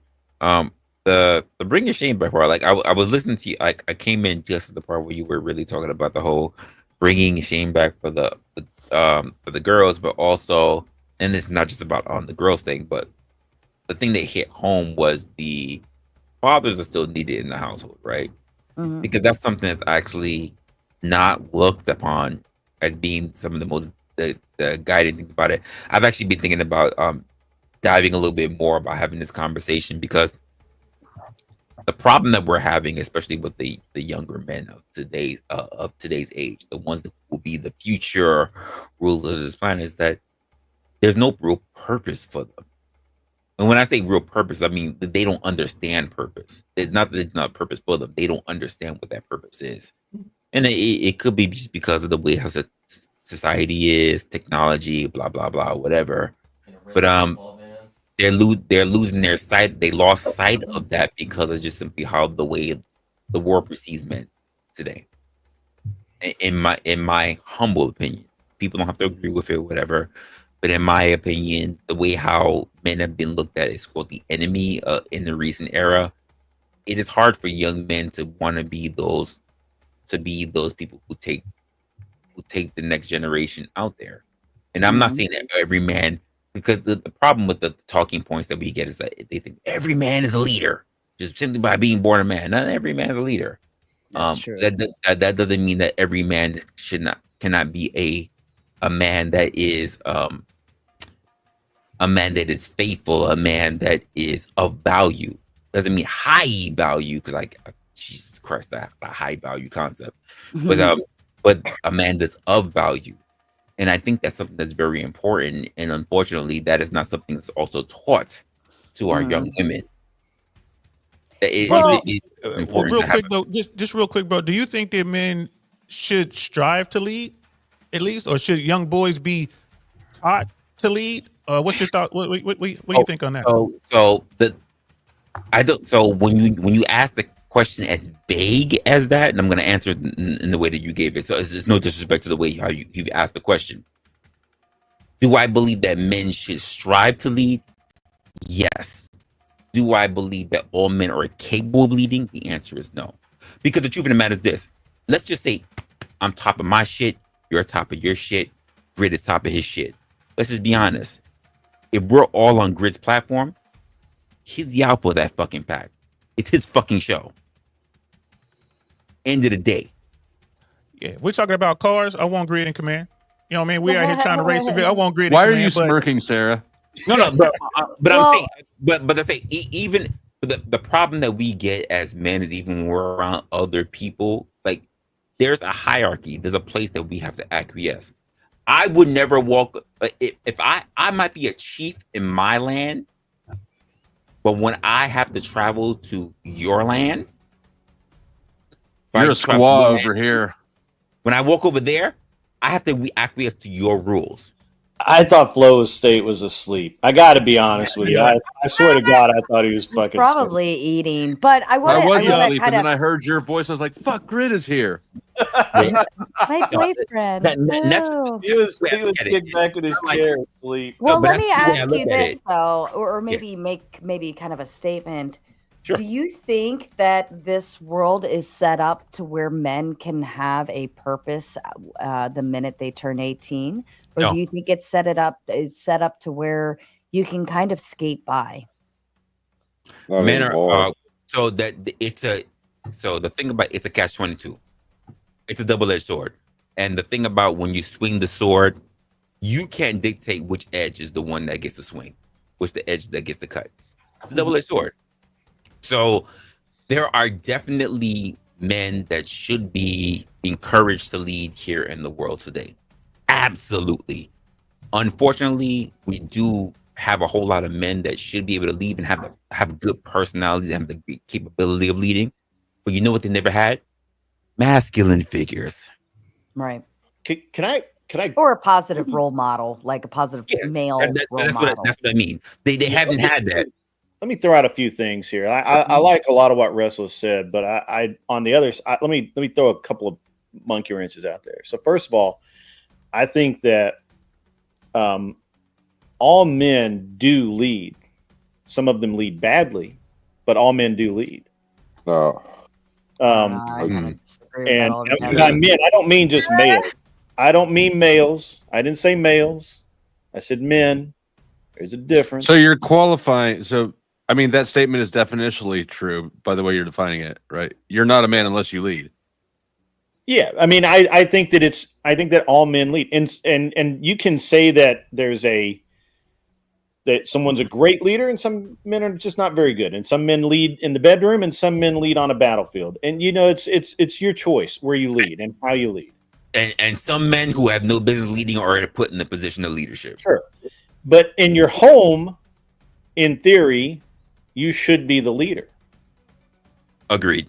Man's house is his castle, all of that nonsense. Agreed. I don't know. It's a dangerous. Back in the Stone Age, that was true. It's a dangerous path to tread down. I feel I've just seen repeatedly where it's a dangerous path to tread down when you start telling men that they're leaders just because they're male.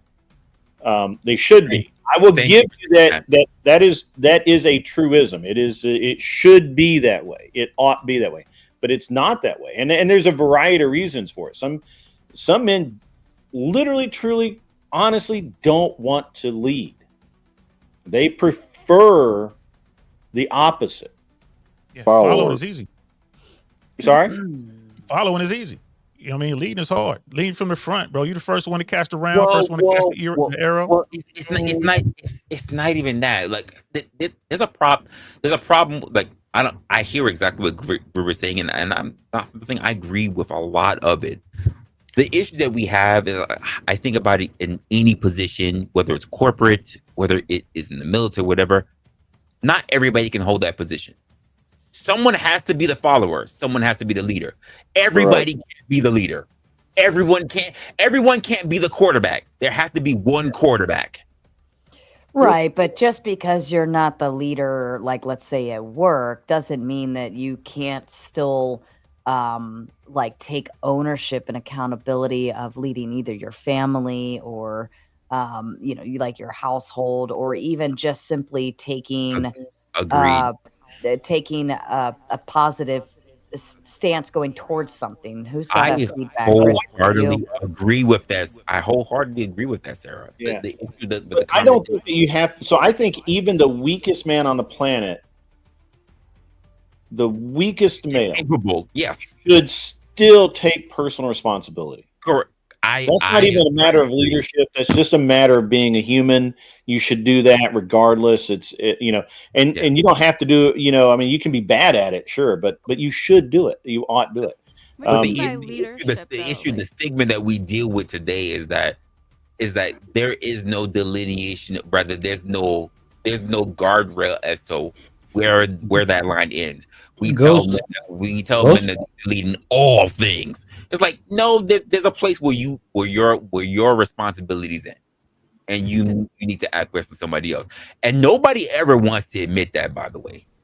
No one ever wants to admit that. Can't. I mean, that would be just. And shout out to Ticky Tack with the big 5. What's up to you, my friend? I'm surprised you're not up here. Actually, that would be like if I am a carpenter, but I know nothing about mechanics, so I would have to go to the mechanic and I have to ask for his advice, and I have to kind of listen to what he is telling me because I don't know any better. So that's learning to give up the reins in the right moments. I would agree with that 100%. Turn you up, Ghosty. But the way how Ghost wants to say the way something. how it is portrayed to a lot of people today is that now, if you are the carpenter and you go to the mechanic, well, when the mechanic doing his job, you need to stand over the mechanic like, so what are you doing now? So what are you doing now? So what are you doing now? And I'm like, stop it. Stop. Let the man do his job, because obviously you don't know what the hell you're talking about. Let me kind of expound on that a little bit, because I think you're headed in the right direction. But so I've watched a lot of different styles of leadership. As a matter of fact, I years ago, like when I was a very, very long time ago, I actually won an award for leadership. I don't know how, I don't know why, but I did. And you got a trophy? No, not a trophy. Was this in the Boy Scouts grid? Was it in the Boy Scouts? You got one? No, it was a state award. It was a state award. He was the line leader in second grade.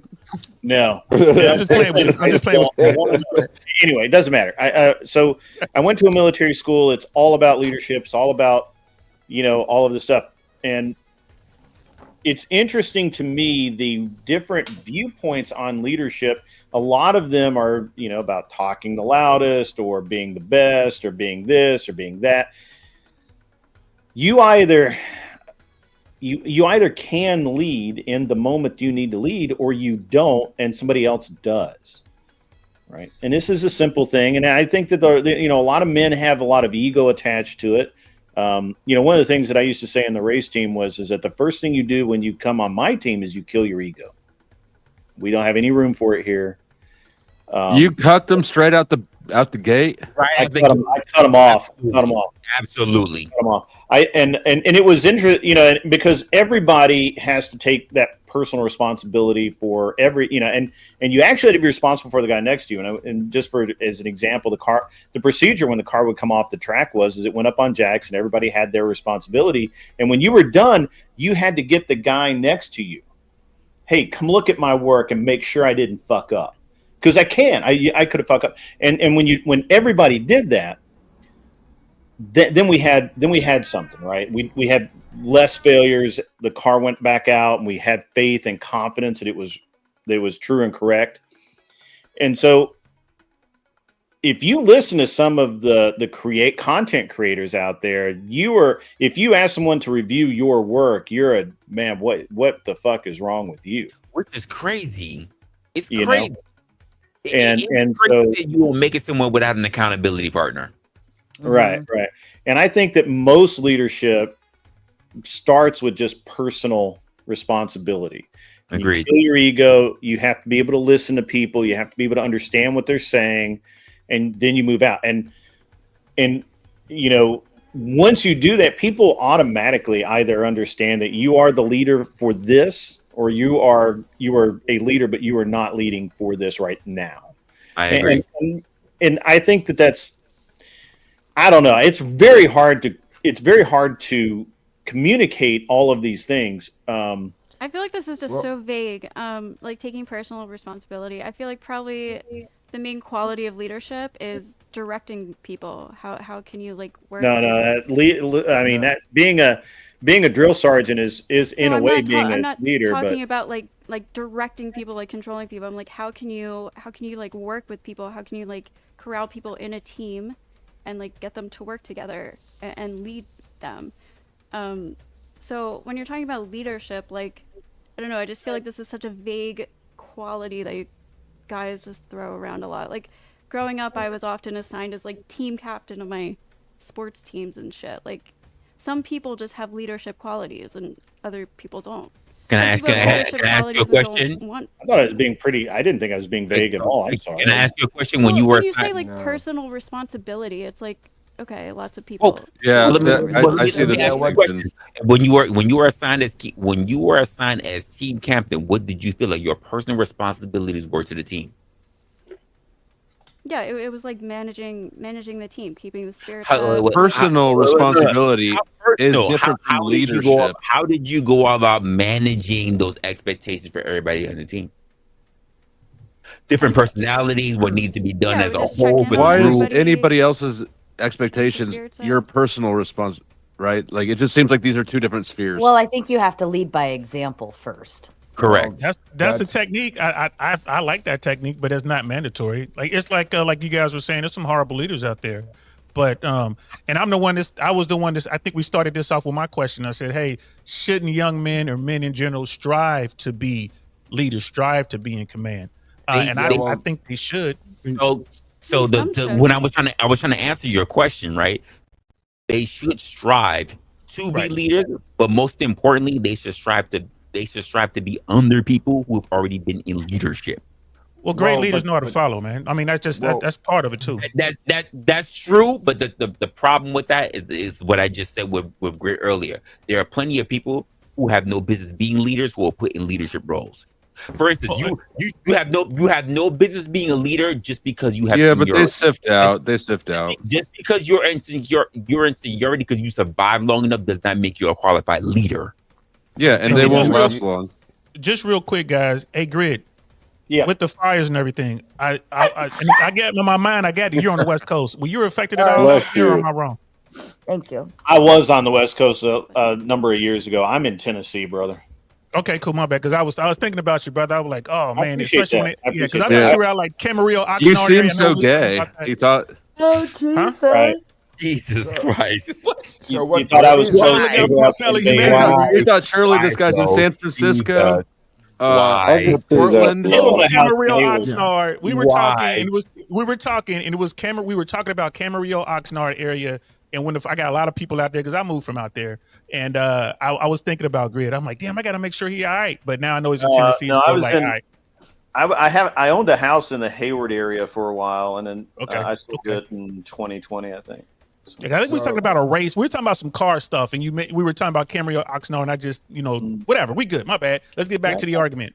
Everybody should leave. Argument. Good to know that you're not dead or gay. Let me kind of throw this out there because and maybe I can only use this as anecdotally, and maybe it'll help.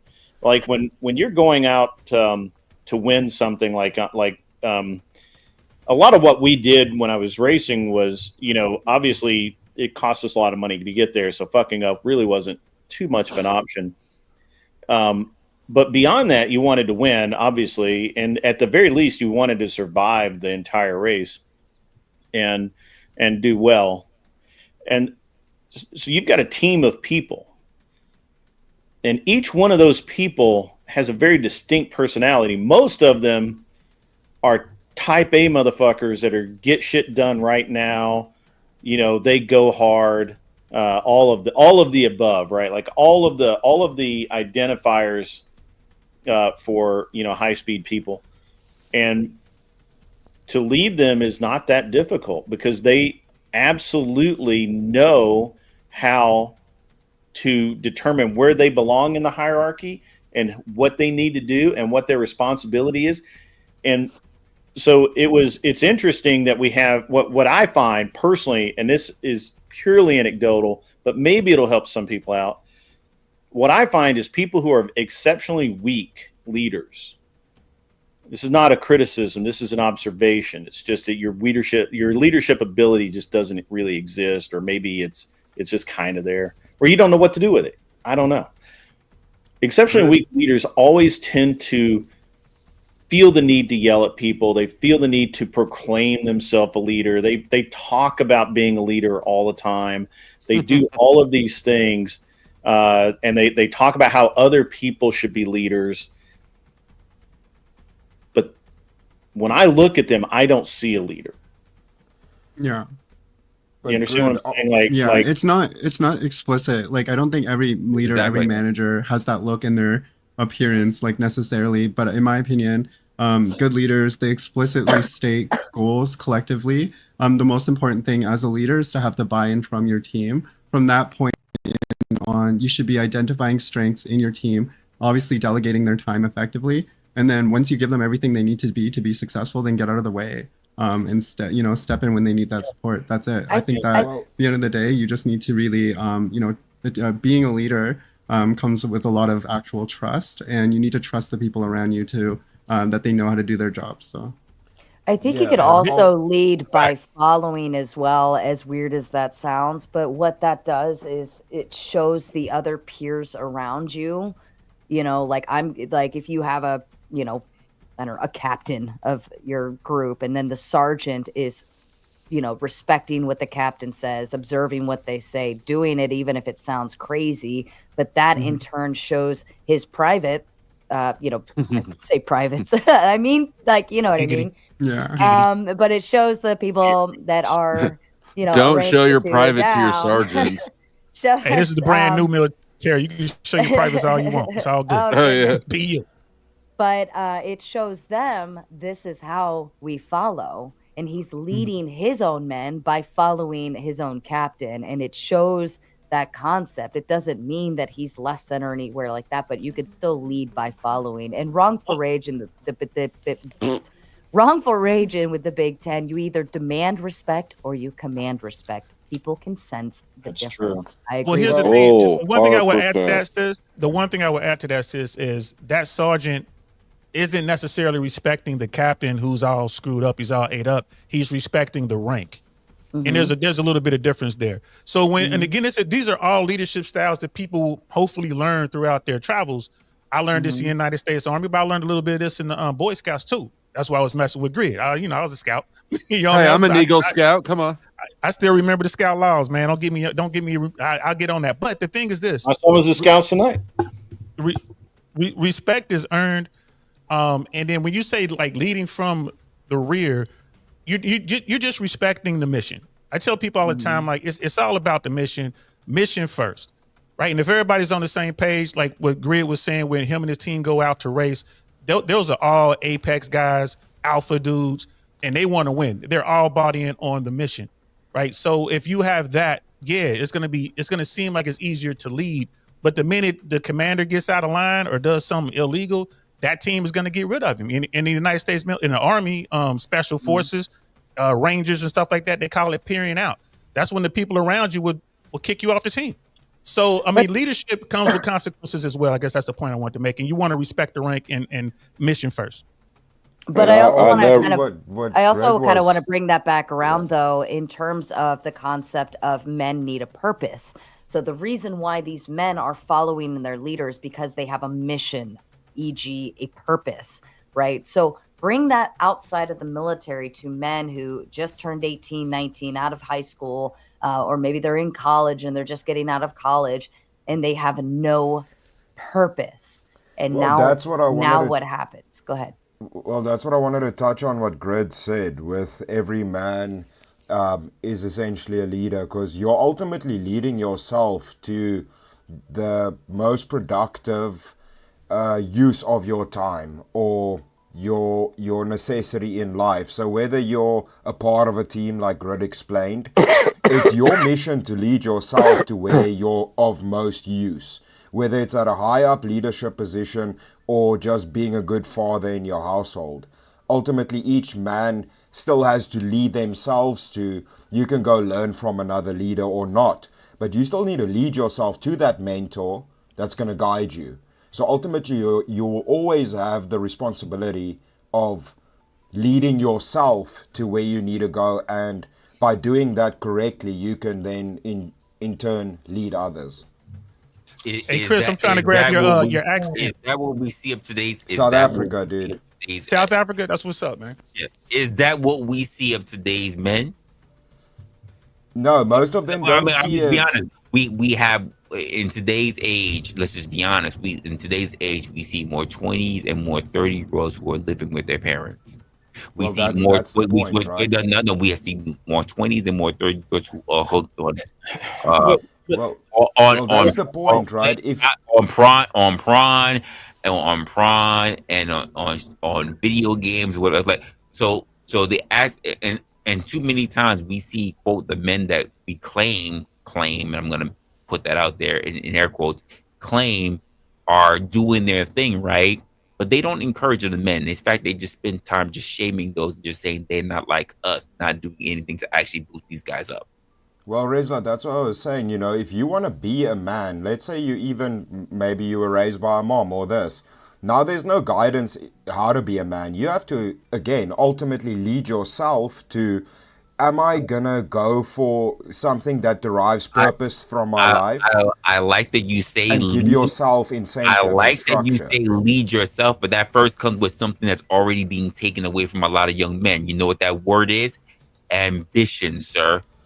Well, that's what it is. Ultimately, your ambition leads you to where you need to go, right? You're assuming that everyone comes equipped with enough ambition. Enough is the word. That's the Well, problem. If you had enough, the path would be laid out for you. Again, so how do you determine what's enough?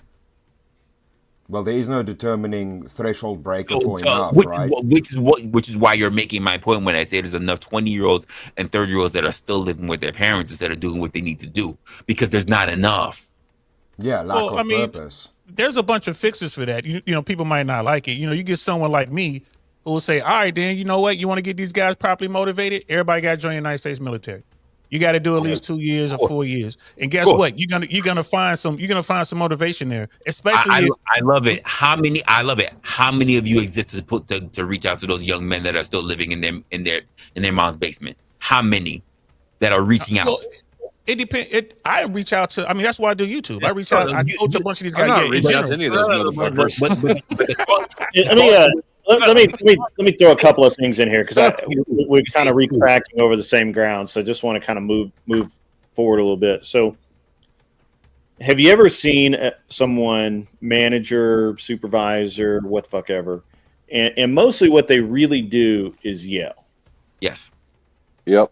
And a lot of people would think that person's the leader, but the leader is actually the really soft-spoken guy sitting, The last one. or standing, or watching everything from a corner or something like that.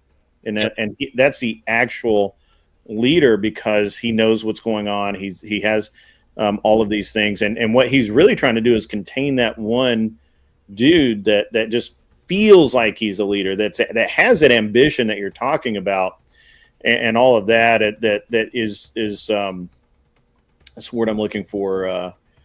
It's just aggressive, right? Like aggression has its place. It's overemphasized for the most part in American culture today.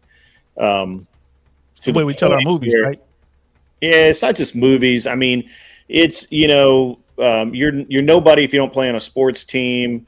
All of these different things, and I love, one of the things I really love to do is, and as I especially with some of the coaches I've dealt with over the last few years, is I remind everyone that when you talk about the baddest motherfuckers in history, they were poets, artists, swordsmen, and pirates, and they were all those things in one thing, and those motherfuckers were leaders. And when you want to talk to me about somebody that is just good at playing a game, that's not leadership. That you may be placed in a position of authority. There's a difference between leadership and authority, and a lot of what you guys have said so far is really authority, not leadership, right? Thank you. And so when my wife laughs because people will give her a hard time, and then I walk in, and all roads lead to heaven. Because I have that personality that says you're not going to fuck with me today. We're going to come to an agreement one way or the other, and it can go easy, it could go hard. I don't care which. And she thinks that's very funny. She loves that. She laughs her ass off about all the time. But most people don't have that, and most people will never have that. To be honest, my kid doesn't have it. I've been trying. I'm teaching him, but he just doesn't have it. He just doesn't have it. And they do a lot of listening. Personally, sorry, go continue. I'm sorry? I'm just saying leaders do a lot of listening. Like you have to keep your ear to the ground to sort of diagnose what's happening around you. Yeah, we do a lot of assessing of what's around us. Yes. Yeah, you have to be very observant. That's true. And I agree with all of that. I just don't I think that when we start trying to pigeonhole with, well, you need to be inspirational, you need to be this, you need to be that, you need to be this, you need that. It's very easy to consider leadership with authority. We consider power with leadership. Those are two different things. Leadership is being a leader and having people willing to follow you, not commanded to follow you, not tied to you in some way to follow you. but volunteer. You got enough respect that they will follow you. So this is the point that I said earlier, Greg, when I said there's a difference between someone who is a leader and someone who's just placed in a position of authority. Mm-hmm. Yes. There's a strong difference. Plenty of people will call themselves leaders because they've been placed in that position, which is why I said just because you survived long enough in a company doesn't make you a leader. Well, I feel you. We weren't disagreeing with you. But I still think that young men should strive to be leaders. We should help them on that passion. Now, here's the question: Should we encourage young women? Should we encourage young women to strive to be leaders at the same rate that we encourage young men? Just question. And before y'all answer, hey, brother Chris, man, with your mustache, I got Moulin Rouge, Roxanne song stuck in my head, bro. Like, I don't know if you ever seen or heard that, but if you haven't, check it out. Listen to it. Your deep voice and everything, bro. Listen to Roxanne, Moulin Rouge. I appreciate that. But should we encourage our young girls to be leaders at the same rates that we encourage our young men? Just curious. I think obviously because there are jobs and roles that require women to act within, like even female-dominated roles still require leaders and leadership, right? So, it's not even enough to say that we should encourage women to be prepared to lead in any circumstance, but obviously we should have we should be reinforcing leadership skills when we see them emerge or when we find opportunities to develop them. I won't even go that far. I'm just gonna. I guess the question that really pops in my mind. I kind of know the answer for myself, but I'll ask you the question. When you look at the term of leadership, is it literally just a physical job, or is it something that has to do with being intellectual? Is it someone leadership is always a burden. To be in a position of leadership is never. I'm asking my man who turned around and asked me that question. Who asked us that question? Yeah, I'm asking you that question. So when we talk about leadership, right?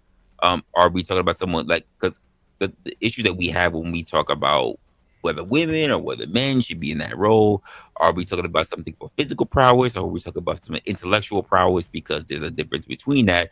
Because we're talking about someone who can make the call that other people that's not willing to do. Okay, so I have a 16-year-old daughter, beautiful, band nerd. It's my life. I would not encourage her and push her to lead in the same way that I would encourage if I had a 16-year-old son. But having said that, I'm not teaching her, because I'm more of a traditionalist. I'm not teaching her to be a pushover. I want her to be independent. She's going to learn how to balance the household budget. She's going to suffer the consequences when she makes bad decisions, because we go out and I make her make decisions. And sometimes she makes a good decision. Sometimes she makes a bad decision. I'm still going to raise her to be an independent thinker. And, she can name countries and we travel and all that good stuff. But I don't want my daughter to be a hard charger, alpha like I was when I was growing up. However, having said that, if that's what she chooses to do, then I would encourage her. If she wanted to be, a counterpoint. But you added a couple of markers to that, right? Because we were just the part that you mentioned was just the leadership. Now you talking about that hardcore. We just said leadership. Whether she, let's just say she works for, I don't know, retail. If she's the leader of a team in retail, that's not something that she should just aspire to? I think I want her to be, if she wants to be the best retail clerk and she wants to get that job as the team leader, fine, I'm going to support her. But I wouldn't send her in saying, hey, you gotta, you need to make team leader. You need to get. I wouldn't encourage that. Yeah, I'm not saying like when we say leader, like Marines or guns, like no, I'm talking about like in Target. Like I wouldn't like if I send my son into Target with the same job, I expect him to be team lead and be trying to become the best and learn all he can. I want my daughter to do that stuff as well, but I'm not going to push her the same way I'm going to push him. Let me offer a counterpoint, guys. Actually, I have one too after you, Grid. That's fair. So Nev, I'll address that directly. All right, and so I think that absolutely. If a woman wants to exhibits those leadership qualities and wants to, you absolutely should.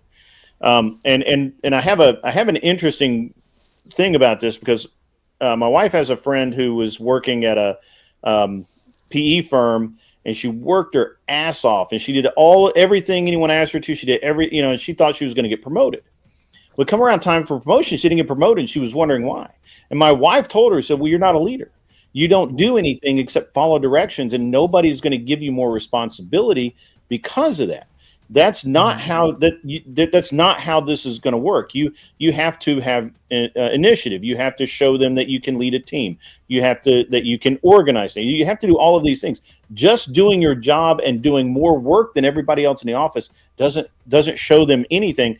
And my wife told her, like, you should not be surprised that you're not going to get this promotion to manager. You're not a manager. And so, of course, now my wife has been around me for 20 odd years now, and I'm very entrepreneurial. When I met my wife, she was not entrepreneurial at all. But the exposure to me outside the home, she's probably as good a leader or better than I am. But in the home, I'm the leader, right? Because that's my role. I take that responsibility. But honestly, my wife has led teams on $10 billion deals. I mean, that's what she does.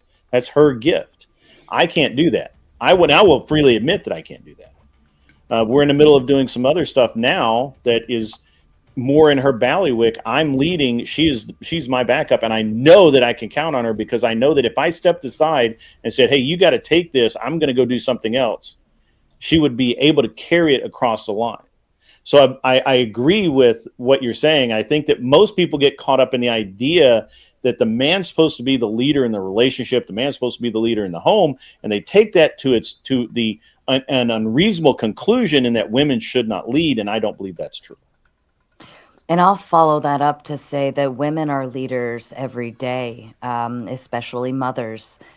Even though the man is still technically the leader of the household, again, earlier I said you can still lead by following.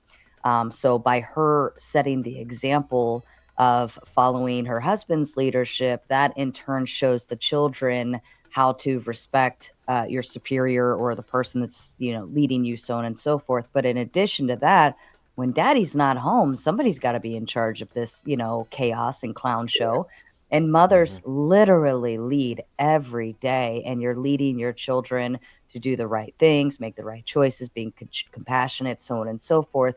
And in addition to that, we have a lot of female teachers out there who are leading our future every day. And you have to be really, really, really good, because kids will call you out. If you're not a good leader, your classroom ain't going to work. And so, women are now, I think, because they have a little bit more of a nurturing feature to them, which makes them better leaders for children. But in addition to that, you still have to be good at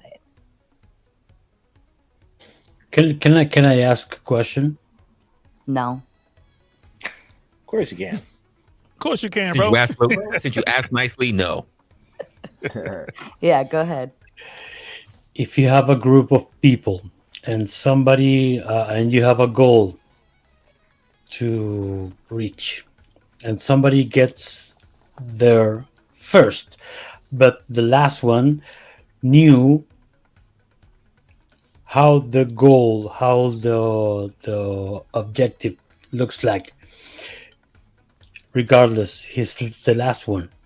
My point is, real leadership, it's about being the last one, like the friend here said about being quiet, not to do anything, because my belief system tells me, and I build it, humanity is slaves of the result.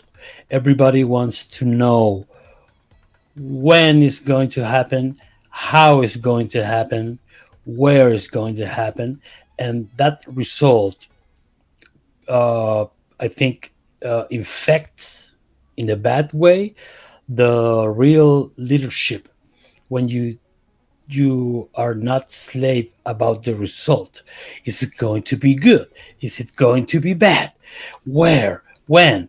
So the anxiety that human beings have when they don't know the result, when they don't know how it will turn at the end, I think that phenomenon is when the human make erratic decisions because they try to force the result and to go forward and to be aware faster.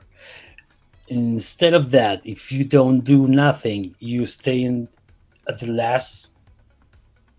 You can see what everybody is doing. You can see what everybody is deciding. And in the right place, you can make the right decision and all the way gets free and you can solve the problem that everybody was, oh, where, when, how. Well, So that's being a the long, last, yeah, that's my a long point way is to say my having point is being the last at the end puts you in the first place.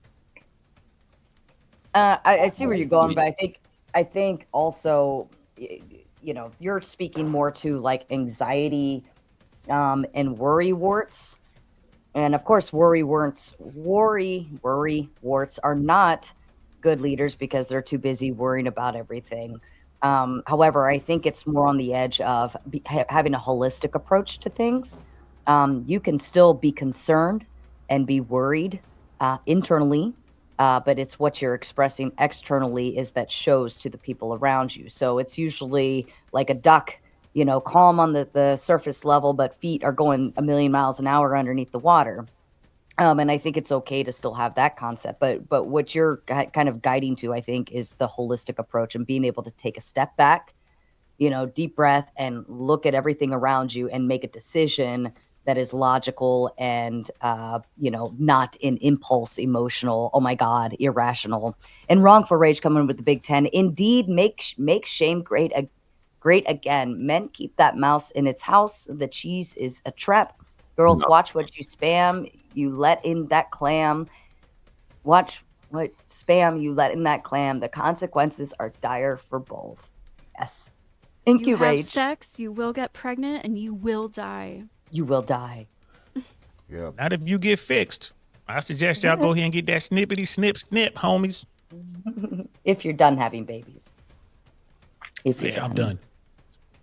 Yeah, but the panel brought it up. Something that's quite important, I guess, with regards to leadership is respect, right? But respect something that's earned. So ultimately it starts with self-respect first.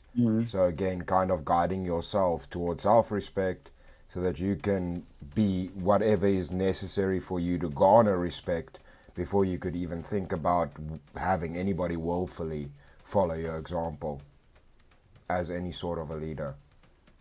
Yeah, I agree with that. I think that's very important. Well, and also leading by example is a very important way. For instance, would I follow somebody who is laying on the curbside with a needle in his arm and, you know, dirt all over his face and hasn't done anything with his life? No. Right. And that's part of like making good decisions too of who you're going to follow. You know, pick your leaders wisely because they will be if you're following somebody and they lead you straight into hell, well, you follow them. You have to choose wisely. Yep. That's what's up. Shout out to Uncle Guns putting everybody's link in the chat. I know. I just followed everyone on the panel who I wasn't already following. I already gave y'all a follow, man. So I suggest y'all do that. Like, subscribe, all that good stuff. Y'all share, you know, and send money to Sarah. She's sick. She needs it.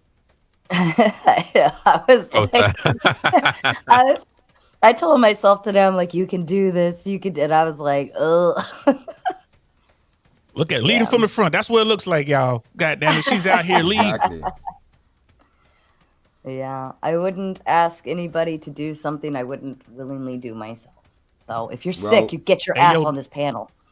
I'm teasing. Well, didn't Sarah technically lead all of us onto this panel? Didn't I what? Didn't you technically lead all of us onto your panel as well? I lead you all in very manipulative ways. You have no idea. I just wanted to You come better be argue. glad I'm feeling nice because you. I just kind of stumbled in. Well, I was just gonna say something. My manipulation starts by dropping a link, and then I hypnotize you to make you believe you have to get up here. I don't want to I make like it political or anything. I just want to check with Grid real quick. Hey, Grid, what's going on with all this stuff since the inauguration and everything, man? Is it crazy out there in political trenches? I haven't jumped in the political side. Is it crazy out there, or are people just kind of sit back? What's going on right now? Up a really cool debate on the immigration thing, and it's pretty interesting. Very interesting. I'm gonna check that out. How do you like his first week of presidency? Love it. Can't get enough. Need more. Seems like he got a lot of shit done. Oh my God, that's that military shit. By I like it. So how do By you guys this feel? time next year, we might be able to get Chris into the U.S. legally. No, Gred, you're a damn isolationist. Let me You turn don't your want me to mic come up. over. Yeah, Oh, sorry. Ghosty. I think. Okay, is this better? Yes, way better. Yeah, Is that's that better. how you're? Okay. How do you guys How feel would you hear you? about Donald Trump pardoning the Silk Road creator? Silk Road. Did he do that? Yes. Yeah, they said he did. That's the dark web guy, right? That was moving all that stuff. Yep. It was more than drugs. There were girls Yeah, it's a little bit of online. everything. There were hitmen sold on that website. He was He just serving made the life website. sentence. He didn't actually sell anything. Yeah, but Right, so we can complain. He I facilitated. mean, Trump that kind talks of about behavior. Trump It's talks a about drugs website. and human trafficking, and then he pardons this guy. Yeah, Well, no, I'm all remember, good with his it. Good sentence- for him. Yeah, but his sentence was ridiculous. It was- wasn't His sentence was based on- insane. 2 life Yeah, it was sentences. insane. The dude made a platform that was unregulated. That was crazy. It sold bombs. It sold like you can't. But Ghost, does that surprise you at all? I It sold humans. No, we he we doesn't- can't have that. That can't be legal to sell humans on the internet. No, wait. Like He didn't sell it. But He had hold on. he built a platform. He did not personally sell. okay, but he controlled the website.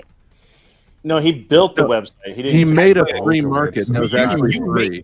building a website and you building an URL does not domain does not mean that you own and that you did construct everything. Like that's like saying just because I was on a McDonald's commercial doesn't mean that I'm the one that put salt on the fries and I made all the Big Macs. No, it's not what it means. Well, Yeah, but you put an But extra he's the dose. creator of it. And Yeah, but somebody it read boils between down the to- lines. He created a platform that is a free market.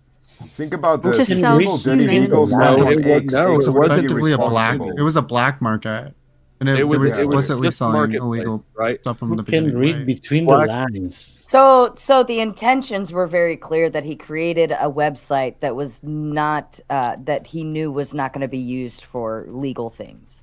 Well, he built a website that was intended for using cryptocurrency. I mean, the illicit side that it went to, you can kind of make a correlative to like the dude that started OnlyFans. I don't think he didn't intend for his platform to turn into that. He was he created a website that was relegated to only accepting cryptocurrency because it was illegal. Because if they exchanged any other currency, there would be paper trails for it, right? Yeah, but so it's not a whether the deliberate attempt to just currency is only accept illegal that or not currency. has nothing to do with what is bought and sold. I could use an illegal currency to buy a fucking milkshake. That doesn't mean nothing. So Well, I think the laws that are in place that like regulate your ability to purchase things with your money obviously has some impact, right? And your cryptocurrency being detached to whatever decentralized wallet obviously gives you an additional layer of purchasing power that you wouldn't normally have within the confines of the law, right? You agree with that? No, you're more trackable with crypto than you are with cash, for instance. And what he did was create a platform. That's a fact. He created a website. He didn't Can you sell anything. Can you He explain didn't- that? I don't know how does that work? How does it work? Like, how It'd would you be be like- more identifiable with your crypto wallet than just because making a debit purchase or crypto something? on the blockchain is well, first of all, it's digital, right? It's electronic. Yeah. Yeah. You scan But your also- eye. I understand the it's open basics. I understand source. the basics. I just don't know about the identifier piece. Right, but it's on the open. It's Open basically market. public information if you know how to get into it. But crypto is You very have to- like all the Oh my East God, Coast pipeline your eyeball, money and from you a few will days get ago, a from a free few years wallet. ago. All that shit was recovered by the CIA. They don't tell you shit like that, but actually, crypto's Except pretty easy to There track. was a wallet that there was a dead wallet that Thanks went for your live eyeball as soon as he was scan. released. But I want to ask, like, all the conservatives and all the Puritans and all these, like, you know, good-loving family people, this guy profited off of drugs, sex trafficking, murder. Like, So does you guys so are does okay with every that? oil company. So does probably No, they are they are directly selling. right? Good behavior. I mean, not for nothing. So This is such a code. This is politicians. It's not a fucking code code. ever. Why do you No, think firearms this is manufacturers pearl do? clutching. The dude did not deserve 2 life sentences. Can somebody no read possibility between the of parole. lines? So can I you mean, think reduce about a it- think sentence about it, before Ghost. pardoning? Like maybe that that's- would be more justifiable. I was gonna say that. I was like, look, you know, you look at his, you know, he got tried. He, you know, he didn't take a deal. Don't sound like not for a double life sentence. He had his day in court and he lost, right? And he had a guy, you know, you got a president in office now who's gonna let you out for whatever. I look at someone like Donald Trump. It's like the game has changed a little bit. I could be wrong, but I believe if I had $5 million sitting in my pocket and I was, you know, in jail for a double life sentence for whatever. If I can get this $5 million of Donald Trump, I think I'm gonna get a pardon.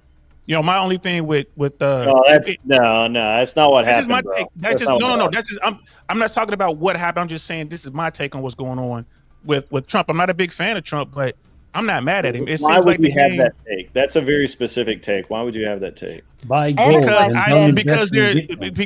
because the word is on the streets, right? With the last batch of pardons when he was in office the last time, No. it was $1 million for the pardon, and that's just coming from the dudes like Kodak I Black. don't know about that. That's coming. No, I'm just saying that's the I word think on that the I think the word on the street is. Can I ask a question? Did he still run and operate this website even as these like illegal deals were going along? Transactions, Yes.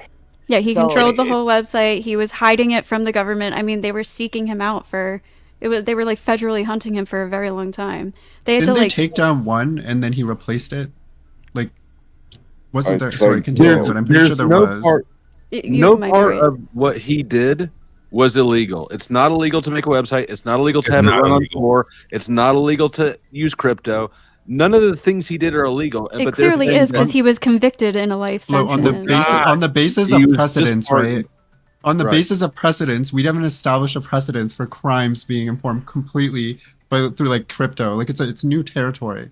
So if they have to, you know, set a precedence by convicting this guy, like it's okay. clearly it's a new area. Yeah, so where- our This would websites be allow like I would like obstruction of justice, right? I willingly and knowingly am watching these crimes happen. I see the transactions, or at least know that there's something illegal going on, and I'm not saying anything. Even more so, I'm facilitating it. Yeah. You Yeah, know, you're selling bombs, hitmen, women, He didn't children. sell shit.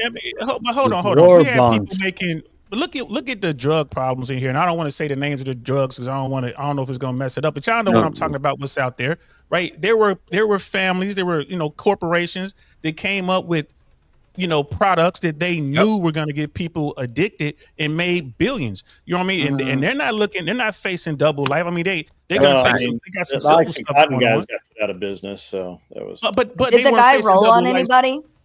Say again. Did the guy roll on anybody? Couldn't. No. It's all anonymous. Yeah, it's gonna be hard to roll on some Oh, people. come on. He got So rolled it's on. garbage because he doesn't know what goods are being sold. He doesn't know who's selling them. He built a platform that operated automatically. It's That's his job it. to make sure that state He knows exactly where Is it? That's all. literally like I make a website and you're able to put in information. I can't see it. Only people that you give the code to can see it. You control the website. If somebody wants to sell drugs on Amazon, Amazon can't allow Maybe that to happen. they were doing that. They were doing that. Yeah. Actually, You look around some of the corners of Wish. Yeah, people have done Okay, that. but legally, You can buy a you're kidney if you not. want.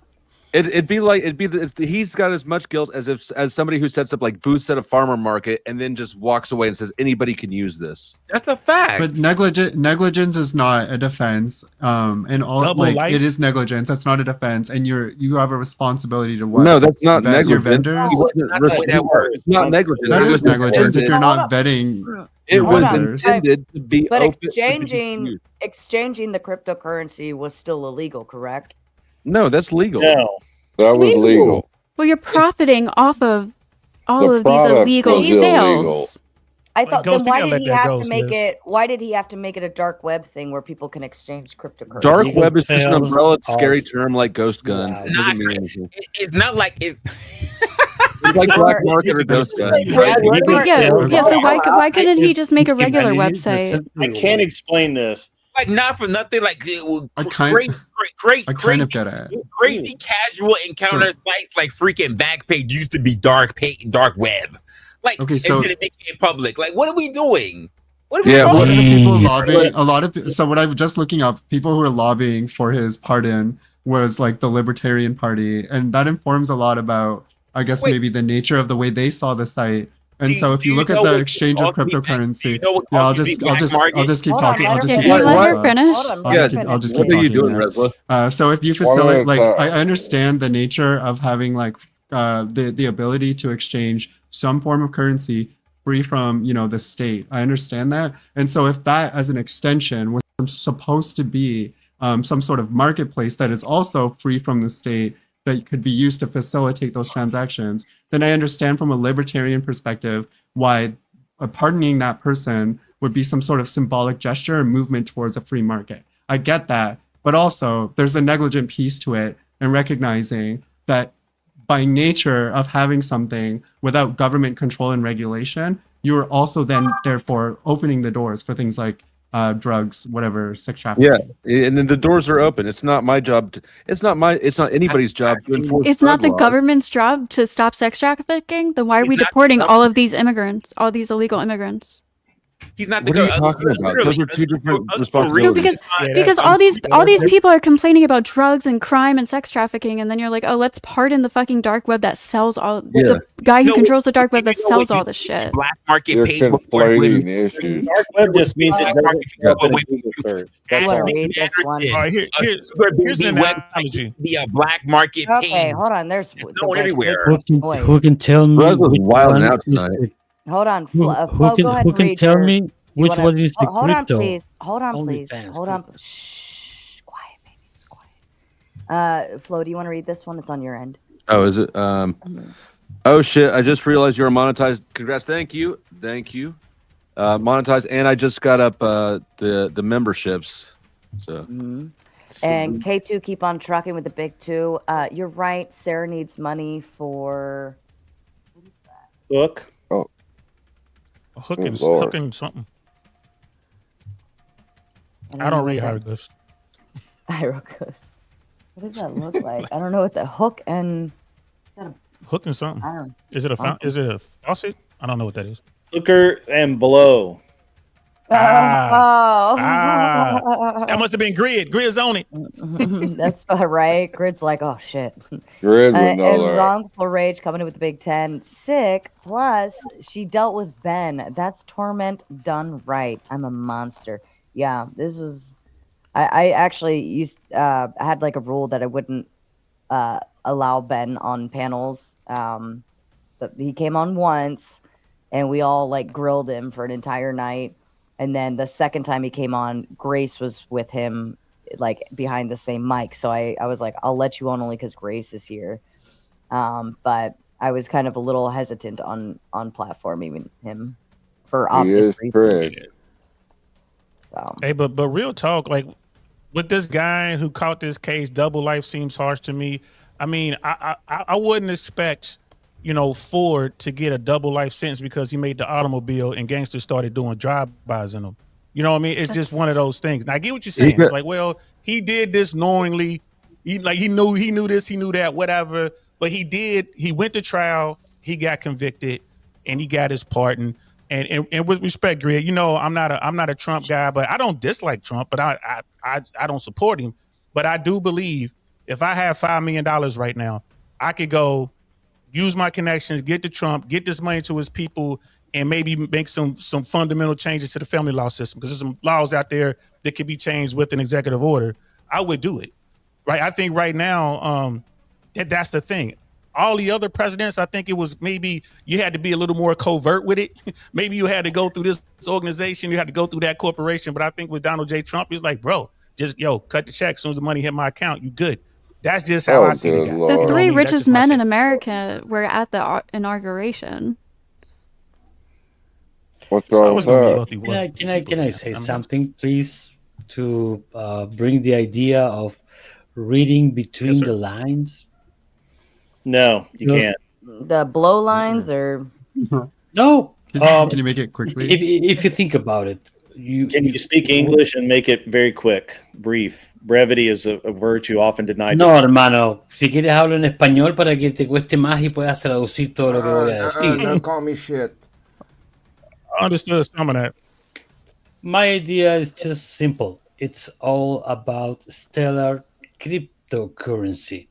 OnlyFans, weather, agriculture, everything is going to be about the fucking stellar XLM Ripple crypto. The banks will pay other countries by crypto. So I need to belong to that system. If I don't, I'm out. Esa era la simple idea, amigo, para que comprendas bien lo que estoy hablando. Do with Trump and the dude on the dark web. What the fuck? I'm telling you. I mean, look, normally I'm a little more tolerant of rambling because I do some of it myself, but it's Chúpala late, que cuelga, I'm hermano. tired. Todo bien. Chupa el I need to, it's past my bedtime. Cranky. I'm an old man. have a You are Snickers cranky, bar. man. You are cranky. I have bro. a Snickers bar. I'm out. I'll tell you this though. As far as the immigration thing, bro, I think we need to do something about immigration. But I just did a short about this. So, how much will it cost us to deport 11 million undocumented people in America? It does, I did a short about this. Some guys put some numbers out there, bro, and it's like north of 60 billion or something? 140 something billion. It's a lot. No, I it's think around north of 60 now. 100.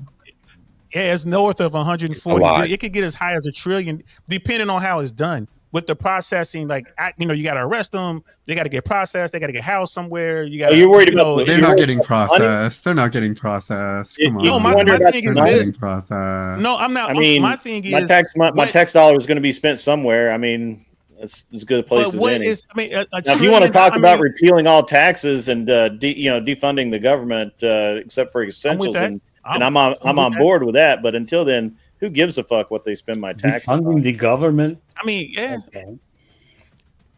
That's my thing. Is like I think is the cost worth it? I think that we should shore up the border. Everything we're doing, I don't have a problem with. If you're in this country illegally and you get caught, you got to go. I mean, that's just how it is. You playing the game, you got caught.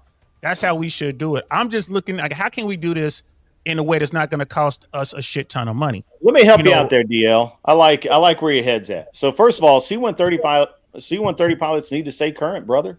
And I would rather have them taking illegally occupying forces across the border, anywhere, I don't care where, to get those flight hours. They got to get those flight hours. I'd rather than make circles in the sky, go from one base to the other. I thought Hey, C-130s I like what they're were out. He means Because C-17s, but we can do Oh, C-130. The reserves I was are gonna fine. say We can we're use at the C5s now. Well, they're not even doing C-30s. So I think the C-17s. the cost is associated. People speaking. I think the high cost is associated with humaneness, like the amount of cost it requires to feed people, fly them away, like through the process of getting them from point A to point B. Like the more money, the more humane approach you take to it, the more money you spend. And I think there's a push to actually kind of head in your direction. But then there's other countries like Colombia that are having issues with the way that they're being whatever. Not anymore. They will not be treated humanely. But yeah, but I'm saying like the more money involved, at Mexico's least to safe. some extent, is going to actually infer some part of treatment, I would hope. I mean, they were so upset because the people are shackled. It's like, bro, we shackle Americans. I mean, this is how we do it. I don't understand that part. But like I said, I'm with. We should do Are they going something to run about. away in their own country? Like they were on the but they ground landed. in They Colombia. landed. You gotta take them Still off. Like, you get them shackled? over there. No, yeah, let them. You can't take them off on the plane or in the I want them. airport or No, whatever. we're not gonna do it. We're gonna keep the plane secure. I think this is a contrived enemy that's been made But, to okay. mobilize the base, and you all are going right for it. It's an expensive publicity stunt. What are you talking about, Flo? It's talking about immigration as a whole. How illegal immigration has been going on forever, but all of a sudden now it's in the front of everyone's minds. You got SWAT teams kicking in doors everywhere. You got fake news stories like anybody getting arrested is actually going to lean out and scream at the camera, "Fuck Trump, I love Biden." Get out of Are here. you That still shit- mad about that comedy black dude? gold, Flo? baby. That shit is so that fake. does actually. I did watch your spiel on that. That actually, the more I thought about it, I was like, yeah, that is kind of weird because It's stupid as shit. like I No, I would agreed with be, you. I would probably be saying something else, but I No. wouldn't be specifically naming names like that. It doesn't make any sense. No.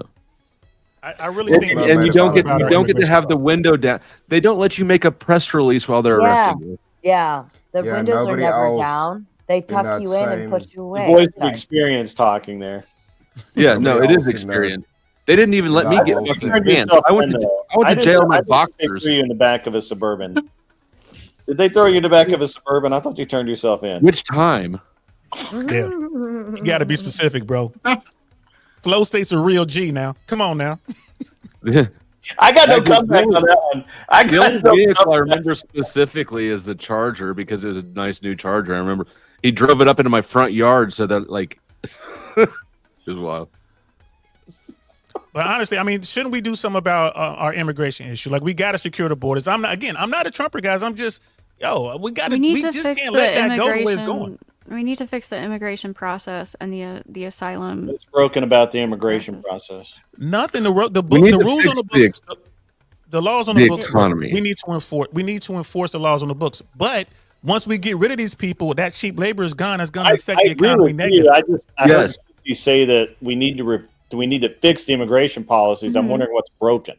Yeah. Our asylum process is or we don't have like I don't know so much the details about the asylum stuff. I know we don't have like enough like courts and They were shit like that. overrun with people. But Yeah, if legal immigration was an easier process, a more feasible process, the illegal immigrants coming over the border would be way more easier to manage. If we let good people, because right now there are good people who are coming in illegally because they have no other way to do it, and they're claiming asylum. So if we had a better immigration process and shit like that, it was easier, faster, cheaper. Well, do we want it to be easier, faster, and I don't want it cheaper? to be easier. Because I Yeah. think that Why in that concept, in and of itself, it's gonna like we want people to be fully vetted. We want people. They to are. have You to still take their are. time. You still are. Right, But it but what takes I'm like 10 saying is years to. We want them.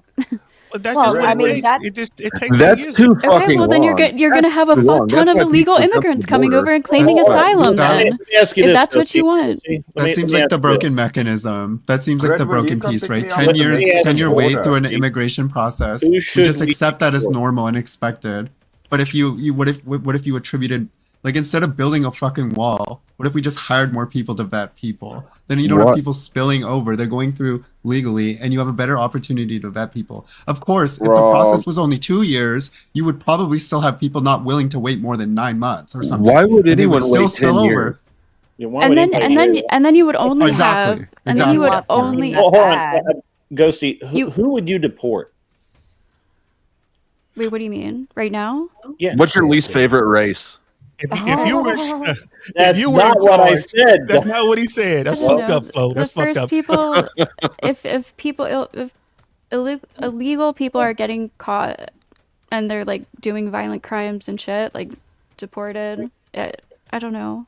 What kind of But if I violence? make it to Mexico to the The- border, will you come literally pick me walking up? So this is Man, the you're issue. gonna This want is me the to issue. walk. If you have a more feasible and reasonable legal immigration process where good citizens with a with a clean background, they just want to work, they just want to become Americans, and they can afford it, and they can take, like, it's not an unreasonable time, then you have less people trying to get across the border, and the people who are trying to get across the border are going to be mostly the criminals that we want out in the first place, and it'll be less. Let's examine that. It's just obvious.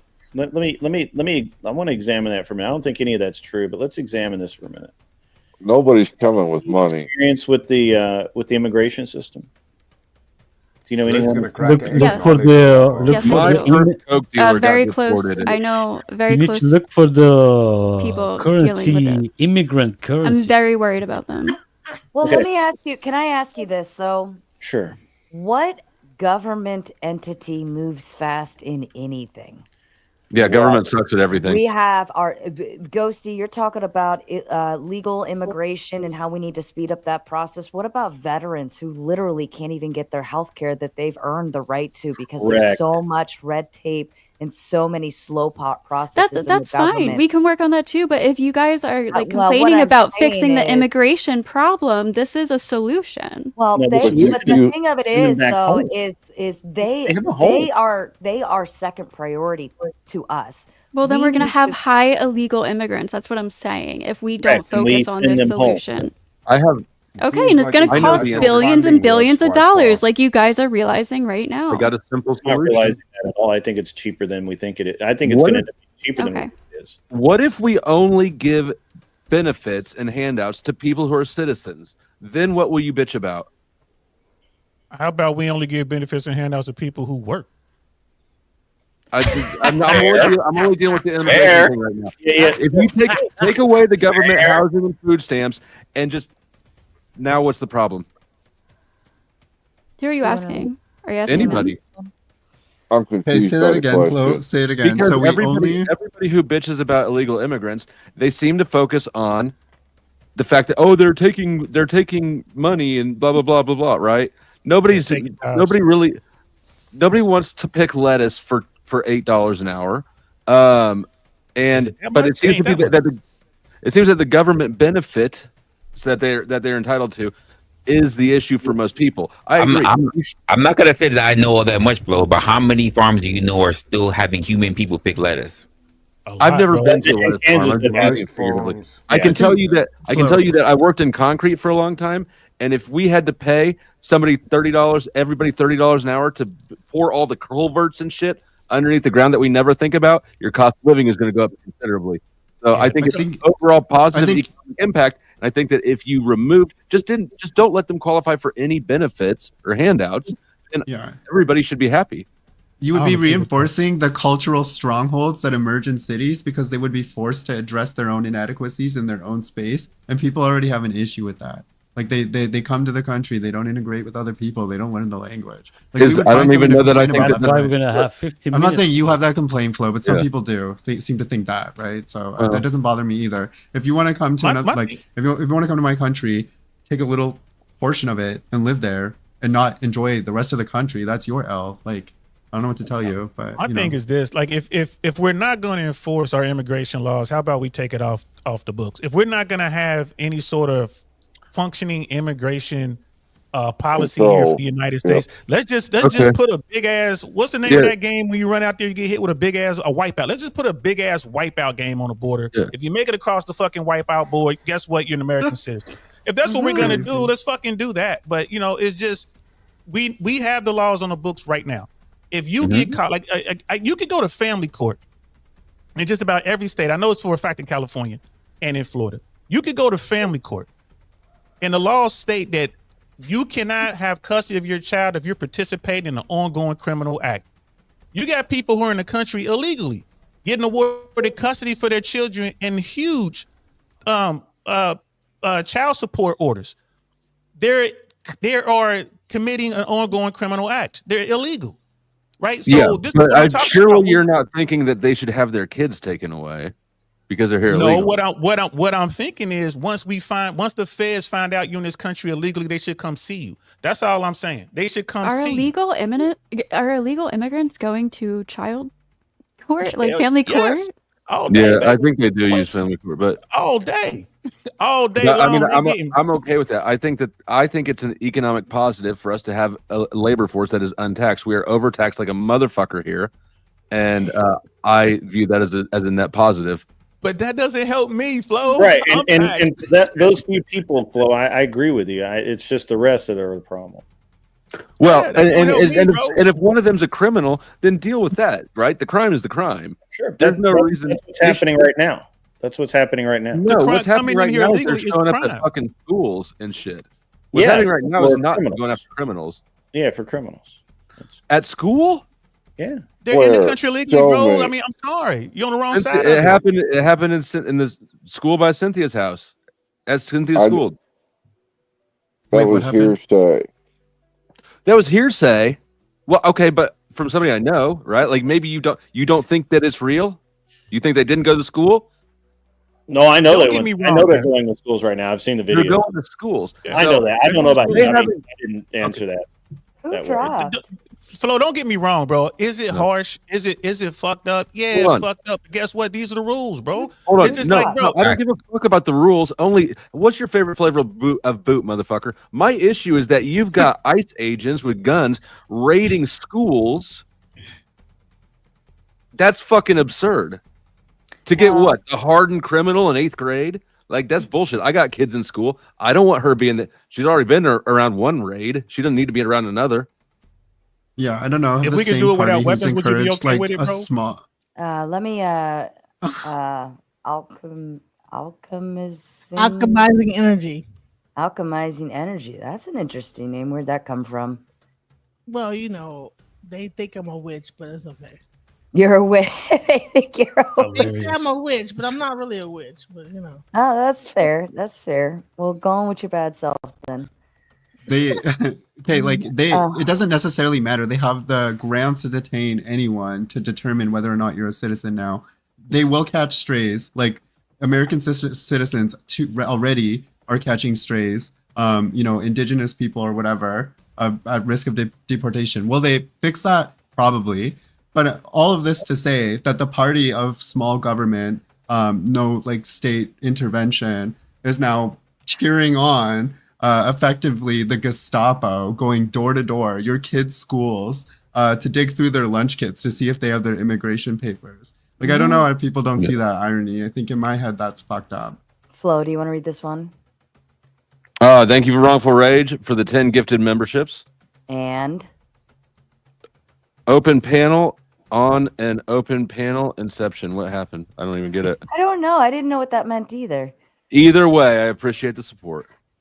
He must have got his bank So card here's a back. question I have. I mean, I'm going on like the actual topic, right? Are revenge porn laws bad for society, right? So did you guys talk about Nature Boy at all? No. Ric Flair? Who won that anyway? Who won the argument? They say There's Flo a won. cult leader called Nature Boy, right? And he actually had a lot of like people like in his cult, and his whole thing was to get women. He was very like, I mean, he had like all kinds of diseases, and was giving them to the women and all type of stuff. And it was a really crazy lawsuit that happened. Not a lawsuit, but somehow he raped one of the women, and she actually went to the police, and he ended up getting life in prison for grape.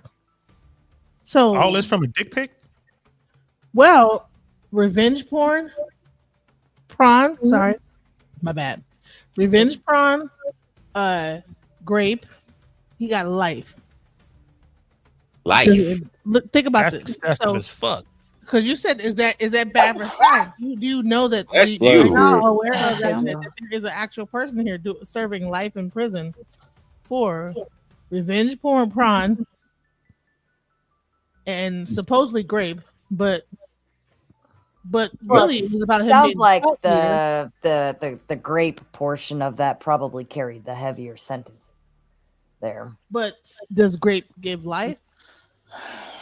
Yeah, but I how mean, many it can get, counts like, of grape? 20 years. It depends how much revenge Pr0n was it. Like, it depends on all the details. So he was a cult leader. Yeah, so there's really probably what a they did was lot. they utilized the cult aspect of how he did the cult members and how he was online and doing all this other crazy Oh, stuff. that would be Rico. Rico would be involved on that. The Rico. Depends on who else was involved Ended with up, him. like, Yeah, actually, whoever's like, working with giving him. him life in prison. So yeah. So let me get this straight. He was using the images to somehow coerce women to get into his cult. Is that what he was doing? This whole thing lasted about like 10 years, and he would be online. And pretty much, I mean, he had a lot of influence. He had like almost like, I would say like maybe like members like in the thousands that were online giving him money, And then he had the core group that was in Costa Rica, and they kept getting kicked out of countries. They were gonna be going here, going there. Look up Nature Boy. Yeah, I am. Tomato. Look him up. Nature Boy Carbonation, right? Carbonation. That's the name of the cult. Yeah. He probably. They wrong for joining a cult that got carbonation in the name. I ain't gonna lie. Like, why join that? It was first Well, called I mean, we did follow the Kool-Aid gang, right? I mean, like seriously. Oh yeah. Damn. I mean, it got so bad. BBC came and like had to remove a person because their family member was a part of the cult. Here's what he got convicted Wait, of. Count BBC? one. Oh, damn it, where'd that go? Hey, Like the Broadcasting Corporation? Hey, Flo. Did you win the debate tonight? London, like UK. I certainly think Who so. found out the information? I hope so. Okay, here I got it. Flo has it. Count Flo has it. one. Count one is grape. Count two is false imprisonment. Count three is prohibition on neuter sexually explicit image. So there's so 3, 4, and 5 are all those things. So grape, imprisonment, and then 3. And this was counts in the of it. United Kingdom, or was this here in the U.S.? No, this is America, right? It's in So, US. so do you think someone should get life in prison? Sure.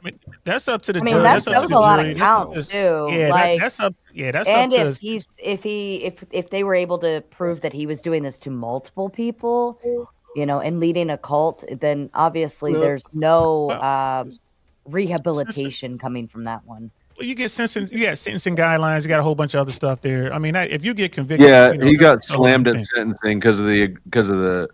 He had several witnesses gave statements in court at his sentencing. Yeah, that's what that was. This super That's chat got to for be like a you, special Bob. circumstance. He, when he you might not didn't show remorse. Oh, he didn't show remorse. Ooh, that's gonna No. hurt you. Yeah, that's always bad. I'm gonna get out of here. You guys have a great night. I'm gonna go to bed. All Bye. right, Flo. I mean, Grid. We love you, Grid Grid. agent. Yeah. Come fetch Well, me at the border. probably. And we'll make See you it to guys later. Mexico. You're Stay all cool. sexy, and remember, I will not let me share your nude. show videos that are crazy. Like, I mean, I don't know. But I have a video I can show you like how insane. Anyway, I'm good. you guys be cool. All right, Grid. All right. Hi, Grid. There are I'm gonna have to jump on websites. Grid's platform. It I'm gonna have to gets jump on this really platform. crazy. It gets really weird. Like, watch this. Hold on. I don't know if you'll let me. Like, let's, all right, here we go.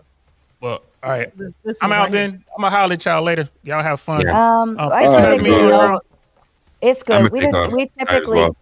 All right, Resla. Thanks for Later, stopping y'all. by. Later. Yeah, we typically don't Cheers, pull up Rez. too many videos. What is happening? I don't know. Grid one left. He took his flock of boy Peasants with him. slaves with him. But Grid showed up Sexually. after them, so oh no, wait, he didn't. Do you want to read this one, Grid or Flo? Grid. Oh, It's still your goal, you big powdered fuck. That means your Oh. goal was listed as open panel. FlowState, Oh does it yeah, feel no, bad that goal Sarah expired. wishes I you haven't were set Brad? new ones because, like honestly, I'm not working very hard right now. That's fair. But I do appreciate it. I'm gonna step off as well. Have a good rest of your night, everybody. Oh, you're going to get some of that grid one action too, huh? He must be handing out other people's nudes somewhere. They're all running to go see him. On your Discord. No, the whole it was a cluster. Trust me. I was watching it. I was just watching it. I'm sorry, but it was crazy. No, it looks like it's crazy. I'd never heard of this guy. I Man, have. y'all need to like know that this exists. It's like a Jim Jones times 15 and 100. Like it was a mess. Oh yeah. Once you start holding people against their will, you run into a little bit of trouble. He would like take their passports, and one time there's a one girl, like actually the reason why I know this is because I was the one that tried to save and help people when they left. They came. Were you in the cult? I wasn't. I was the person that they came to my house when they left the cult and tried to like save them, but they were so indoctrinated that man, he did a number on them. If you're how did you gullible get in that enough to fall position? into a cult, I'd imagine you. I had been watching it for like years, and I got to see how he was treating them, and my heart went out to them. And so therefore, when like things got, what happened is when he finally like people started to leave, I was like, okay, well, I was like, okay, well, come to my How house. did they know? How did they know to find you? Well, because another cult member came to my. It's a long story. Trust me. There's a It lot. sounds like an interesting story. It's a lot of moving parts, man. It is a lot. It's a lot going on. But I was just wondering if even on there's like this side of YouTube and there's like the other side. Okay, let me just say this. There's like the black YouTube and then there's like Flo knows all about this that YouTube, side. right? And this YouTube doesn't see that other stuff that's going on that side. And it's crazy. You have guys not have no idea. Not a clue. Crazy stuff going on it's like, man. Would you be interested in coming on and telling your stories? 100%. All right, let me put my email backstage. Okay. I'm gonna. Yeah, that sounds very interesting. It will blow your mind. Oh, you just have to surrender your passport to Flow. That's all. But no, I was like, man, you guys have no idea. I always wondered, do other people know what's going on? You know, it's crazy. Nobody. We were talking about this the other day. How I don't know if you've got the Ring camera app, but when I installed that a few years ago, I had no idea. There's murders going on all the time, all over neighborhoods, and you don't have any clue. That this thing was on the news. It was on. Oh, I don't watch the news. I'm not surprised I missed it. With him was on CNN. It was like national news. It was national. Like this is a well-known. This guy is a cult leader. Like he is so. Well, I used to know a guy that he worked in a small group of people that would be paid to go rescue people from cults. That's so interesting. Man, listen, when you see how he was treating these people, it doesn't even make any sense. Well, it's really hard in cults because usually people are adults and they're there on their own free will, but they're so brainwashed they don't leave. So you have family members that are really worried about them who lose contact with them, and they contact the police, and the police usually can't do anything. So it's usually a really difficult situation. Well, the people that was in the cult they were living in a house in Georgia. All the neighbors in the neighborhood was like trying to get them out the neighborhood because they were just making noise and doing too much, man. And like, I think it got to the point where I think they were doing something and it got on the news. There was a big one out in Utah a few years back. I can't remember the guy's name, but he had a pretty good sized following till they caught up with him. The Mormon guy? Yeah. Oh my god, yeah, what was his name? I can't remember his name. Is that the one in Raging Was he Tomato? like I hope that you're the looking this PDF up. I think you're looking it up. I think you're seeing some stuff. I don't know. I'm looking at your face. I think you're seeing I'm poking around. I'm poking around. You're like, what? I'm concerned. Warren Jeffs? Is that his name? Yeah, that's him. But I know that, you know what I'm saying. I know you probably don't want to show it, you know what I'm saying? But I swear to goodness, like, it is crazy. How'd you find this show tonight? Well, Fatty. Oh, we love Fatty.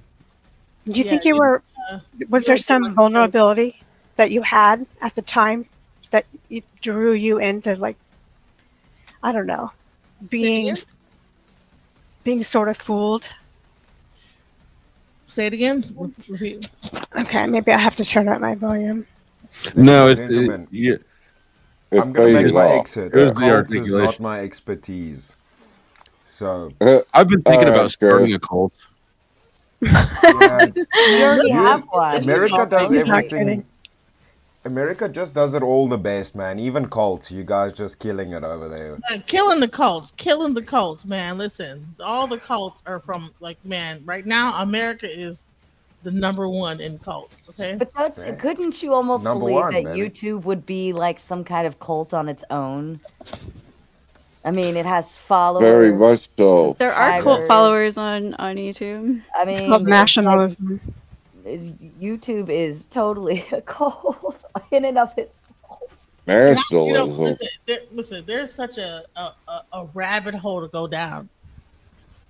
It's a rabbit hole. When you actually find out, because when you go down this rabbit hole to find out what's going on with this person, then there's another rabbit hole about the people that's following them. There's a whole group, like a whole cult following that cult that like would track them down everywhere they went. It's so crazy. Well, look what Jim Jones was able to do. Oh, With they the could like Kool-Aid. be a picture, like they could be like talking outside and have a tree behind them, and guess what? They will figure out that tree and be like, "Oh, this is where they at." I mean, it got so crazy. Yeah, they were It got like that. There's geo. They were in South America. They were all throughout South America, and then these people will find out where they were in South America, and they kept getting kicked out of different countries in South America. Like Scientology does that too. one time, they got kicked out of off a plane because their underarm was taken. Was there what? The whole plane said, "Listen, they gotta go because they stink." Because they were they were trying to be naturalists and like not use deodorant and whatever. That's gross. They kicked them off the plane, y'all. Alchemizing, what I was trying to ask you was what kind of vulnerability do you think people have to get into cults like this? What is it that makes them say, red flag, but that's okay. Red flag here, red found flag. women and young people that was like homeless, young women that were like probably like 19, vulnerable. 18. What is that Manipulation tactic. Developed yet? You know what I'm saying? Then it was one older woman that was there, but she passed away because he told her that she needed to eat potatoes instead of like taking her medication. So That's not funny. they had this whole thing called the B6 diet where they would just only eat potatoes on this diet. It's a lot. It's a lot to unpack. Like the fact that she would believe that, being a normal educated person, even if she was just dropped out of school in sixth grade. Rest in peace. You know what I'm saying? She rested in peace. Yeah. She had And shout out to JP Belly for your membership. Welcome, my friend. And for FlowState, Wrongful Rage gifting 10 more. 10 more.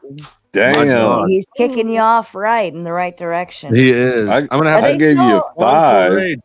Wrongful Rage. If you want to choose some custom emojis, I have room to upload more. That's what I was doing last time.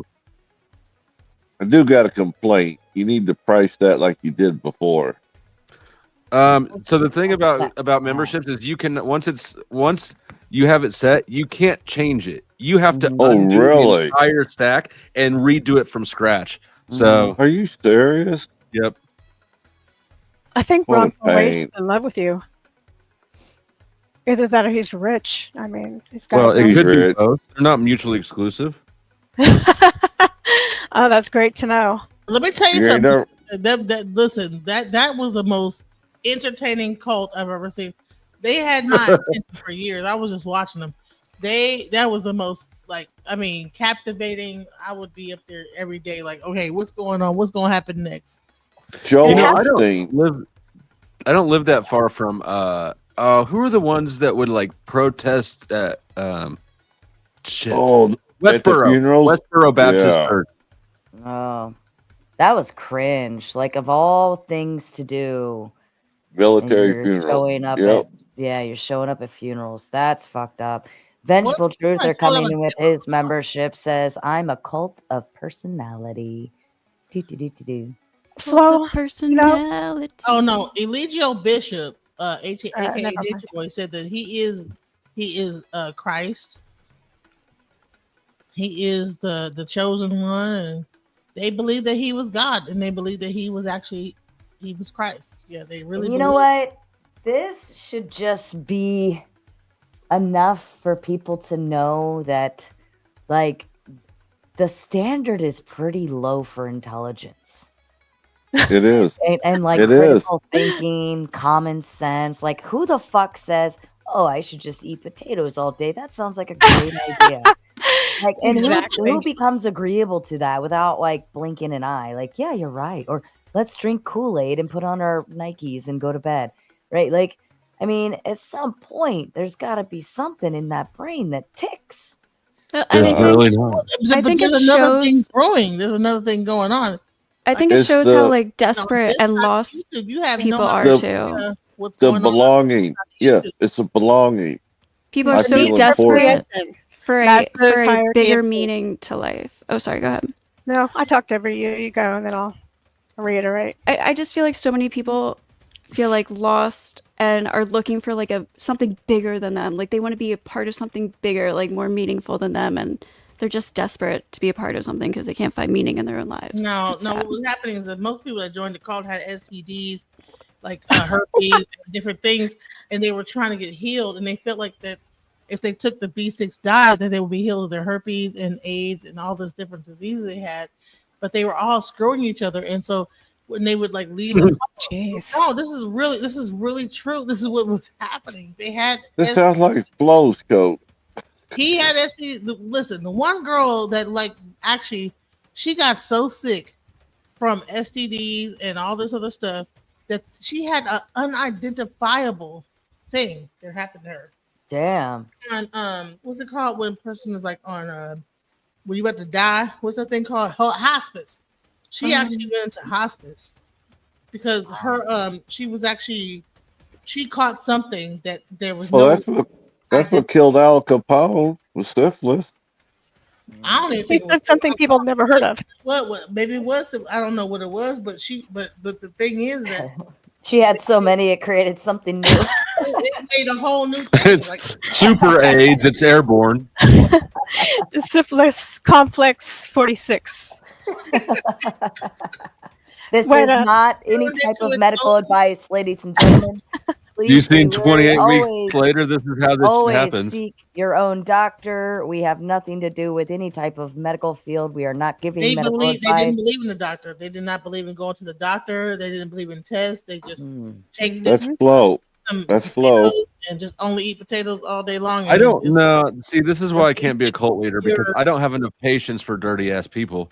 Mm-hmm. Oh yeah. No. Oh. I think If we're Flo's not cult fighting or is supposed to fucking, be- you need to keep your biology all the way off of me.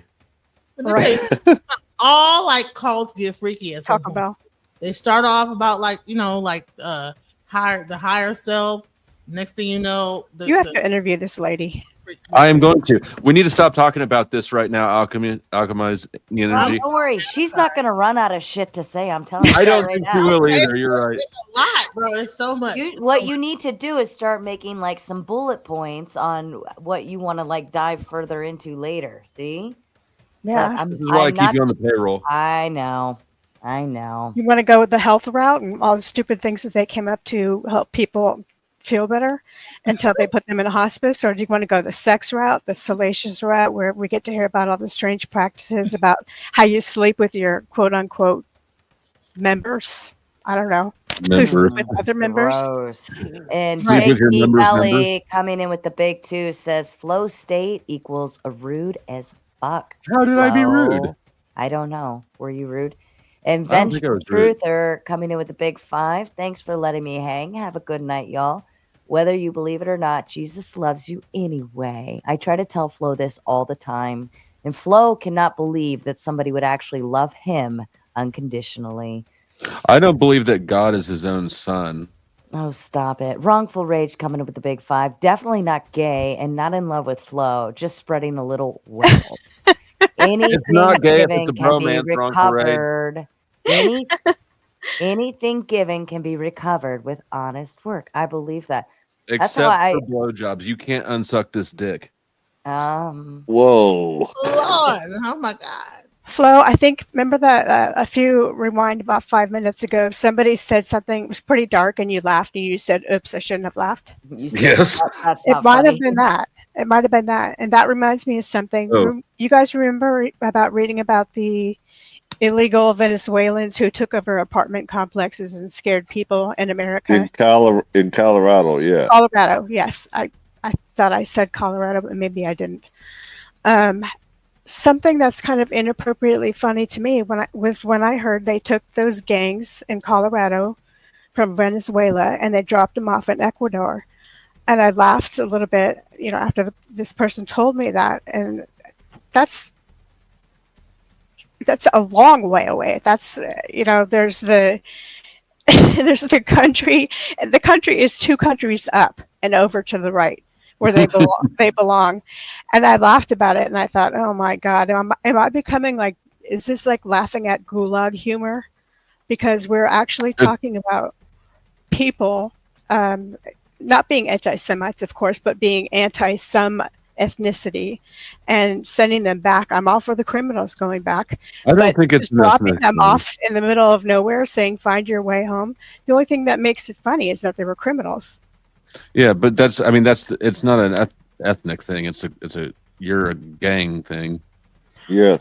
Well, that's what they're saying. Then you see the news footage. And I was okay with that, even, I guess, as controversial or as much of a moral problem as it was, because I rationalized it. And then when I saw the footage, I saw mothers and brothers and little kids going along with them, too, in handcuffs, getting off the plane in Ecuador when they lived in Venezuela. And that put kind of a different spin because, of course, they want you to believe the news. Whoever wants you to believe that only the criminals are being hurt or, made to be uncomfortable, blah, blah, blah, blah. That's never Maybe true. due to territories, they weren't able to drop them back off. Yes, we cannot fly to Venezuela. They're a communist country. They weren't, but think about it. Think about the other aspect, too. You say you want to go home, you're in South Africa. And that's the life that you're used to. You want to go home, and they take you, instead of to the United States, they take you to Canada, some province somewhere in Canada. Of course, you're going to be able to find your way back. It's not that far, but you're going to have to pay a bunch of money that you don't have. You have no home. You're a kid of a criminal. You're not the criminal. You're a mom of a criminal. Everybody in the family gets punished.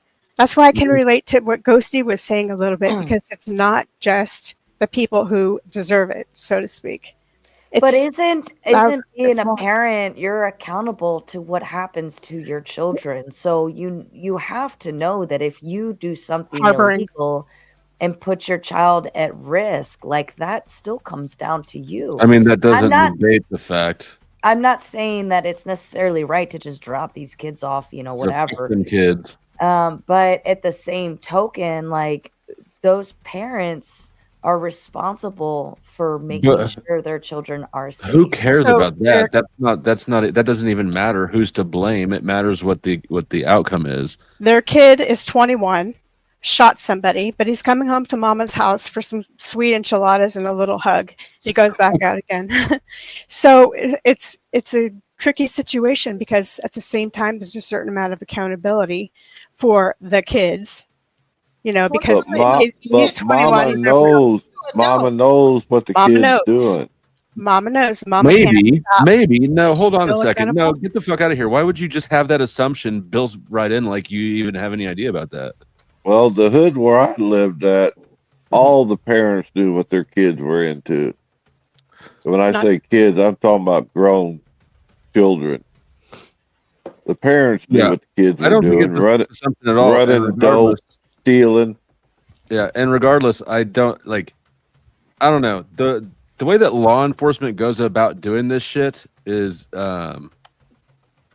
I mean, you got to sell yourself a narrative to be okay with all the collateral damage that comes with law enforcement, and then to sit there and go, "Well, they knew what would happen." A lot of times, actually, people don't know. Regardless of now, who's it's a scare tactic, is what it is. It's a scare tactic, but they're actually doing the thing as well. Chuck, would you rather be told the truth, or would rather be sold a pot of goods when people are being legitimate? Chuck loves to believe the lies. What? I didn't hear your whole question, Lindsay. Yeah, it doesn't matter. I can answer for you. No, Chuck wants to accept the paradigm that's presented to him and is pleasant. I was ready to do that. I was ready to say, get these Venezuelan gangs the hell out of here in Colorado. They're abusing things. They're abusing the tax system. They're abusing people's goodwill. Get the F out. I think that whole thing was a setup so that the Trump administration could look like they're doing shit good. That the entire Venezuelan gang story. What's that? I said thank you. Hello. Yeah. I don't know how illegal immigrants are abusing tax systems when they're not getting taxes; they're only paying taxes, right? Well, they're abusing tax systems, and okay, here's how it works. I'm a homeowner, so I pay. We have to. Okay, I'll try to be. I be love quick. like when Mexicans like fix my Well, she was house. asking me, right? Because I'm the one who said it. I'm sorry. Go ahead, Lindsay. I go to Home Depot every morning. Like, hey, listen, I need to get this done, and I got $10. Shit. I loosely meant that and not directly. The way that I'm specifically talking about it is homeowners, landowners get taxed. We pay for the schooling system for illegal immigrants who can't pay and don't pay. We pay for the books. We pay for the whole education, which is not even good enough to begin with because clearly some of them don't even read right. And they're illiterate at age 13, so they really have to have these basic classes. Another example is they go to the hospital, they give birth to 3 children, they declare what's it called? Indigent. Yeah. Yeah. They declare indigency, and then what Chuck and I pay in taxes that we mean to use for our family and our people at home instead suffice to pay for the 3 babies this lady has. Not that you should leave her at the door and say, too bad, squat down and have the baby right there, we're not helping you, which is what we just now started to do. That's the issue, though. Why the fuck are we blaming people who are not paying taxes instead of the people that are taking the fucking taxes? Thank you. We are. They're taking the taxes. No, the government's taking the taxes. Oh, yeah. So when you go to the hospital, for example, it is $1,500 for you just to ride the ambulance. Jose rides the ambulance. No offense to any specific Jose, just to the illegal criminal ones. And you paid for it. I don't pay for it. Okay, you don't because you don't pay any taxes because you're a criminal. You're Well, exempt. it gets passed on to the next people. That's why right. But there's that's my example, and there are several degrees of separation. But like the reason that ambulances cost so much, primarily, before you worry about like whoever you said Jose not paying his $150 ambulance bill, there's like layers and layers. $1,500 just to ride. Whatever. My point ambulance. is that is not the primary source of the expensive of this. The government industry. is. The whole industry is massively inflated. It's the only industry that I can think of where you buy services without even asking what the price is. It's absurd. But they found that out on Red Book or Red Pad or whatever the hell it is, where they were like, "Oh man, you guys gotta pay for that? Oh my god!" Like, you know what I'm saying? Like, oh, you don't have listen. It cost me $10 to get like some metformin. Like, oh yeah, but is diabetic it's a capitalist society, and so therefore they're gonna like charge top dollar for everything. So Trump ended the insulin cap at $35 too, right? That's not that way anymore. Well, Biden implemented something that like pharmaceutical companies could not charge more than $35 for insulin, and Trump canceled that. Why? Oh, nice. That's because Trump canceled every one of Biden's executive orders. Pretty much, he did the same thing when Obama. He did everything Obama did. He was like, "Well, as soon as he That's life-sustaining medical equipment." Nope, cut that out, whatever it is, whether it made sense or not. Then he came in, did the same thing. So that's what he does. He erases everything and tries to start all over. Every president just about does it. When they come in, they automatically cancel out the previous president's executive order and fire all the White House and staff. They start over. Whether the government is doing it and the people who are not legal and did not assimilate in the appropriate way, which we have to do when we go there, or to Italy or to France, or it doesn't matter where, there's a way to do it. And there's rules. So you don't have to go and do stuff like that. Whether it's because of our government or because we're out voting to allocate some of those taxes to the wrong places or the wrong amounts, we always delegate most of it to the military. The fact is that we're the regular people getting screwed. We're legal people getting screwed. That's the military is only 13%. we just discussed, and you made a good point, that it's the government. Now, we can screw ourselves again by voting for allotment of funds in a way that's not conducive to our needs, like health. We seem to like to have this huge ass military all the time. That's where it goes first. Well, because our economy runs off of our military. Us being a central reserve currency is really the source of our economic strength. It's not because we make good shit. But Flo, this is not a debate. This is not something we're debating. We're simply trying to acknowledge that it is backwards in our country where we're not benefiting from what I'm trying to explain to you why you're wrong about thinking that these people owe you anything or that they're to blame for the government that's taking money out of you. You wouldn't get any money back if there was less. If there were just less. I don't think these people owe me anything. They're recipients of the money. They don't owe me anything. It's not their fault. And if I had my house burned down, if they weren't here illegally, if they were here illegally, if the they whole were here mindset is legally, I have to do this thing. Why don't you have to do it too? It's ankle biting. It's crab in a bucket. If they don't have to get extorted and robbed like the rest of us, more power to them. I'm all for that. Well, they still pay taxes. They just don't like get any. I understand that we're on the same side, Ghosty, but you're not helping my point. Drug tax, like drug? Wait, I mean, they And only pay Wrongful taxes. Rage coming in with They the don't big get gifted memberships over here on this side. Wrongful Rage is spreading the love vast and wide. He had a long weekend off. It's about damn time. And then he also comes in with the big 5 on your end. Powdered Dusty. You want to read it? Ghetto rigging that shit. Duct tape and skill can fix a lot of problems. I don't have any problems. I think he was referring to the Home Depot runs. Oh, yeah. And then I think as far as the children, and we were talking about how like, oh, well, people came here illegally and they had children, and so that's on them. They knew that they could get kicked out of the country. But until Trump just came into presidency, children born in the U.S. had birthright citizenships. So there are children who were born here, who have been living here like their whole lives, who are now getting kicked out, and their parents had them here under the assumption that they would be a citizen in this country and they wouldn't be risking their child getting kicked out. So I think that's some of the moral aspect of it. Can I just talk about the fact that we were talking about all this other stuff, but then I'm a veteran, and then he just took off DEI at diversity equity, and like the first thing that comes up when you sign that that form is, "Are you a protected veteran?" And I am a protected veteran, Gulf War veteran, and now that's like taken away from me. We're talking about like the children of the Don't you still have military benefits or whatever, right? Yeah, but I mean, when I get a job, I mean, it used to be a thing where, okay, if you're a veteran, you know, it makes sense. Okay, like hire the veteran, right? Because we're mostly homeless. We're the biggest homeless population in the United States.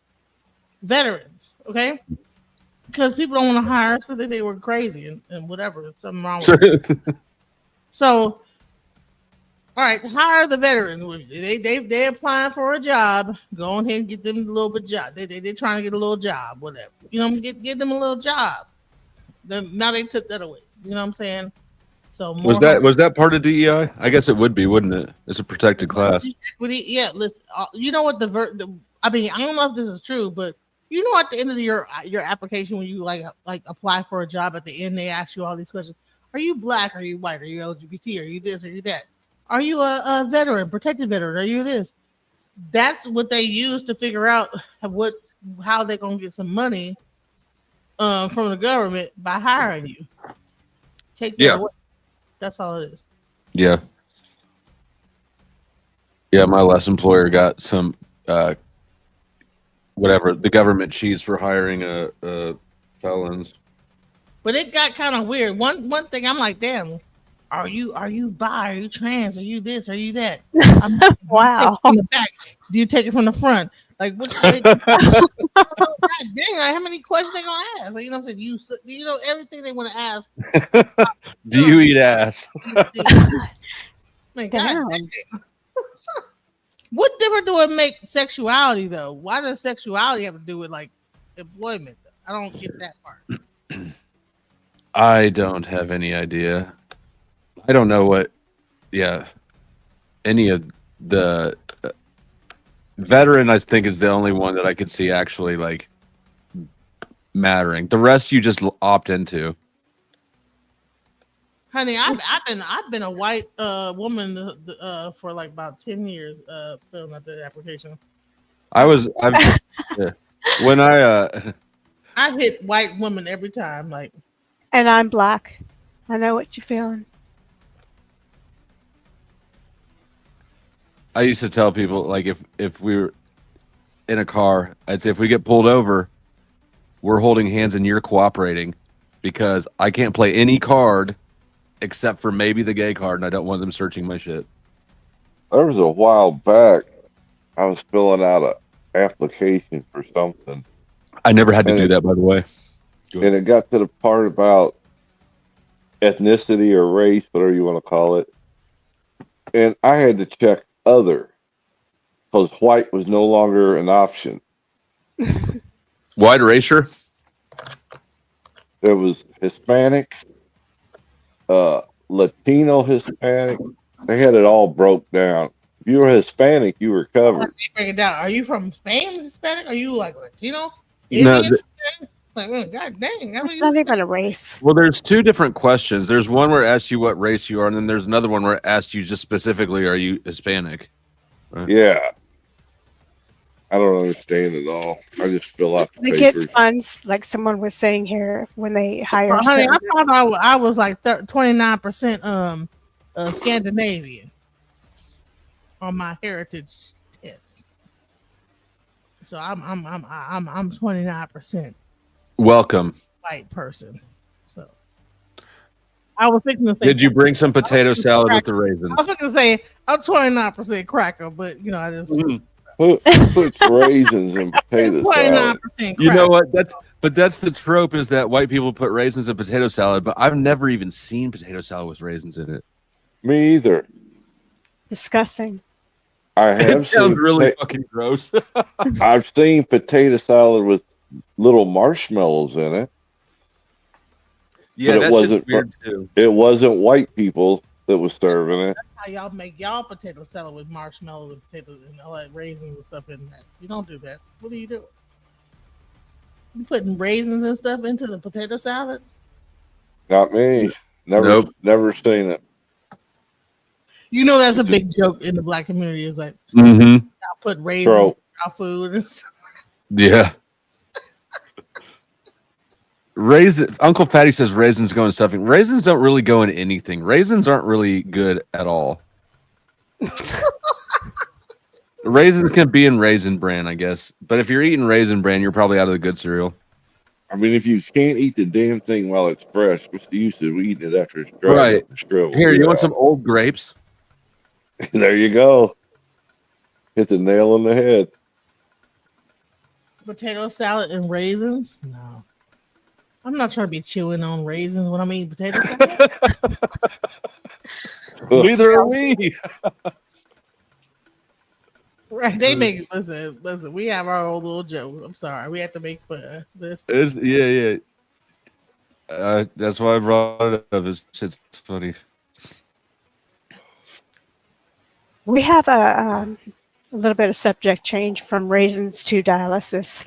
We have I can't tie these two together. Back to the immigration issue. We have a local dialysis center. They're limited in the amount of chairs they have. They have maybe 30. And I don't know who knows how much everybody knows about dialysis or not, but it's given to people. You can have diabetes for a long time and have problems with your kidneys. You can be a drug taker chronically and have problems with your kidneys. There are many different ways that you can have to be a dialysis patient. And you go basically 3 or 4 times a week, and you are hooked up to a machine that filters your blood and the toxins in your blood because your kidneys aren't working to the full capacity. So it takes a long time. You have to sit there for 3 to 4 hours, 3 times. It's a full-time, part-time job. You get the idea. So these seats are very coveted because there are so many people, particularly old people, that need dialysis to live. So again, talking about the life-sustaining medical equipment, this is life-sustaining, very necessary. If you don't have it, kiss your ass goodbye, you're underground. That's how serious it is. Right. So about roughly half to 3/4 of the local center here is full of illegal immigrants. And I don't wish anybody, the issue here is not that I'm a racist or an elitist or whatever you want to label. I'm not saying that Hispanic is a race, so whatever you want to label me. But most of the chairs, over half, were taken by illegal immigrants. It costs something around $15,000 a day per person to run these machines. So you have to have insurance and you have to use Medicare, whatever it is you can that you have, especially the old people, because they get Medicare for free. Like if they're older than 55. Medicare is not free. And first of all, why is it $15,000 a day to run a machine? Come on. It's an expensive. Overcharging, man. They overdoing it, man. Why is it 15,000? They lying, man. So are you saying that the illegal immigrants it costs us? But what about the cost? Why are they overcharging to run a machine? That's not really my point here, and I can look up exact numbers I have before, but I'll go look up the numbers. Are you saying they're giving illegal immigrants free health insurance? No, I'm not. I didn't get to finish what I was saying though, which was simply I'm mad that it's 15,000. Because I would assume because we don't have we don't have free health care for all, so I would assume you need insurance or to pay for it. Okay. They have to pay something like 30% or something like this. I don't know because each case is different, but it's very expensive and it's very sought after. The dilemma here is not really how much it is being paid. Whoever sits in that chair has to pay it via insurance or what have you. It is. Is there an actual order of operations here? If you're a legal immigrant, do you have any more right to life and to a chair than somebody who's from Mexico and doesn't have their proper papers? Most facilities, they're only obligated to sustain life. They're not obligated to treat you. They're only obligated to stabilize you.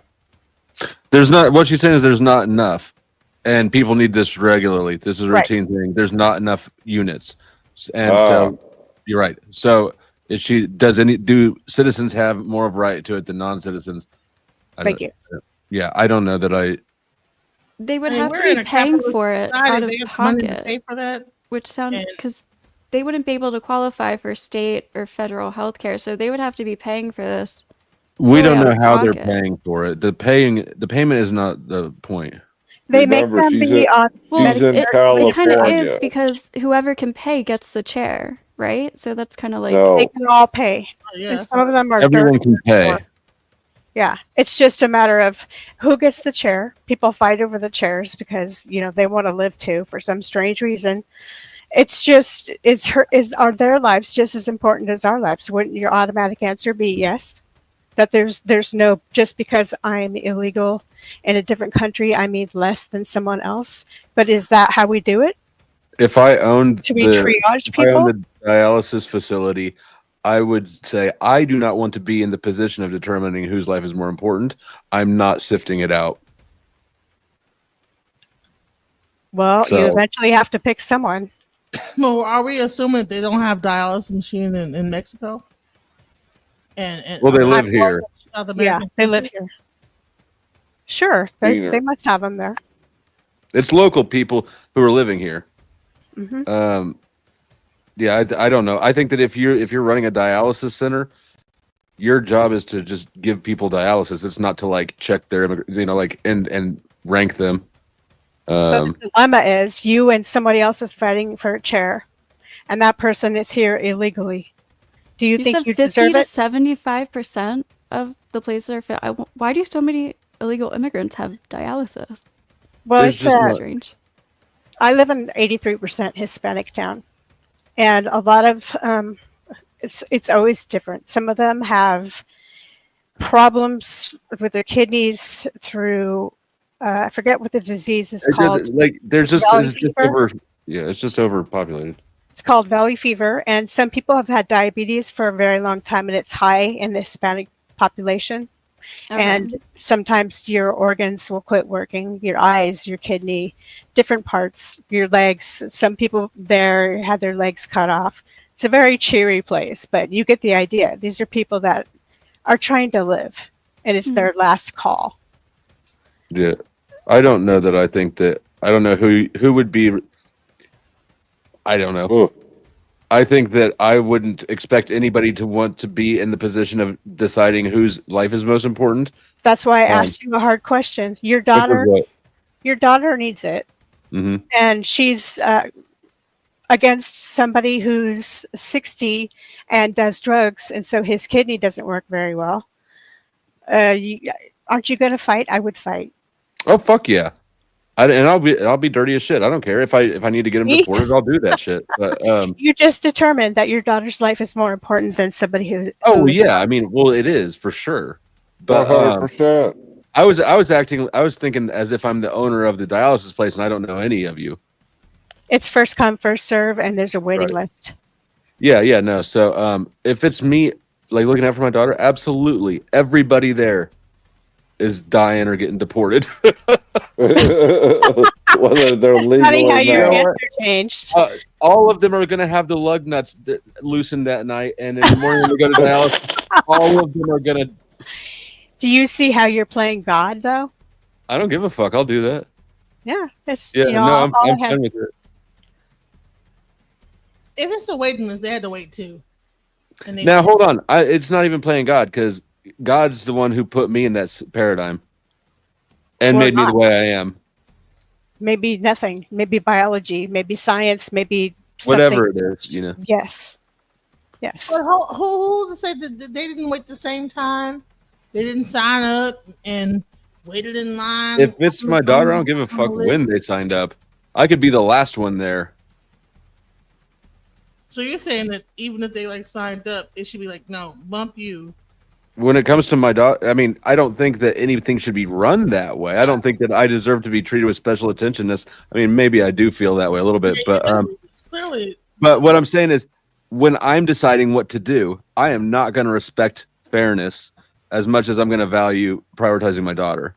So you just changed, which is pretty much a judgment call. You changed your answer completely because I made it personal, which is contextual, which makes sense.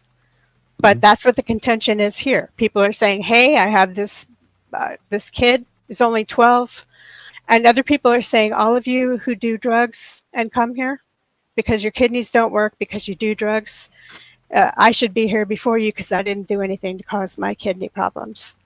And they don't get to say that. They can say whatever they want. No, I would well, you know what expect those people do? They go home and they do drugs, I will say this. Hold and then on. they come back. So so you know they all do drugs. How do you know this person have been working on bridges and building subway systems and everything for the American government, whatever the heck, up until now, and then finally like he ends up with that? You don't know who the. I don't like want to like keep the narrative that every like person that's like in America that's Mexican or like from That's what it comes down to. It's not fun. It doesn't feel good to everybody anyone. that's come from Mexico is not like this Pariah. Yeah. Right. Yeah. I we think know. it is. I think the right thing is for everybody to fight for their lives or their family members' lives, and so expect that shit and keep fighting for yours, right? Like that's. Yeah, so if you were, say you can't get this treatment in Mexico, and you have a kid that needs this treatment, and they can get it in America, you would probably, and like the immigration system is going to take 5+ years, and it's going to cost hundreds of thousands of dollars potentially over this amount of time.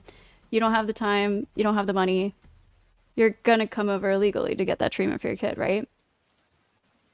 I would absolutely try. Yeah. Well, who's going to pay for it? So I feel like if I don't give a fuck at that point. Old people insurance, which they get whether they're old enough or not, They get it free because of this special circumstance. Medicare. Yeah. Is it free or is it In like California, yeah. It's something like 60-40 or something, or Isn't it even called less. Medi-Cal? Is that what it's called? It's Medi-Cal or Medicare. I'm not really sure which one, but it's the one where you're not supposed to get it unless you're 55 or older. That's And they give Medicare. Medicaid.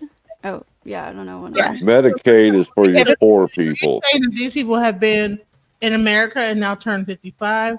So they've been in America for how many years? Or are you thinking that it's come over? They get the same insurance at 55 and get insurance and then get like diabetes treatment and just skip the line in front of everybody else.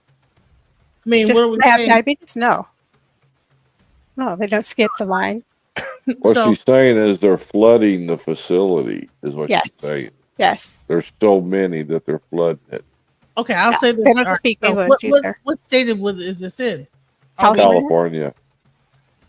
Okay, California. You're close to like Mexico. Uh-huh. I heard California knows how to party. We do. That's almost like that's almost like complaining that well you're almost Mexico.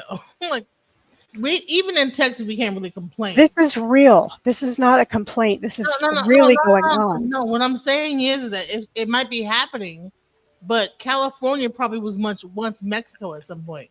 Like this was probably a part of like their country as well, but we did our thing and like said, okay, we're gonna cut you off from here. So but The we still Spanish have- actually took it from them. We have a lot of Spanish land grants given to the Caucasian people. But no, technically it's not you're true. saying that California was always a Caucasian place? I'm done. You I'm know done what? talking- She talking wasn't, but about I'll go with that. I'll say it was just because I think it's an interesting talking point. White people have always been here. Yes, fucking shit. And they've owned everything. And wrong for They've rape always and- owned everything. I would never go to Mexico or France, say, and expect to use their healthcare system and have their taxpayers pay for everything for me. Why? I would because the one in Rome. I have to You, abide. you would die. You would lay down and die before you'd go. This is not having to do with the dying situation. This is having to do with when in Rome. Why can't people assimilate where they're going? Okay, I need these 10 papers. I need to fill them out. I need to have worked for 8 years before I can get a citizenship. I'm saying that I would cooperate with the rules of the country. I don't know. I mean, But even imagine like, that there's people that like actually were at one point. This was not like another country. well, we're not even talking about that. Like, You're talking about Texas. it's Even not Texas, anymore though. you can't be mad about people in Texas that are Mexican that's overflooding Texas because Texas used to be Mexico. So even like Southern California, at one point, Yeah, but we took over it. But everything used to be one continent. But so we're dealing with now, right? And it's not about one continent. I mean, literally, like certain parts of like Southern like America used to be Mexico. no, I'm talking about like Pangea or whatever. Anyways, No, I'm not talking about Pangea. No, I'm talking about like literally. right, Imperialism doesn't matter right now. right. It doesn't. That's the point. Is that it?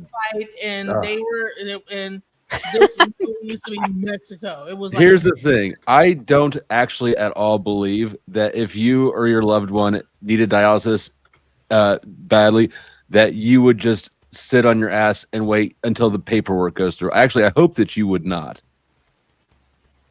They don't.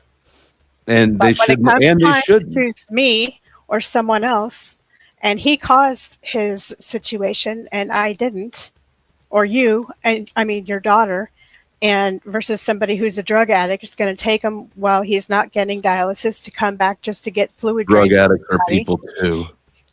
His life is not as important to me. If I had to make a choice, you know, you've heard that game that people play about. There's a train coming, and you have a chance to save an old lady, a young kid, and all those questions. Those hypothetical questions about value of life. Sometimes you're in a situation which you really have to judge and value a life. It's not fun. It's not glamorous. It's not fair. But there's a clear about it. priority structure, right? Like you value you and yours before others. Well, Like, you know what I value? I value wrongful rage. Sending in the Big Ten and says, the world is wicked, the world is suffering. In the darkness where only the glimmer of hope eerily survived. In the eye of the innocence, the wicked do die, bound by the victim of a dubious mind. that's Now he's getting poetic. oh, and let me That say was the something about nicest this. way to call us all assholes. Is that what he said? Pretty much. Anyways, memberships, new members. Not everything is set up yet. It maybe you've noticed yet. Give me a little time to get all the videos that are unlisted linked over to the members only thing, and to get the Discord set up. That stuff's in the works still. I just want to make the point that I like put into the chat. The present day states of California, Nevada, Utah, New Mexico, Arizona, Colorado, and parts of Oklahoma, Kansas, Wyoming were once part of Mexico. This land ceded to the United States as a result of the Mexican-American War and the Treaty of Guadalupe Hidalgo. So for us to like be mad that the Mexicans are like getting health care, well, this is their land too. But I mean, Yeah, that but we're talking about This is not just a long the time Aztecs. ago, right? I mean, this wasn't like it was just yesterday No. that we But took this- over taxes. Yeah, but what? So once that war happened, the Mexicans like disappeared. But who cares about the history? We're talking about survival here. Who gives that? I get what you're saying about survival, but so just because Wasn't there a treaty though? I thought we like She said purchased Yeah, Mexico gave that land up in order to achieve peace. Yeah. And they fought the Aztecs and the Spaniards. Correct. And nobody was, was given special treatment by natural force. The Spaniards conquered, not us. So The what about the Spaniards Native conquered Americans? them. So do you think the Native Americans like deserve? Well, why you were insisting upon talking imperialism, which is not a problem if you want to talk about that, but it's tangential. No, I'm I'm saying Native I American. mean, if we I just was like born here. based on this war, okay, that was a long time ago, right? So they don't deserve to like get like dialysis or whatever we like set up. But do then you have like Native Americans like that are here. Do they deserve to get the same thing too? Because well, guess what? There was like treaties and this, that, the other. My thing is that like at the end of the day, I these are think we human do beings. offer They're Native human beings Americans, they're human though. beings with diabetes. They're a different class. Native Americans So do. screw it, but they're not. Hold on a They're- second, because I think we do offer Native Americans a lot of different things as well. Like even when it comes to college and so on and so forth. Like As long as they're on the reservation, yeah. yeah, on the reservation. well, I don't know. get your No, college on the just, reservation. no, because I know that there are a couple friends of mine who actually, because they were a certain percentage, and they definitely didn't live on a reservation. Well, and look they at the had whole world. access. Sorry, tomato. Go on. Well, yeah, I think my point is that in terms of Texas, right? And you're saying, well, we took that area and whatever. It's like, well, yeah, I mean that's how all territories are conquered, right? One way or the other, whether we take it by treaty, war, Texas whatever. was an independent country first Mm-hmm. before we got it. Right, but that doesn't pertain to now. Just because we came, we saw, we conquered, doesn't mean like hundreds of years we suddenly owe free healthcare to every person that crosses the line illegally or does this or does that. That doesn't mean like we owe it to anyone. But how do you know they're getting it for free? I don't. Chairs. She's I don't saying know. that my grandma or whoever it is, all the chairs are filled up. You don't know what they paid to sit in them chairs. They probably paid top dollar. They probably like been working all their It's the lives, same price. building up buildings and doing this and doing Well, that. I know where I used to live up in St. Louis. They shut a hospital down because all the poor people were using it for the emergency room as a regular doctor's office. and the hospital was losing so much money because of it. Because Yeah, poor people don't pay. I knew somebody who had a very severe drug problem who would just go to the emergency room to like get food and stay somewhere for a couple nights. Wow. Were they Mexican? No. It was a white boy. Sorry, I'm Privileged white boy. Let me stop it. I'm sorry. Well, I mean, and we can recognize that anybody could essentially do that, right?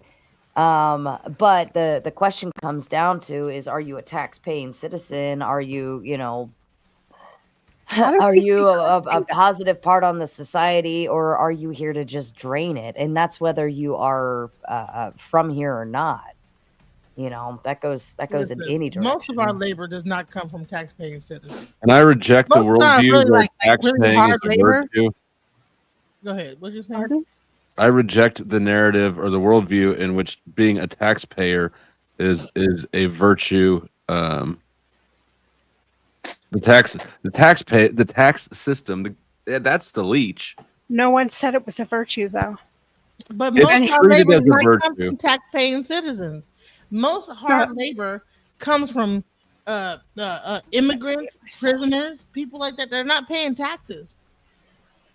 Well, Like even inmates, during prisoners don't get any fires, money. you know who came over there and like was putting them bitches out was ex-convicts coming out the prison system that figured out how to. They taught them how to like to put out fires.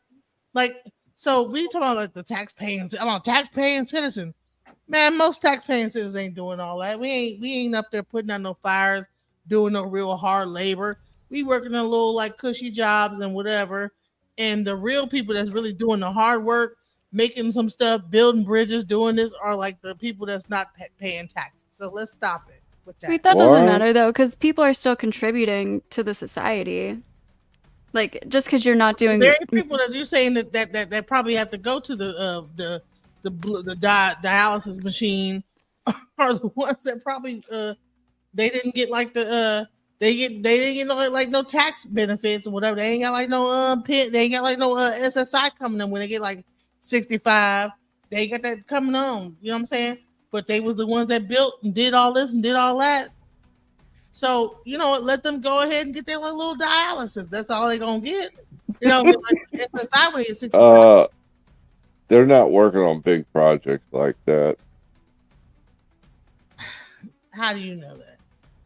He's actually right, because the big projects are done by union. Yep. And they're usually a government contract somewhere in there, which means they are audited for compliance. Yep. In which states? Michigan. Yeah, because essentially Illinois, I know it. They don't have no. If you're building bridges, then more likely it's through some kind of government contract of some sort, and therefore you're going to be under compliance and auditing, which means everybody you do have on the pay system needs to be contracted on too. Damn, please listen. You don't remember the whole thing where they had all those people like.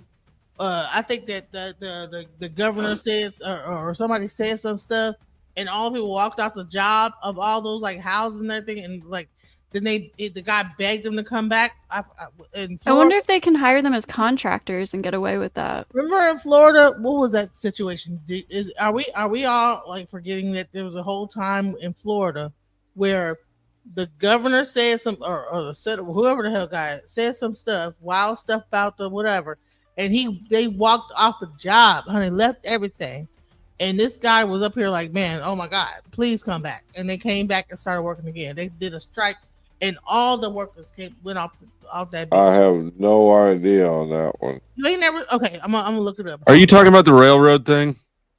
No, I'm talking about like strikes happen quite a bit. And they did a strike. Listen, in Florida, whatever this guy's name is. I don't know what his name is. Bush. I don't know. I'm not.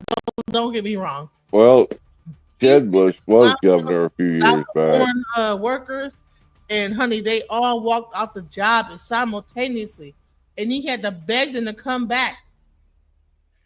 Don't know. Never heard of it. I guess. Let me go look it up. I'm gonna show y'all.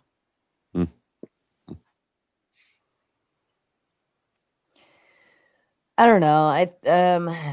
I think it's the same effect. I still think U.S. citizens who like I think we need to prioritize ourselves before we prioritize anybody else. I think I agree. overall we have too many. We have too many in poverty. We have too many children with empty stomachs. We have, jail systems that are too full. And this is why I get so fussy about the tax thing, because obviously that money's not being used right. It's put in foreign aid. It's put in, I know somebody personally who during Katrina, was it Katrina? Anyway, yeah, I think it was. That hit New Orleans. Yeah. They have a big company in Colorado actually, but their truck or their company was being hired to deliver truckloads and truckloads of gravel and just back it in the ocean and dump it. Huh? Yeah. For what purpose? DeSantis. I Well, found it. DeSantis. supposedly the purpose was to bring in materials to like reduce flooding or something, like to build barriers. Right. But in reality, like they didn't have anything set up down there, so they just have them back into the bay and dump it. Who is Illumination Expert? Oh, you ding dong! I fucking hate you. I'm always afraid to jump on here because I'm. You should be afraid. You should fucking be afraid. I just wanted to say the points you guys are. Thank you. We appreciate your short comment. All right, go ahead. Very good. Go ahead. I just wanted to say that concise. We can hold I like it concise. We can hold the bureaucracies and the corporatocracies in our country responsible for that concept of labor being void here now, because I think as a country we became more of a production market economy as opposed to a labor market economy. Like our companies produce the market for the labor around the world, and these companies exported these jobs out to Asia and other places, which in the long run affected Americans, like Sarah was just saying, people being poor, the wealth gap between the lower middle class and the upper middle class and the rich. So I think really the people to blame are like the politicians and the people who ran these companies that saw it was cheaper to export the jobs. That's capitalism, though, right?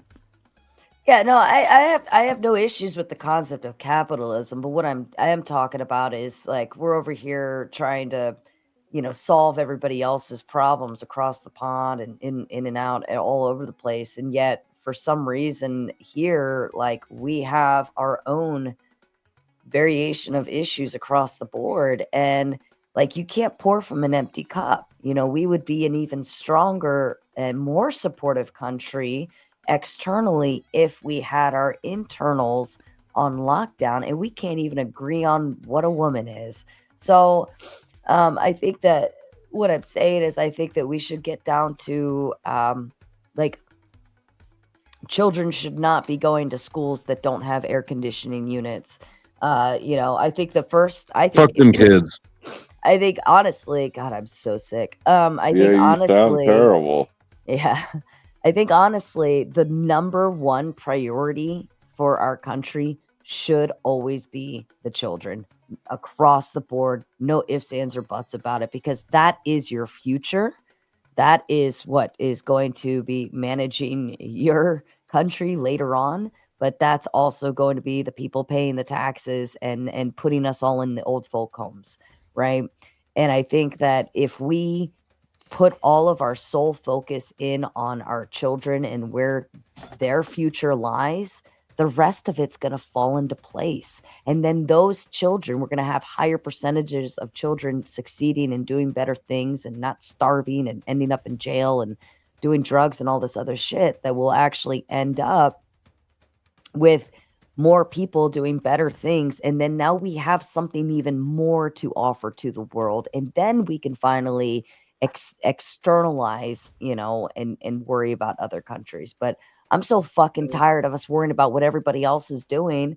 And yet we've got our home. Like, that would be like me going to my neighbor's house and cooking her dinner, but yet my own kids at home, like are eating their own sandwiches that they had to kind of put together haphazardly. Like, it just doesn't make any sense.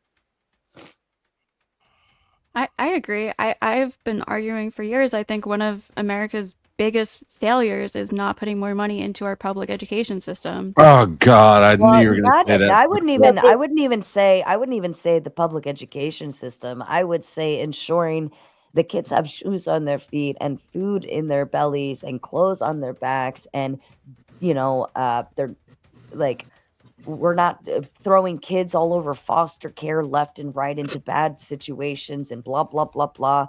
Like, we're not worrying about that stuff, and I think that should be our top fucking priority. And it's pathetic that kids get shoveled around and it can't even have medications and things like that, and all of this shit. Like, I just think it's absolutely bogus.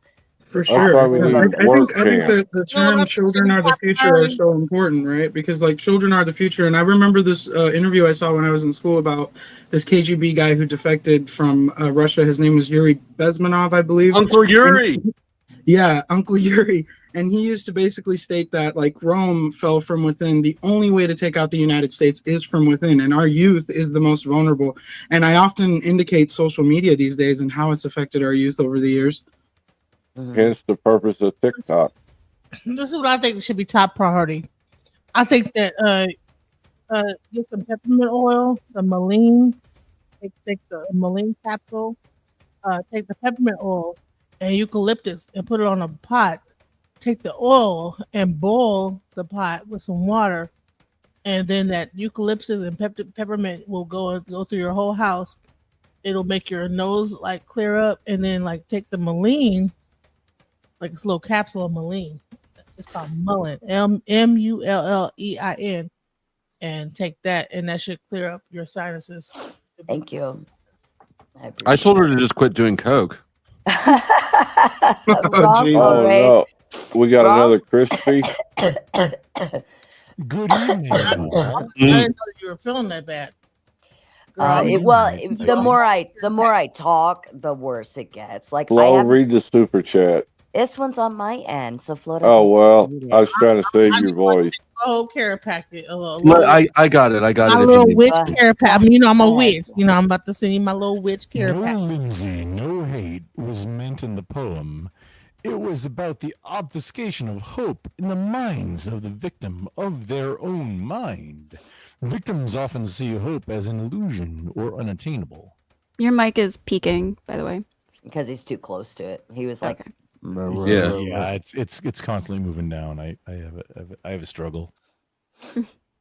Thank you, wrongful struggle bus. That was what is going on? That's funny. Yeah, it's only because he just was on top of it. Did somebody check his papers before you let him in? No, I'm an illegal. Oregano oil, raging tomato, oregano oil. Awesome. If you have like a bacteria or any kind of like a thing like that, oregano oil. She's probably got a yeast. And this is not a medical show. This is not. This is now a medical advice. This is not medical advice. We are not giving medical advice of any sort. Shut up, Rumble. We're just baking bread. Get strikes for that shit. Don't say that. This is not medical advice. Show. This is not. We're just a bunch of dummies. I don't even know medical advice. I'm just giving some herbs. I know. They'll strike the shit out of you. Yeah. Really? Oh yeah. I've had a couple friends go get strikes for it. I wonder why I don't go live very much anymore.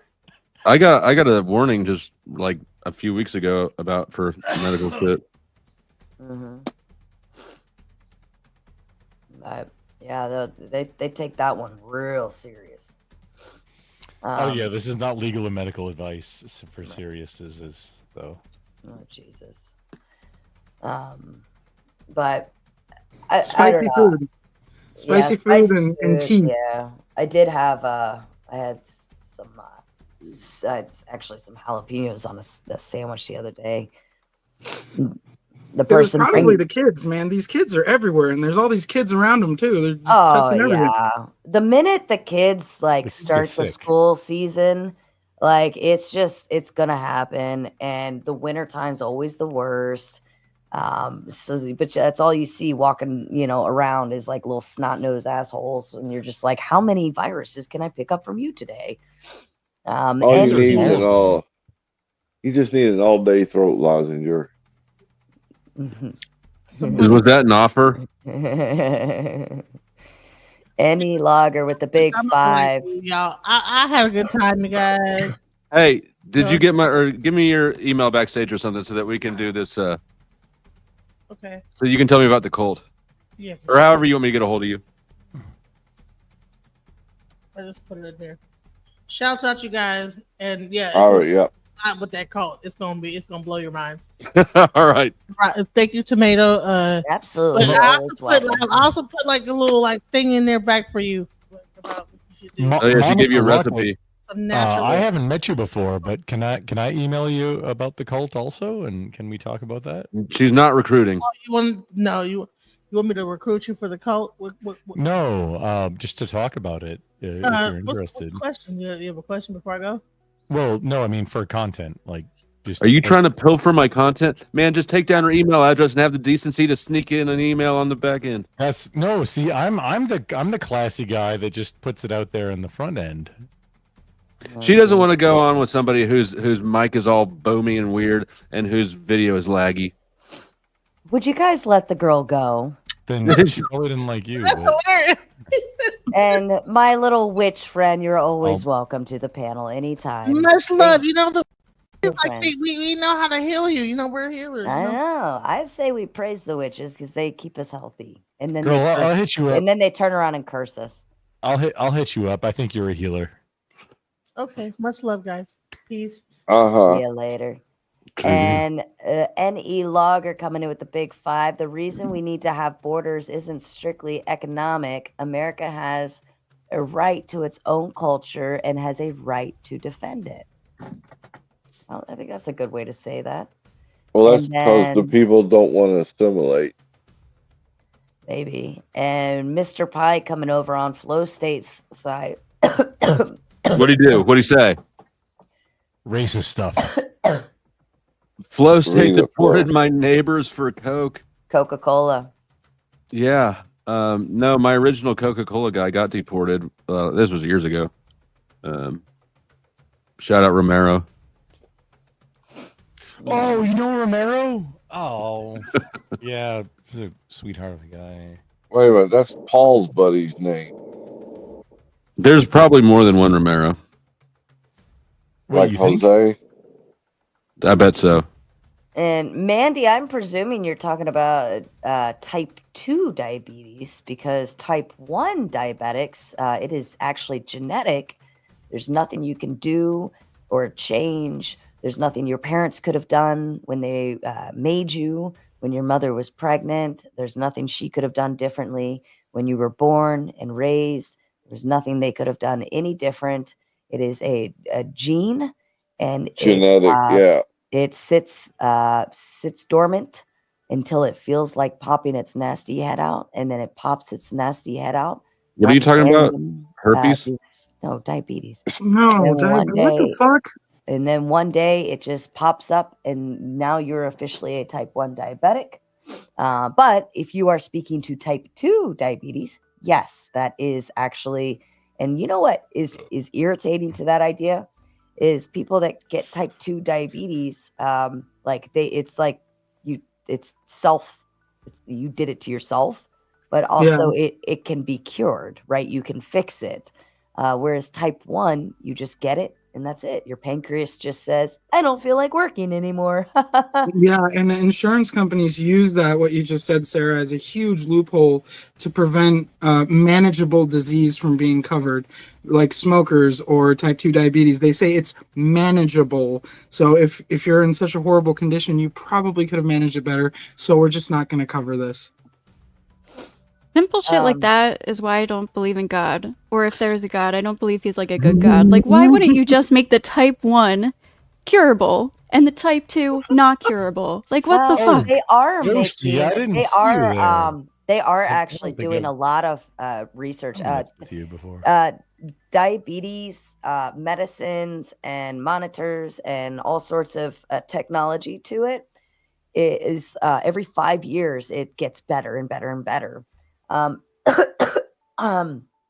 And it's actually expected that within the next 10, 15 years, you might actually have a cure. I know they're working on it's like some kind of beta. Beta blocker. Beta boy? No. Some type of. I think that's what they call it.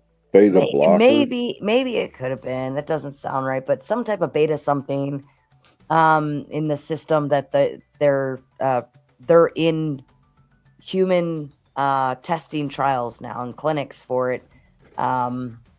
Since I'm a conspiracy theorist, I have to bring this up. Do you guys remember the Canadian couple that invented insulin? They were working on curing diabetes and were found dead in their bed of natural causes. Did you say invented insulin? Oh. Yeah, they came up with how insulin used to. Come on, dude, don't do that to me. Don't do the technical thing to me. It was a Canadian couple that were accredited for coming up with insulin being used in the medical field. And no, I just don't know what you're talking about. I'm not doing anything to you. Oh, I'm sorry. It happens all the time on here. You know how it goes, bro.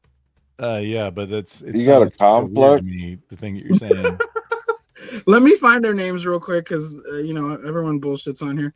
I haven't heard that about insulin, but I've heard similar conspiracy about like AIDS cures being developed that like people just don't want released for some reason. It was Frederick Banting and Charles Best in 1921, and Mr. Best and his wife were working on a cure for type 2 diabetes through the form of medicine. And they were also the ones that discovered how you could use insulin in the medical field to keep people in diabetes alive, with diabetes alive. And they were found dead of natural causes in their bed. And I always just thought that was really weird because they were like on the cusp of figuring this out, and all those research funding programs just got shut down after their death. 2 people die of natural causes on the same Clinton day. Of something, right? Or like a Clinton kill list thing. I don't know, dude. I have a personal connection with diabetes because my father suffered from it and he died a few years ago from it. And he worked 7 days a week. Like, I'm sure he could have taken care of himself better, but he had a whole family to take care of. And like going to dialysis 3 times a week, the kidney center, like I got to see all of that. So I think there's been a huge advantage. A huge. Hold on, really quick. Let me just finish, bro. Let me just finish. Go ahead. Thank you.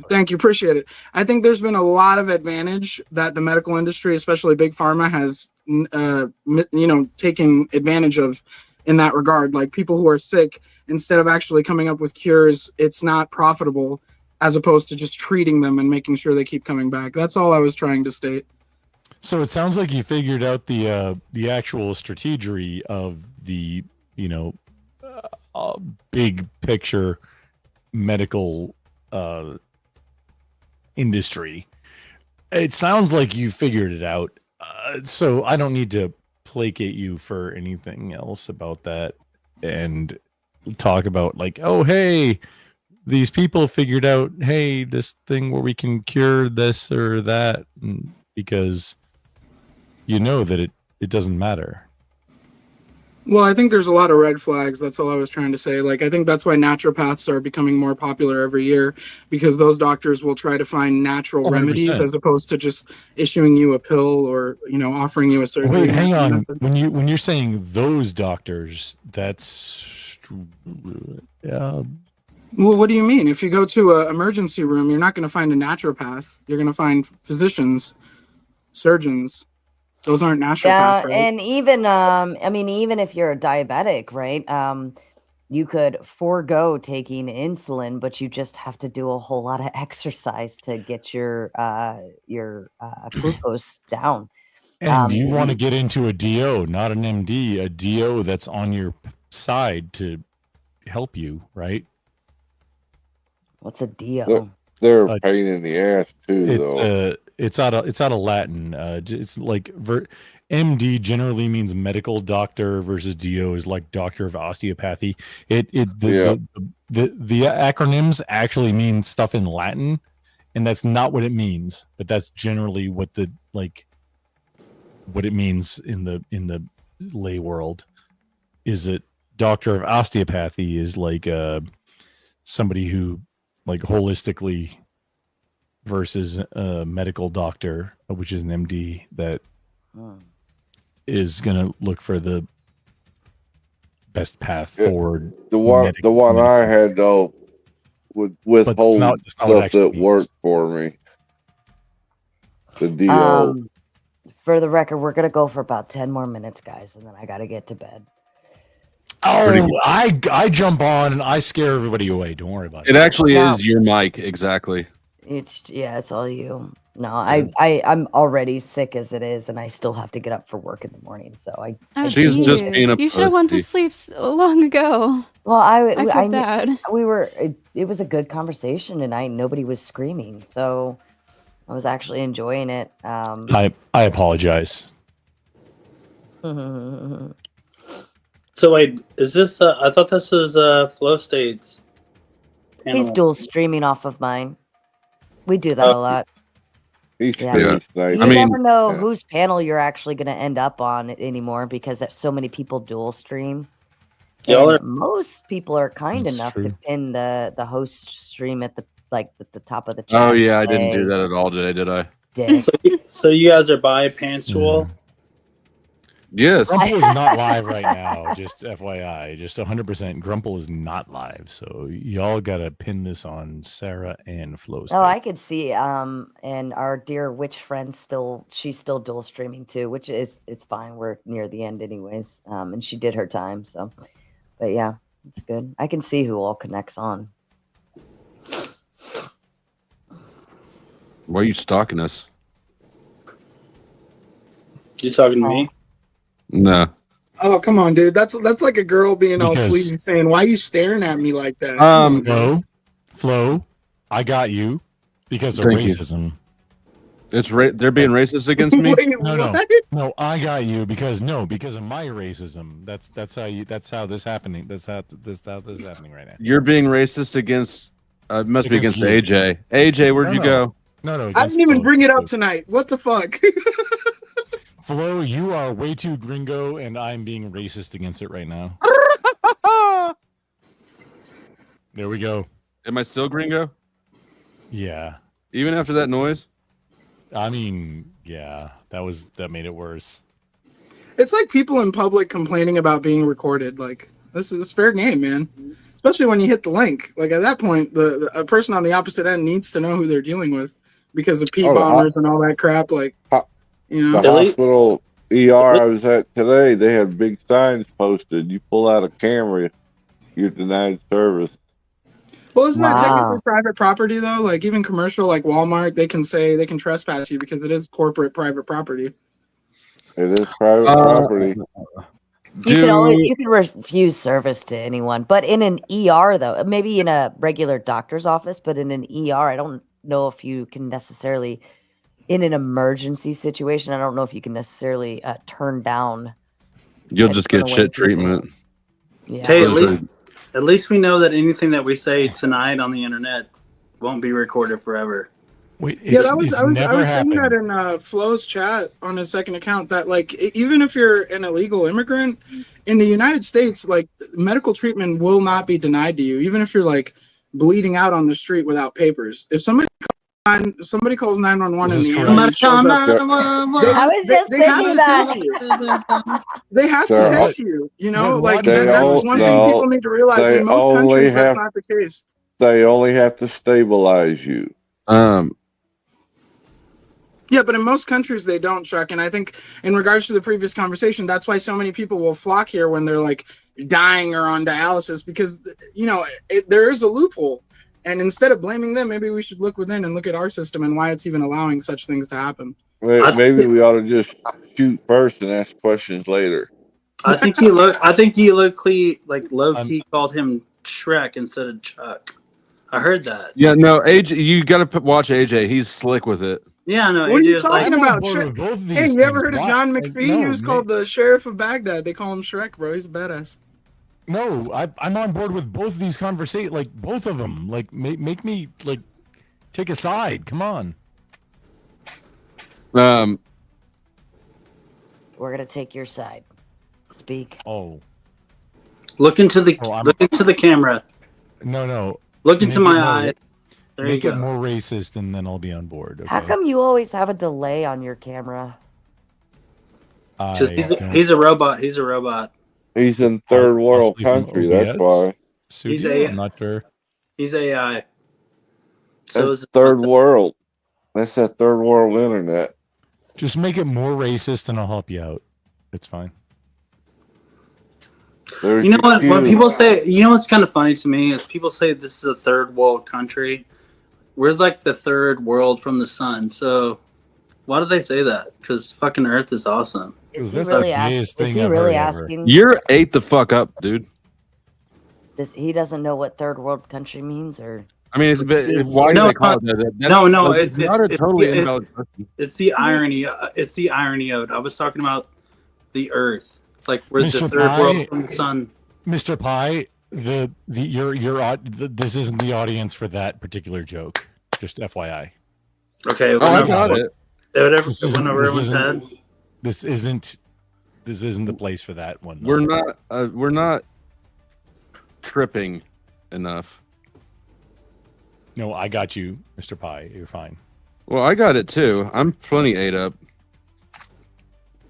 Are you saying I'm not? No, Flo, you don't placate him. It wasn't funny. I'm letting you No, know. it wasn't funny. It was amusing. It was mildly. It was amusing. Oh, that's good. That's like the mild version of funny. It's amusing. if you have to explain it, it's not funny. I just set up a new stream. Sweet, I'll set up a raid. If you want to know what I like dump. to- Sarah, I hope you feel better soon, man. Being sick fucking sucks. Take Yeah, some and it's been ivermectin, like quercetin. it's been like this for all week now. The symptoms are coming. Oh no. I heard arsenic does wonders. She held the sneeze back. Sarah, this I was so this ready to past go. week, God bless you. I had flu plus pneumonia. Mhm. You want a cookie? I mean, what are you offering or what? No. Just making Then- sure there's Then no. no expectations set up here. But I mean, if you were offering a cookie, I might be interested. I'm not that nice. No, I'm aware. Um, This bitch. Flo, is it on powder, Dusty? Yeah, I see it. Yeah. Bears. Okay. Who's got the echo? Your that's me, face has sorry. echo. I was Oh. muted.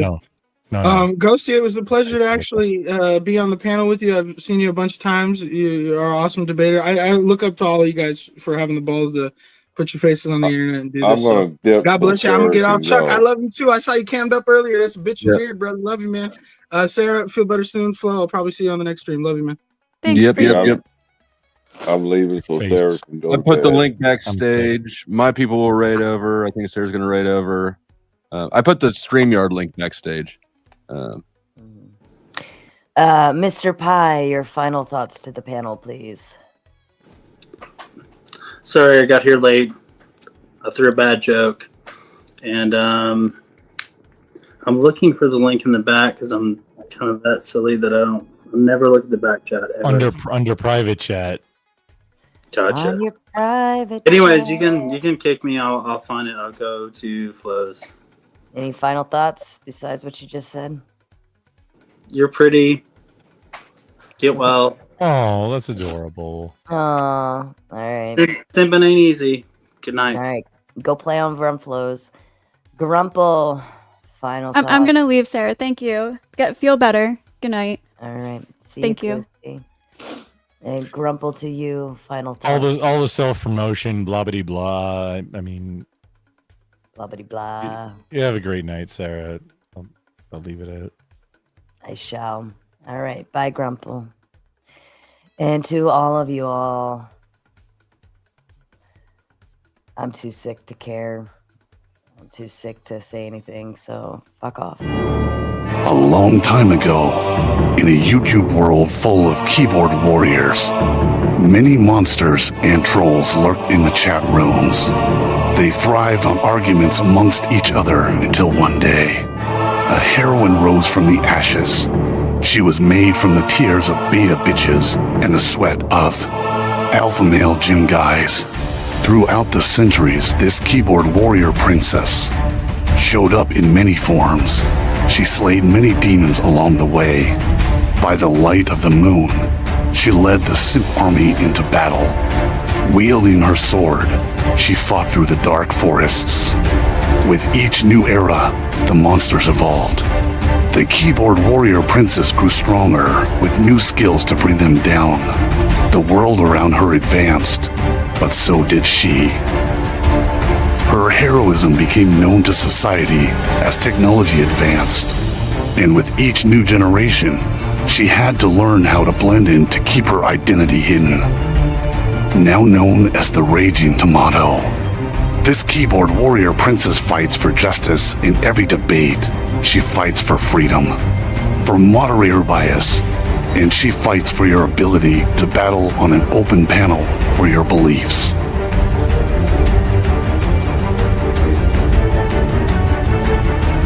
She protects the simp troopers from destruction. She fights to create peace among troll wars.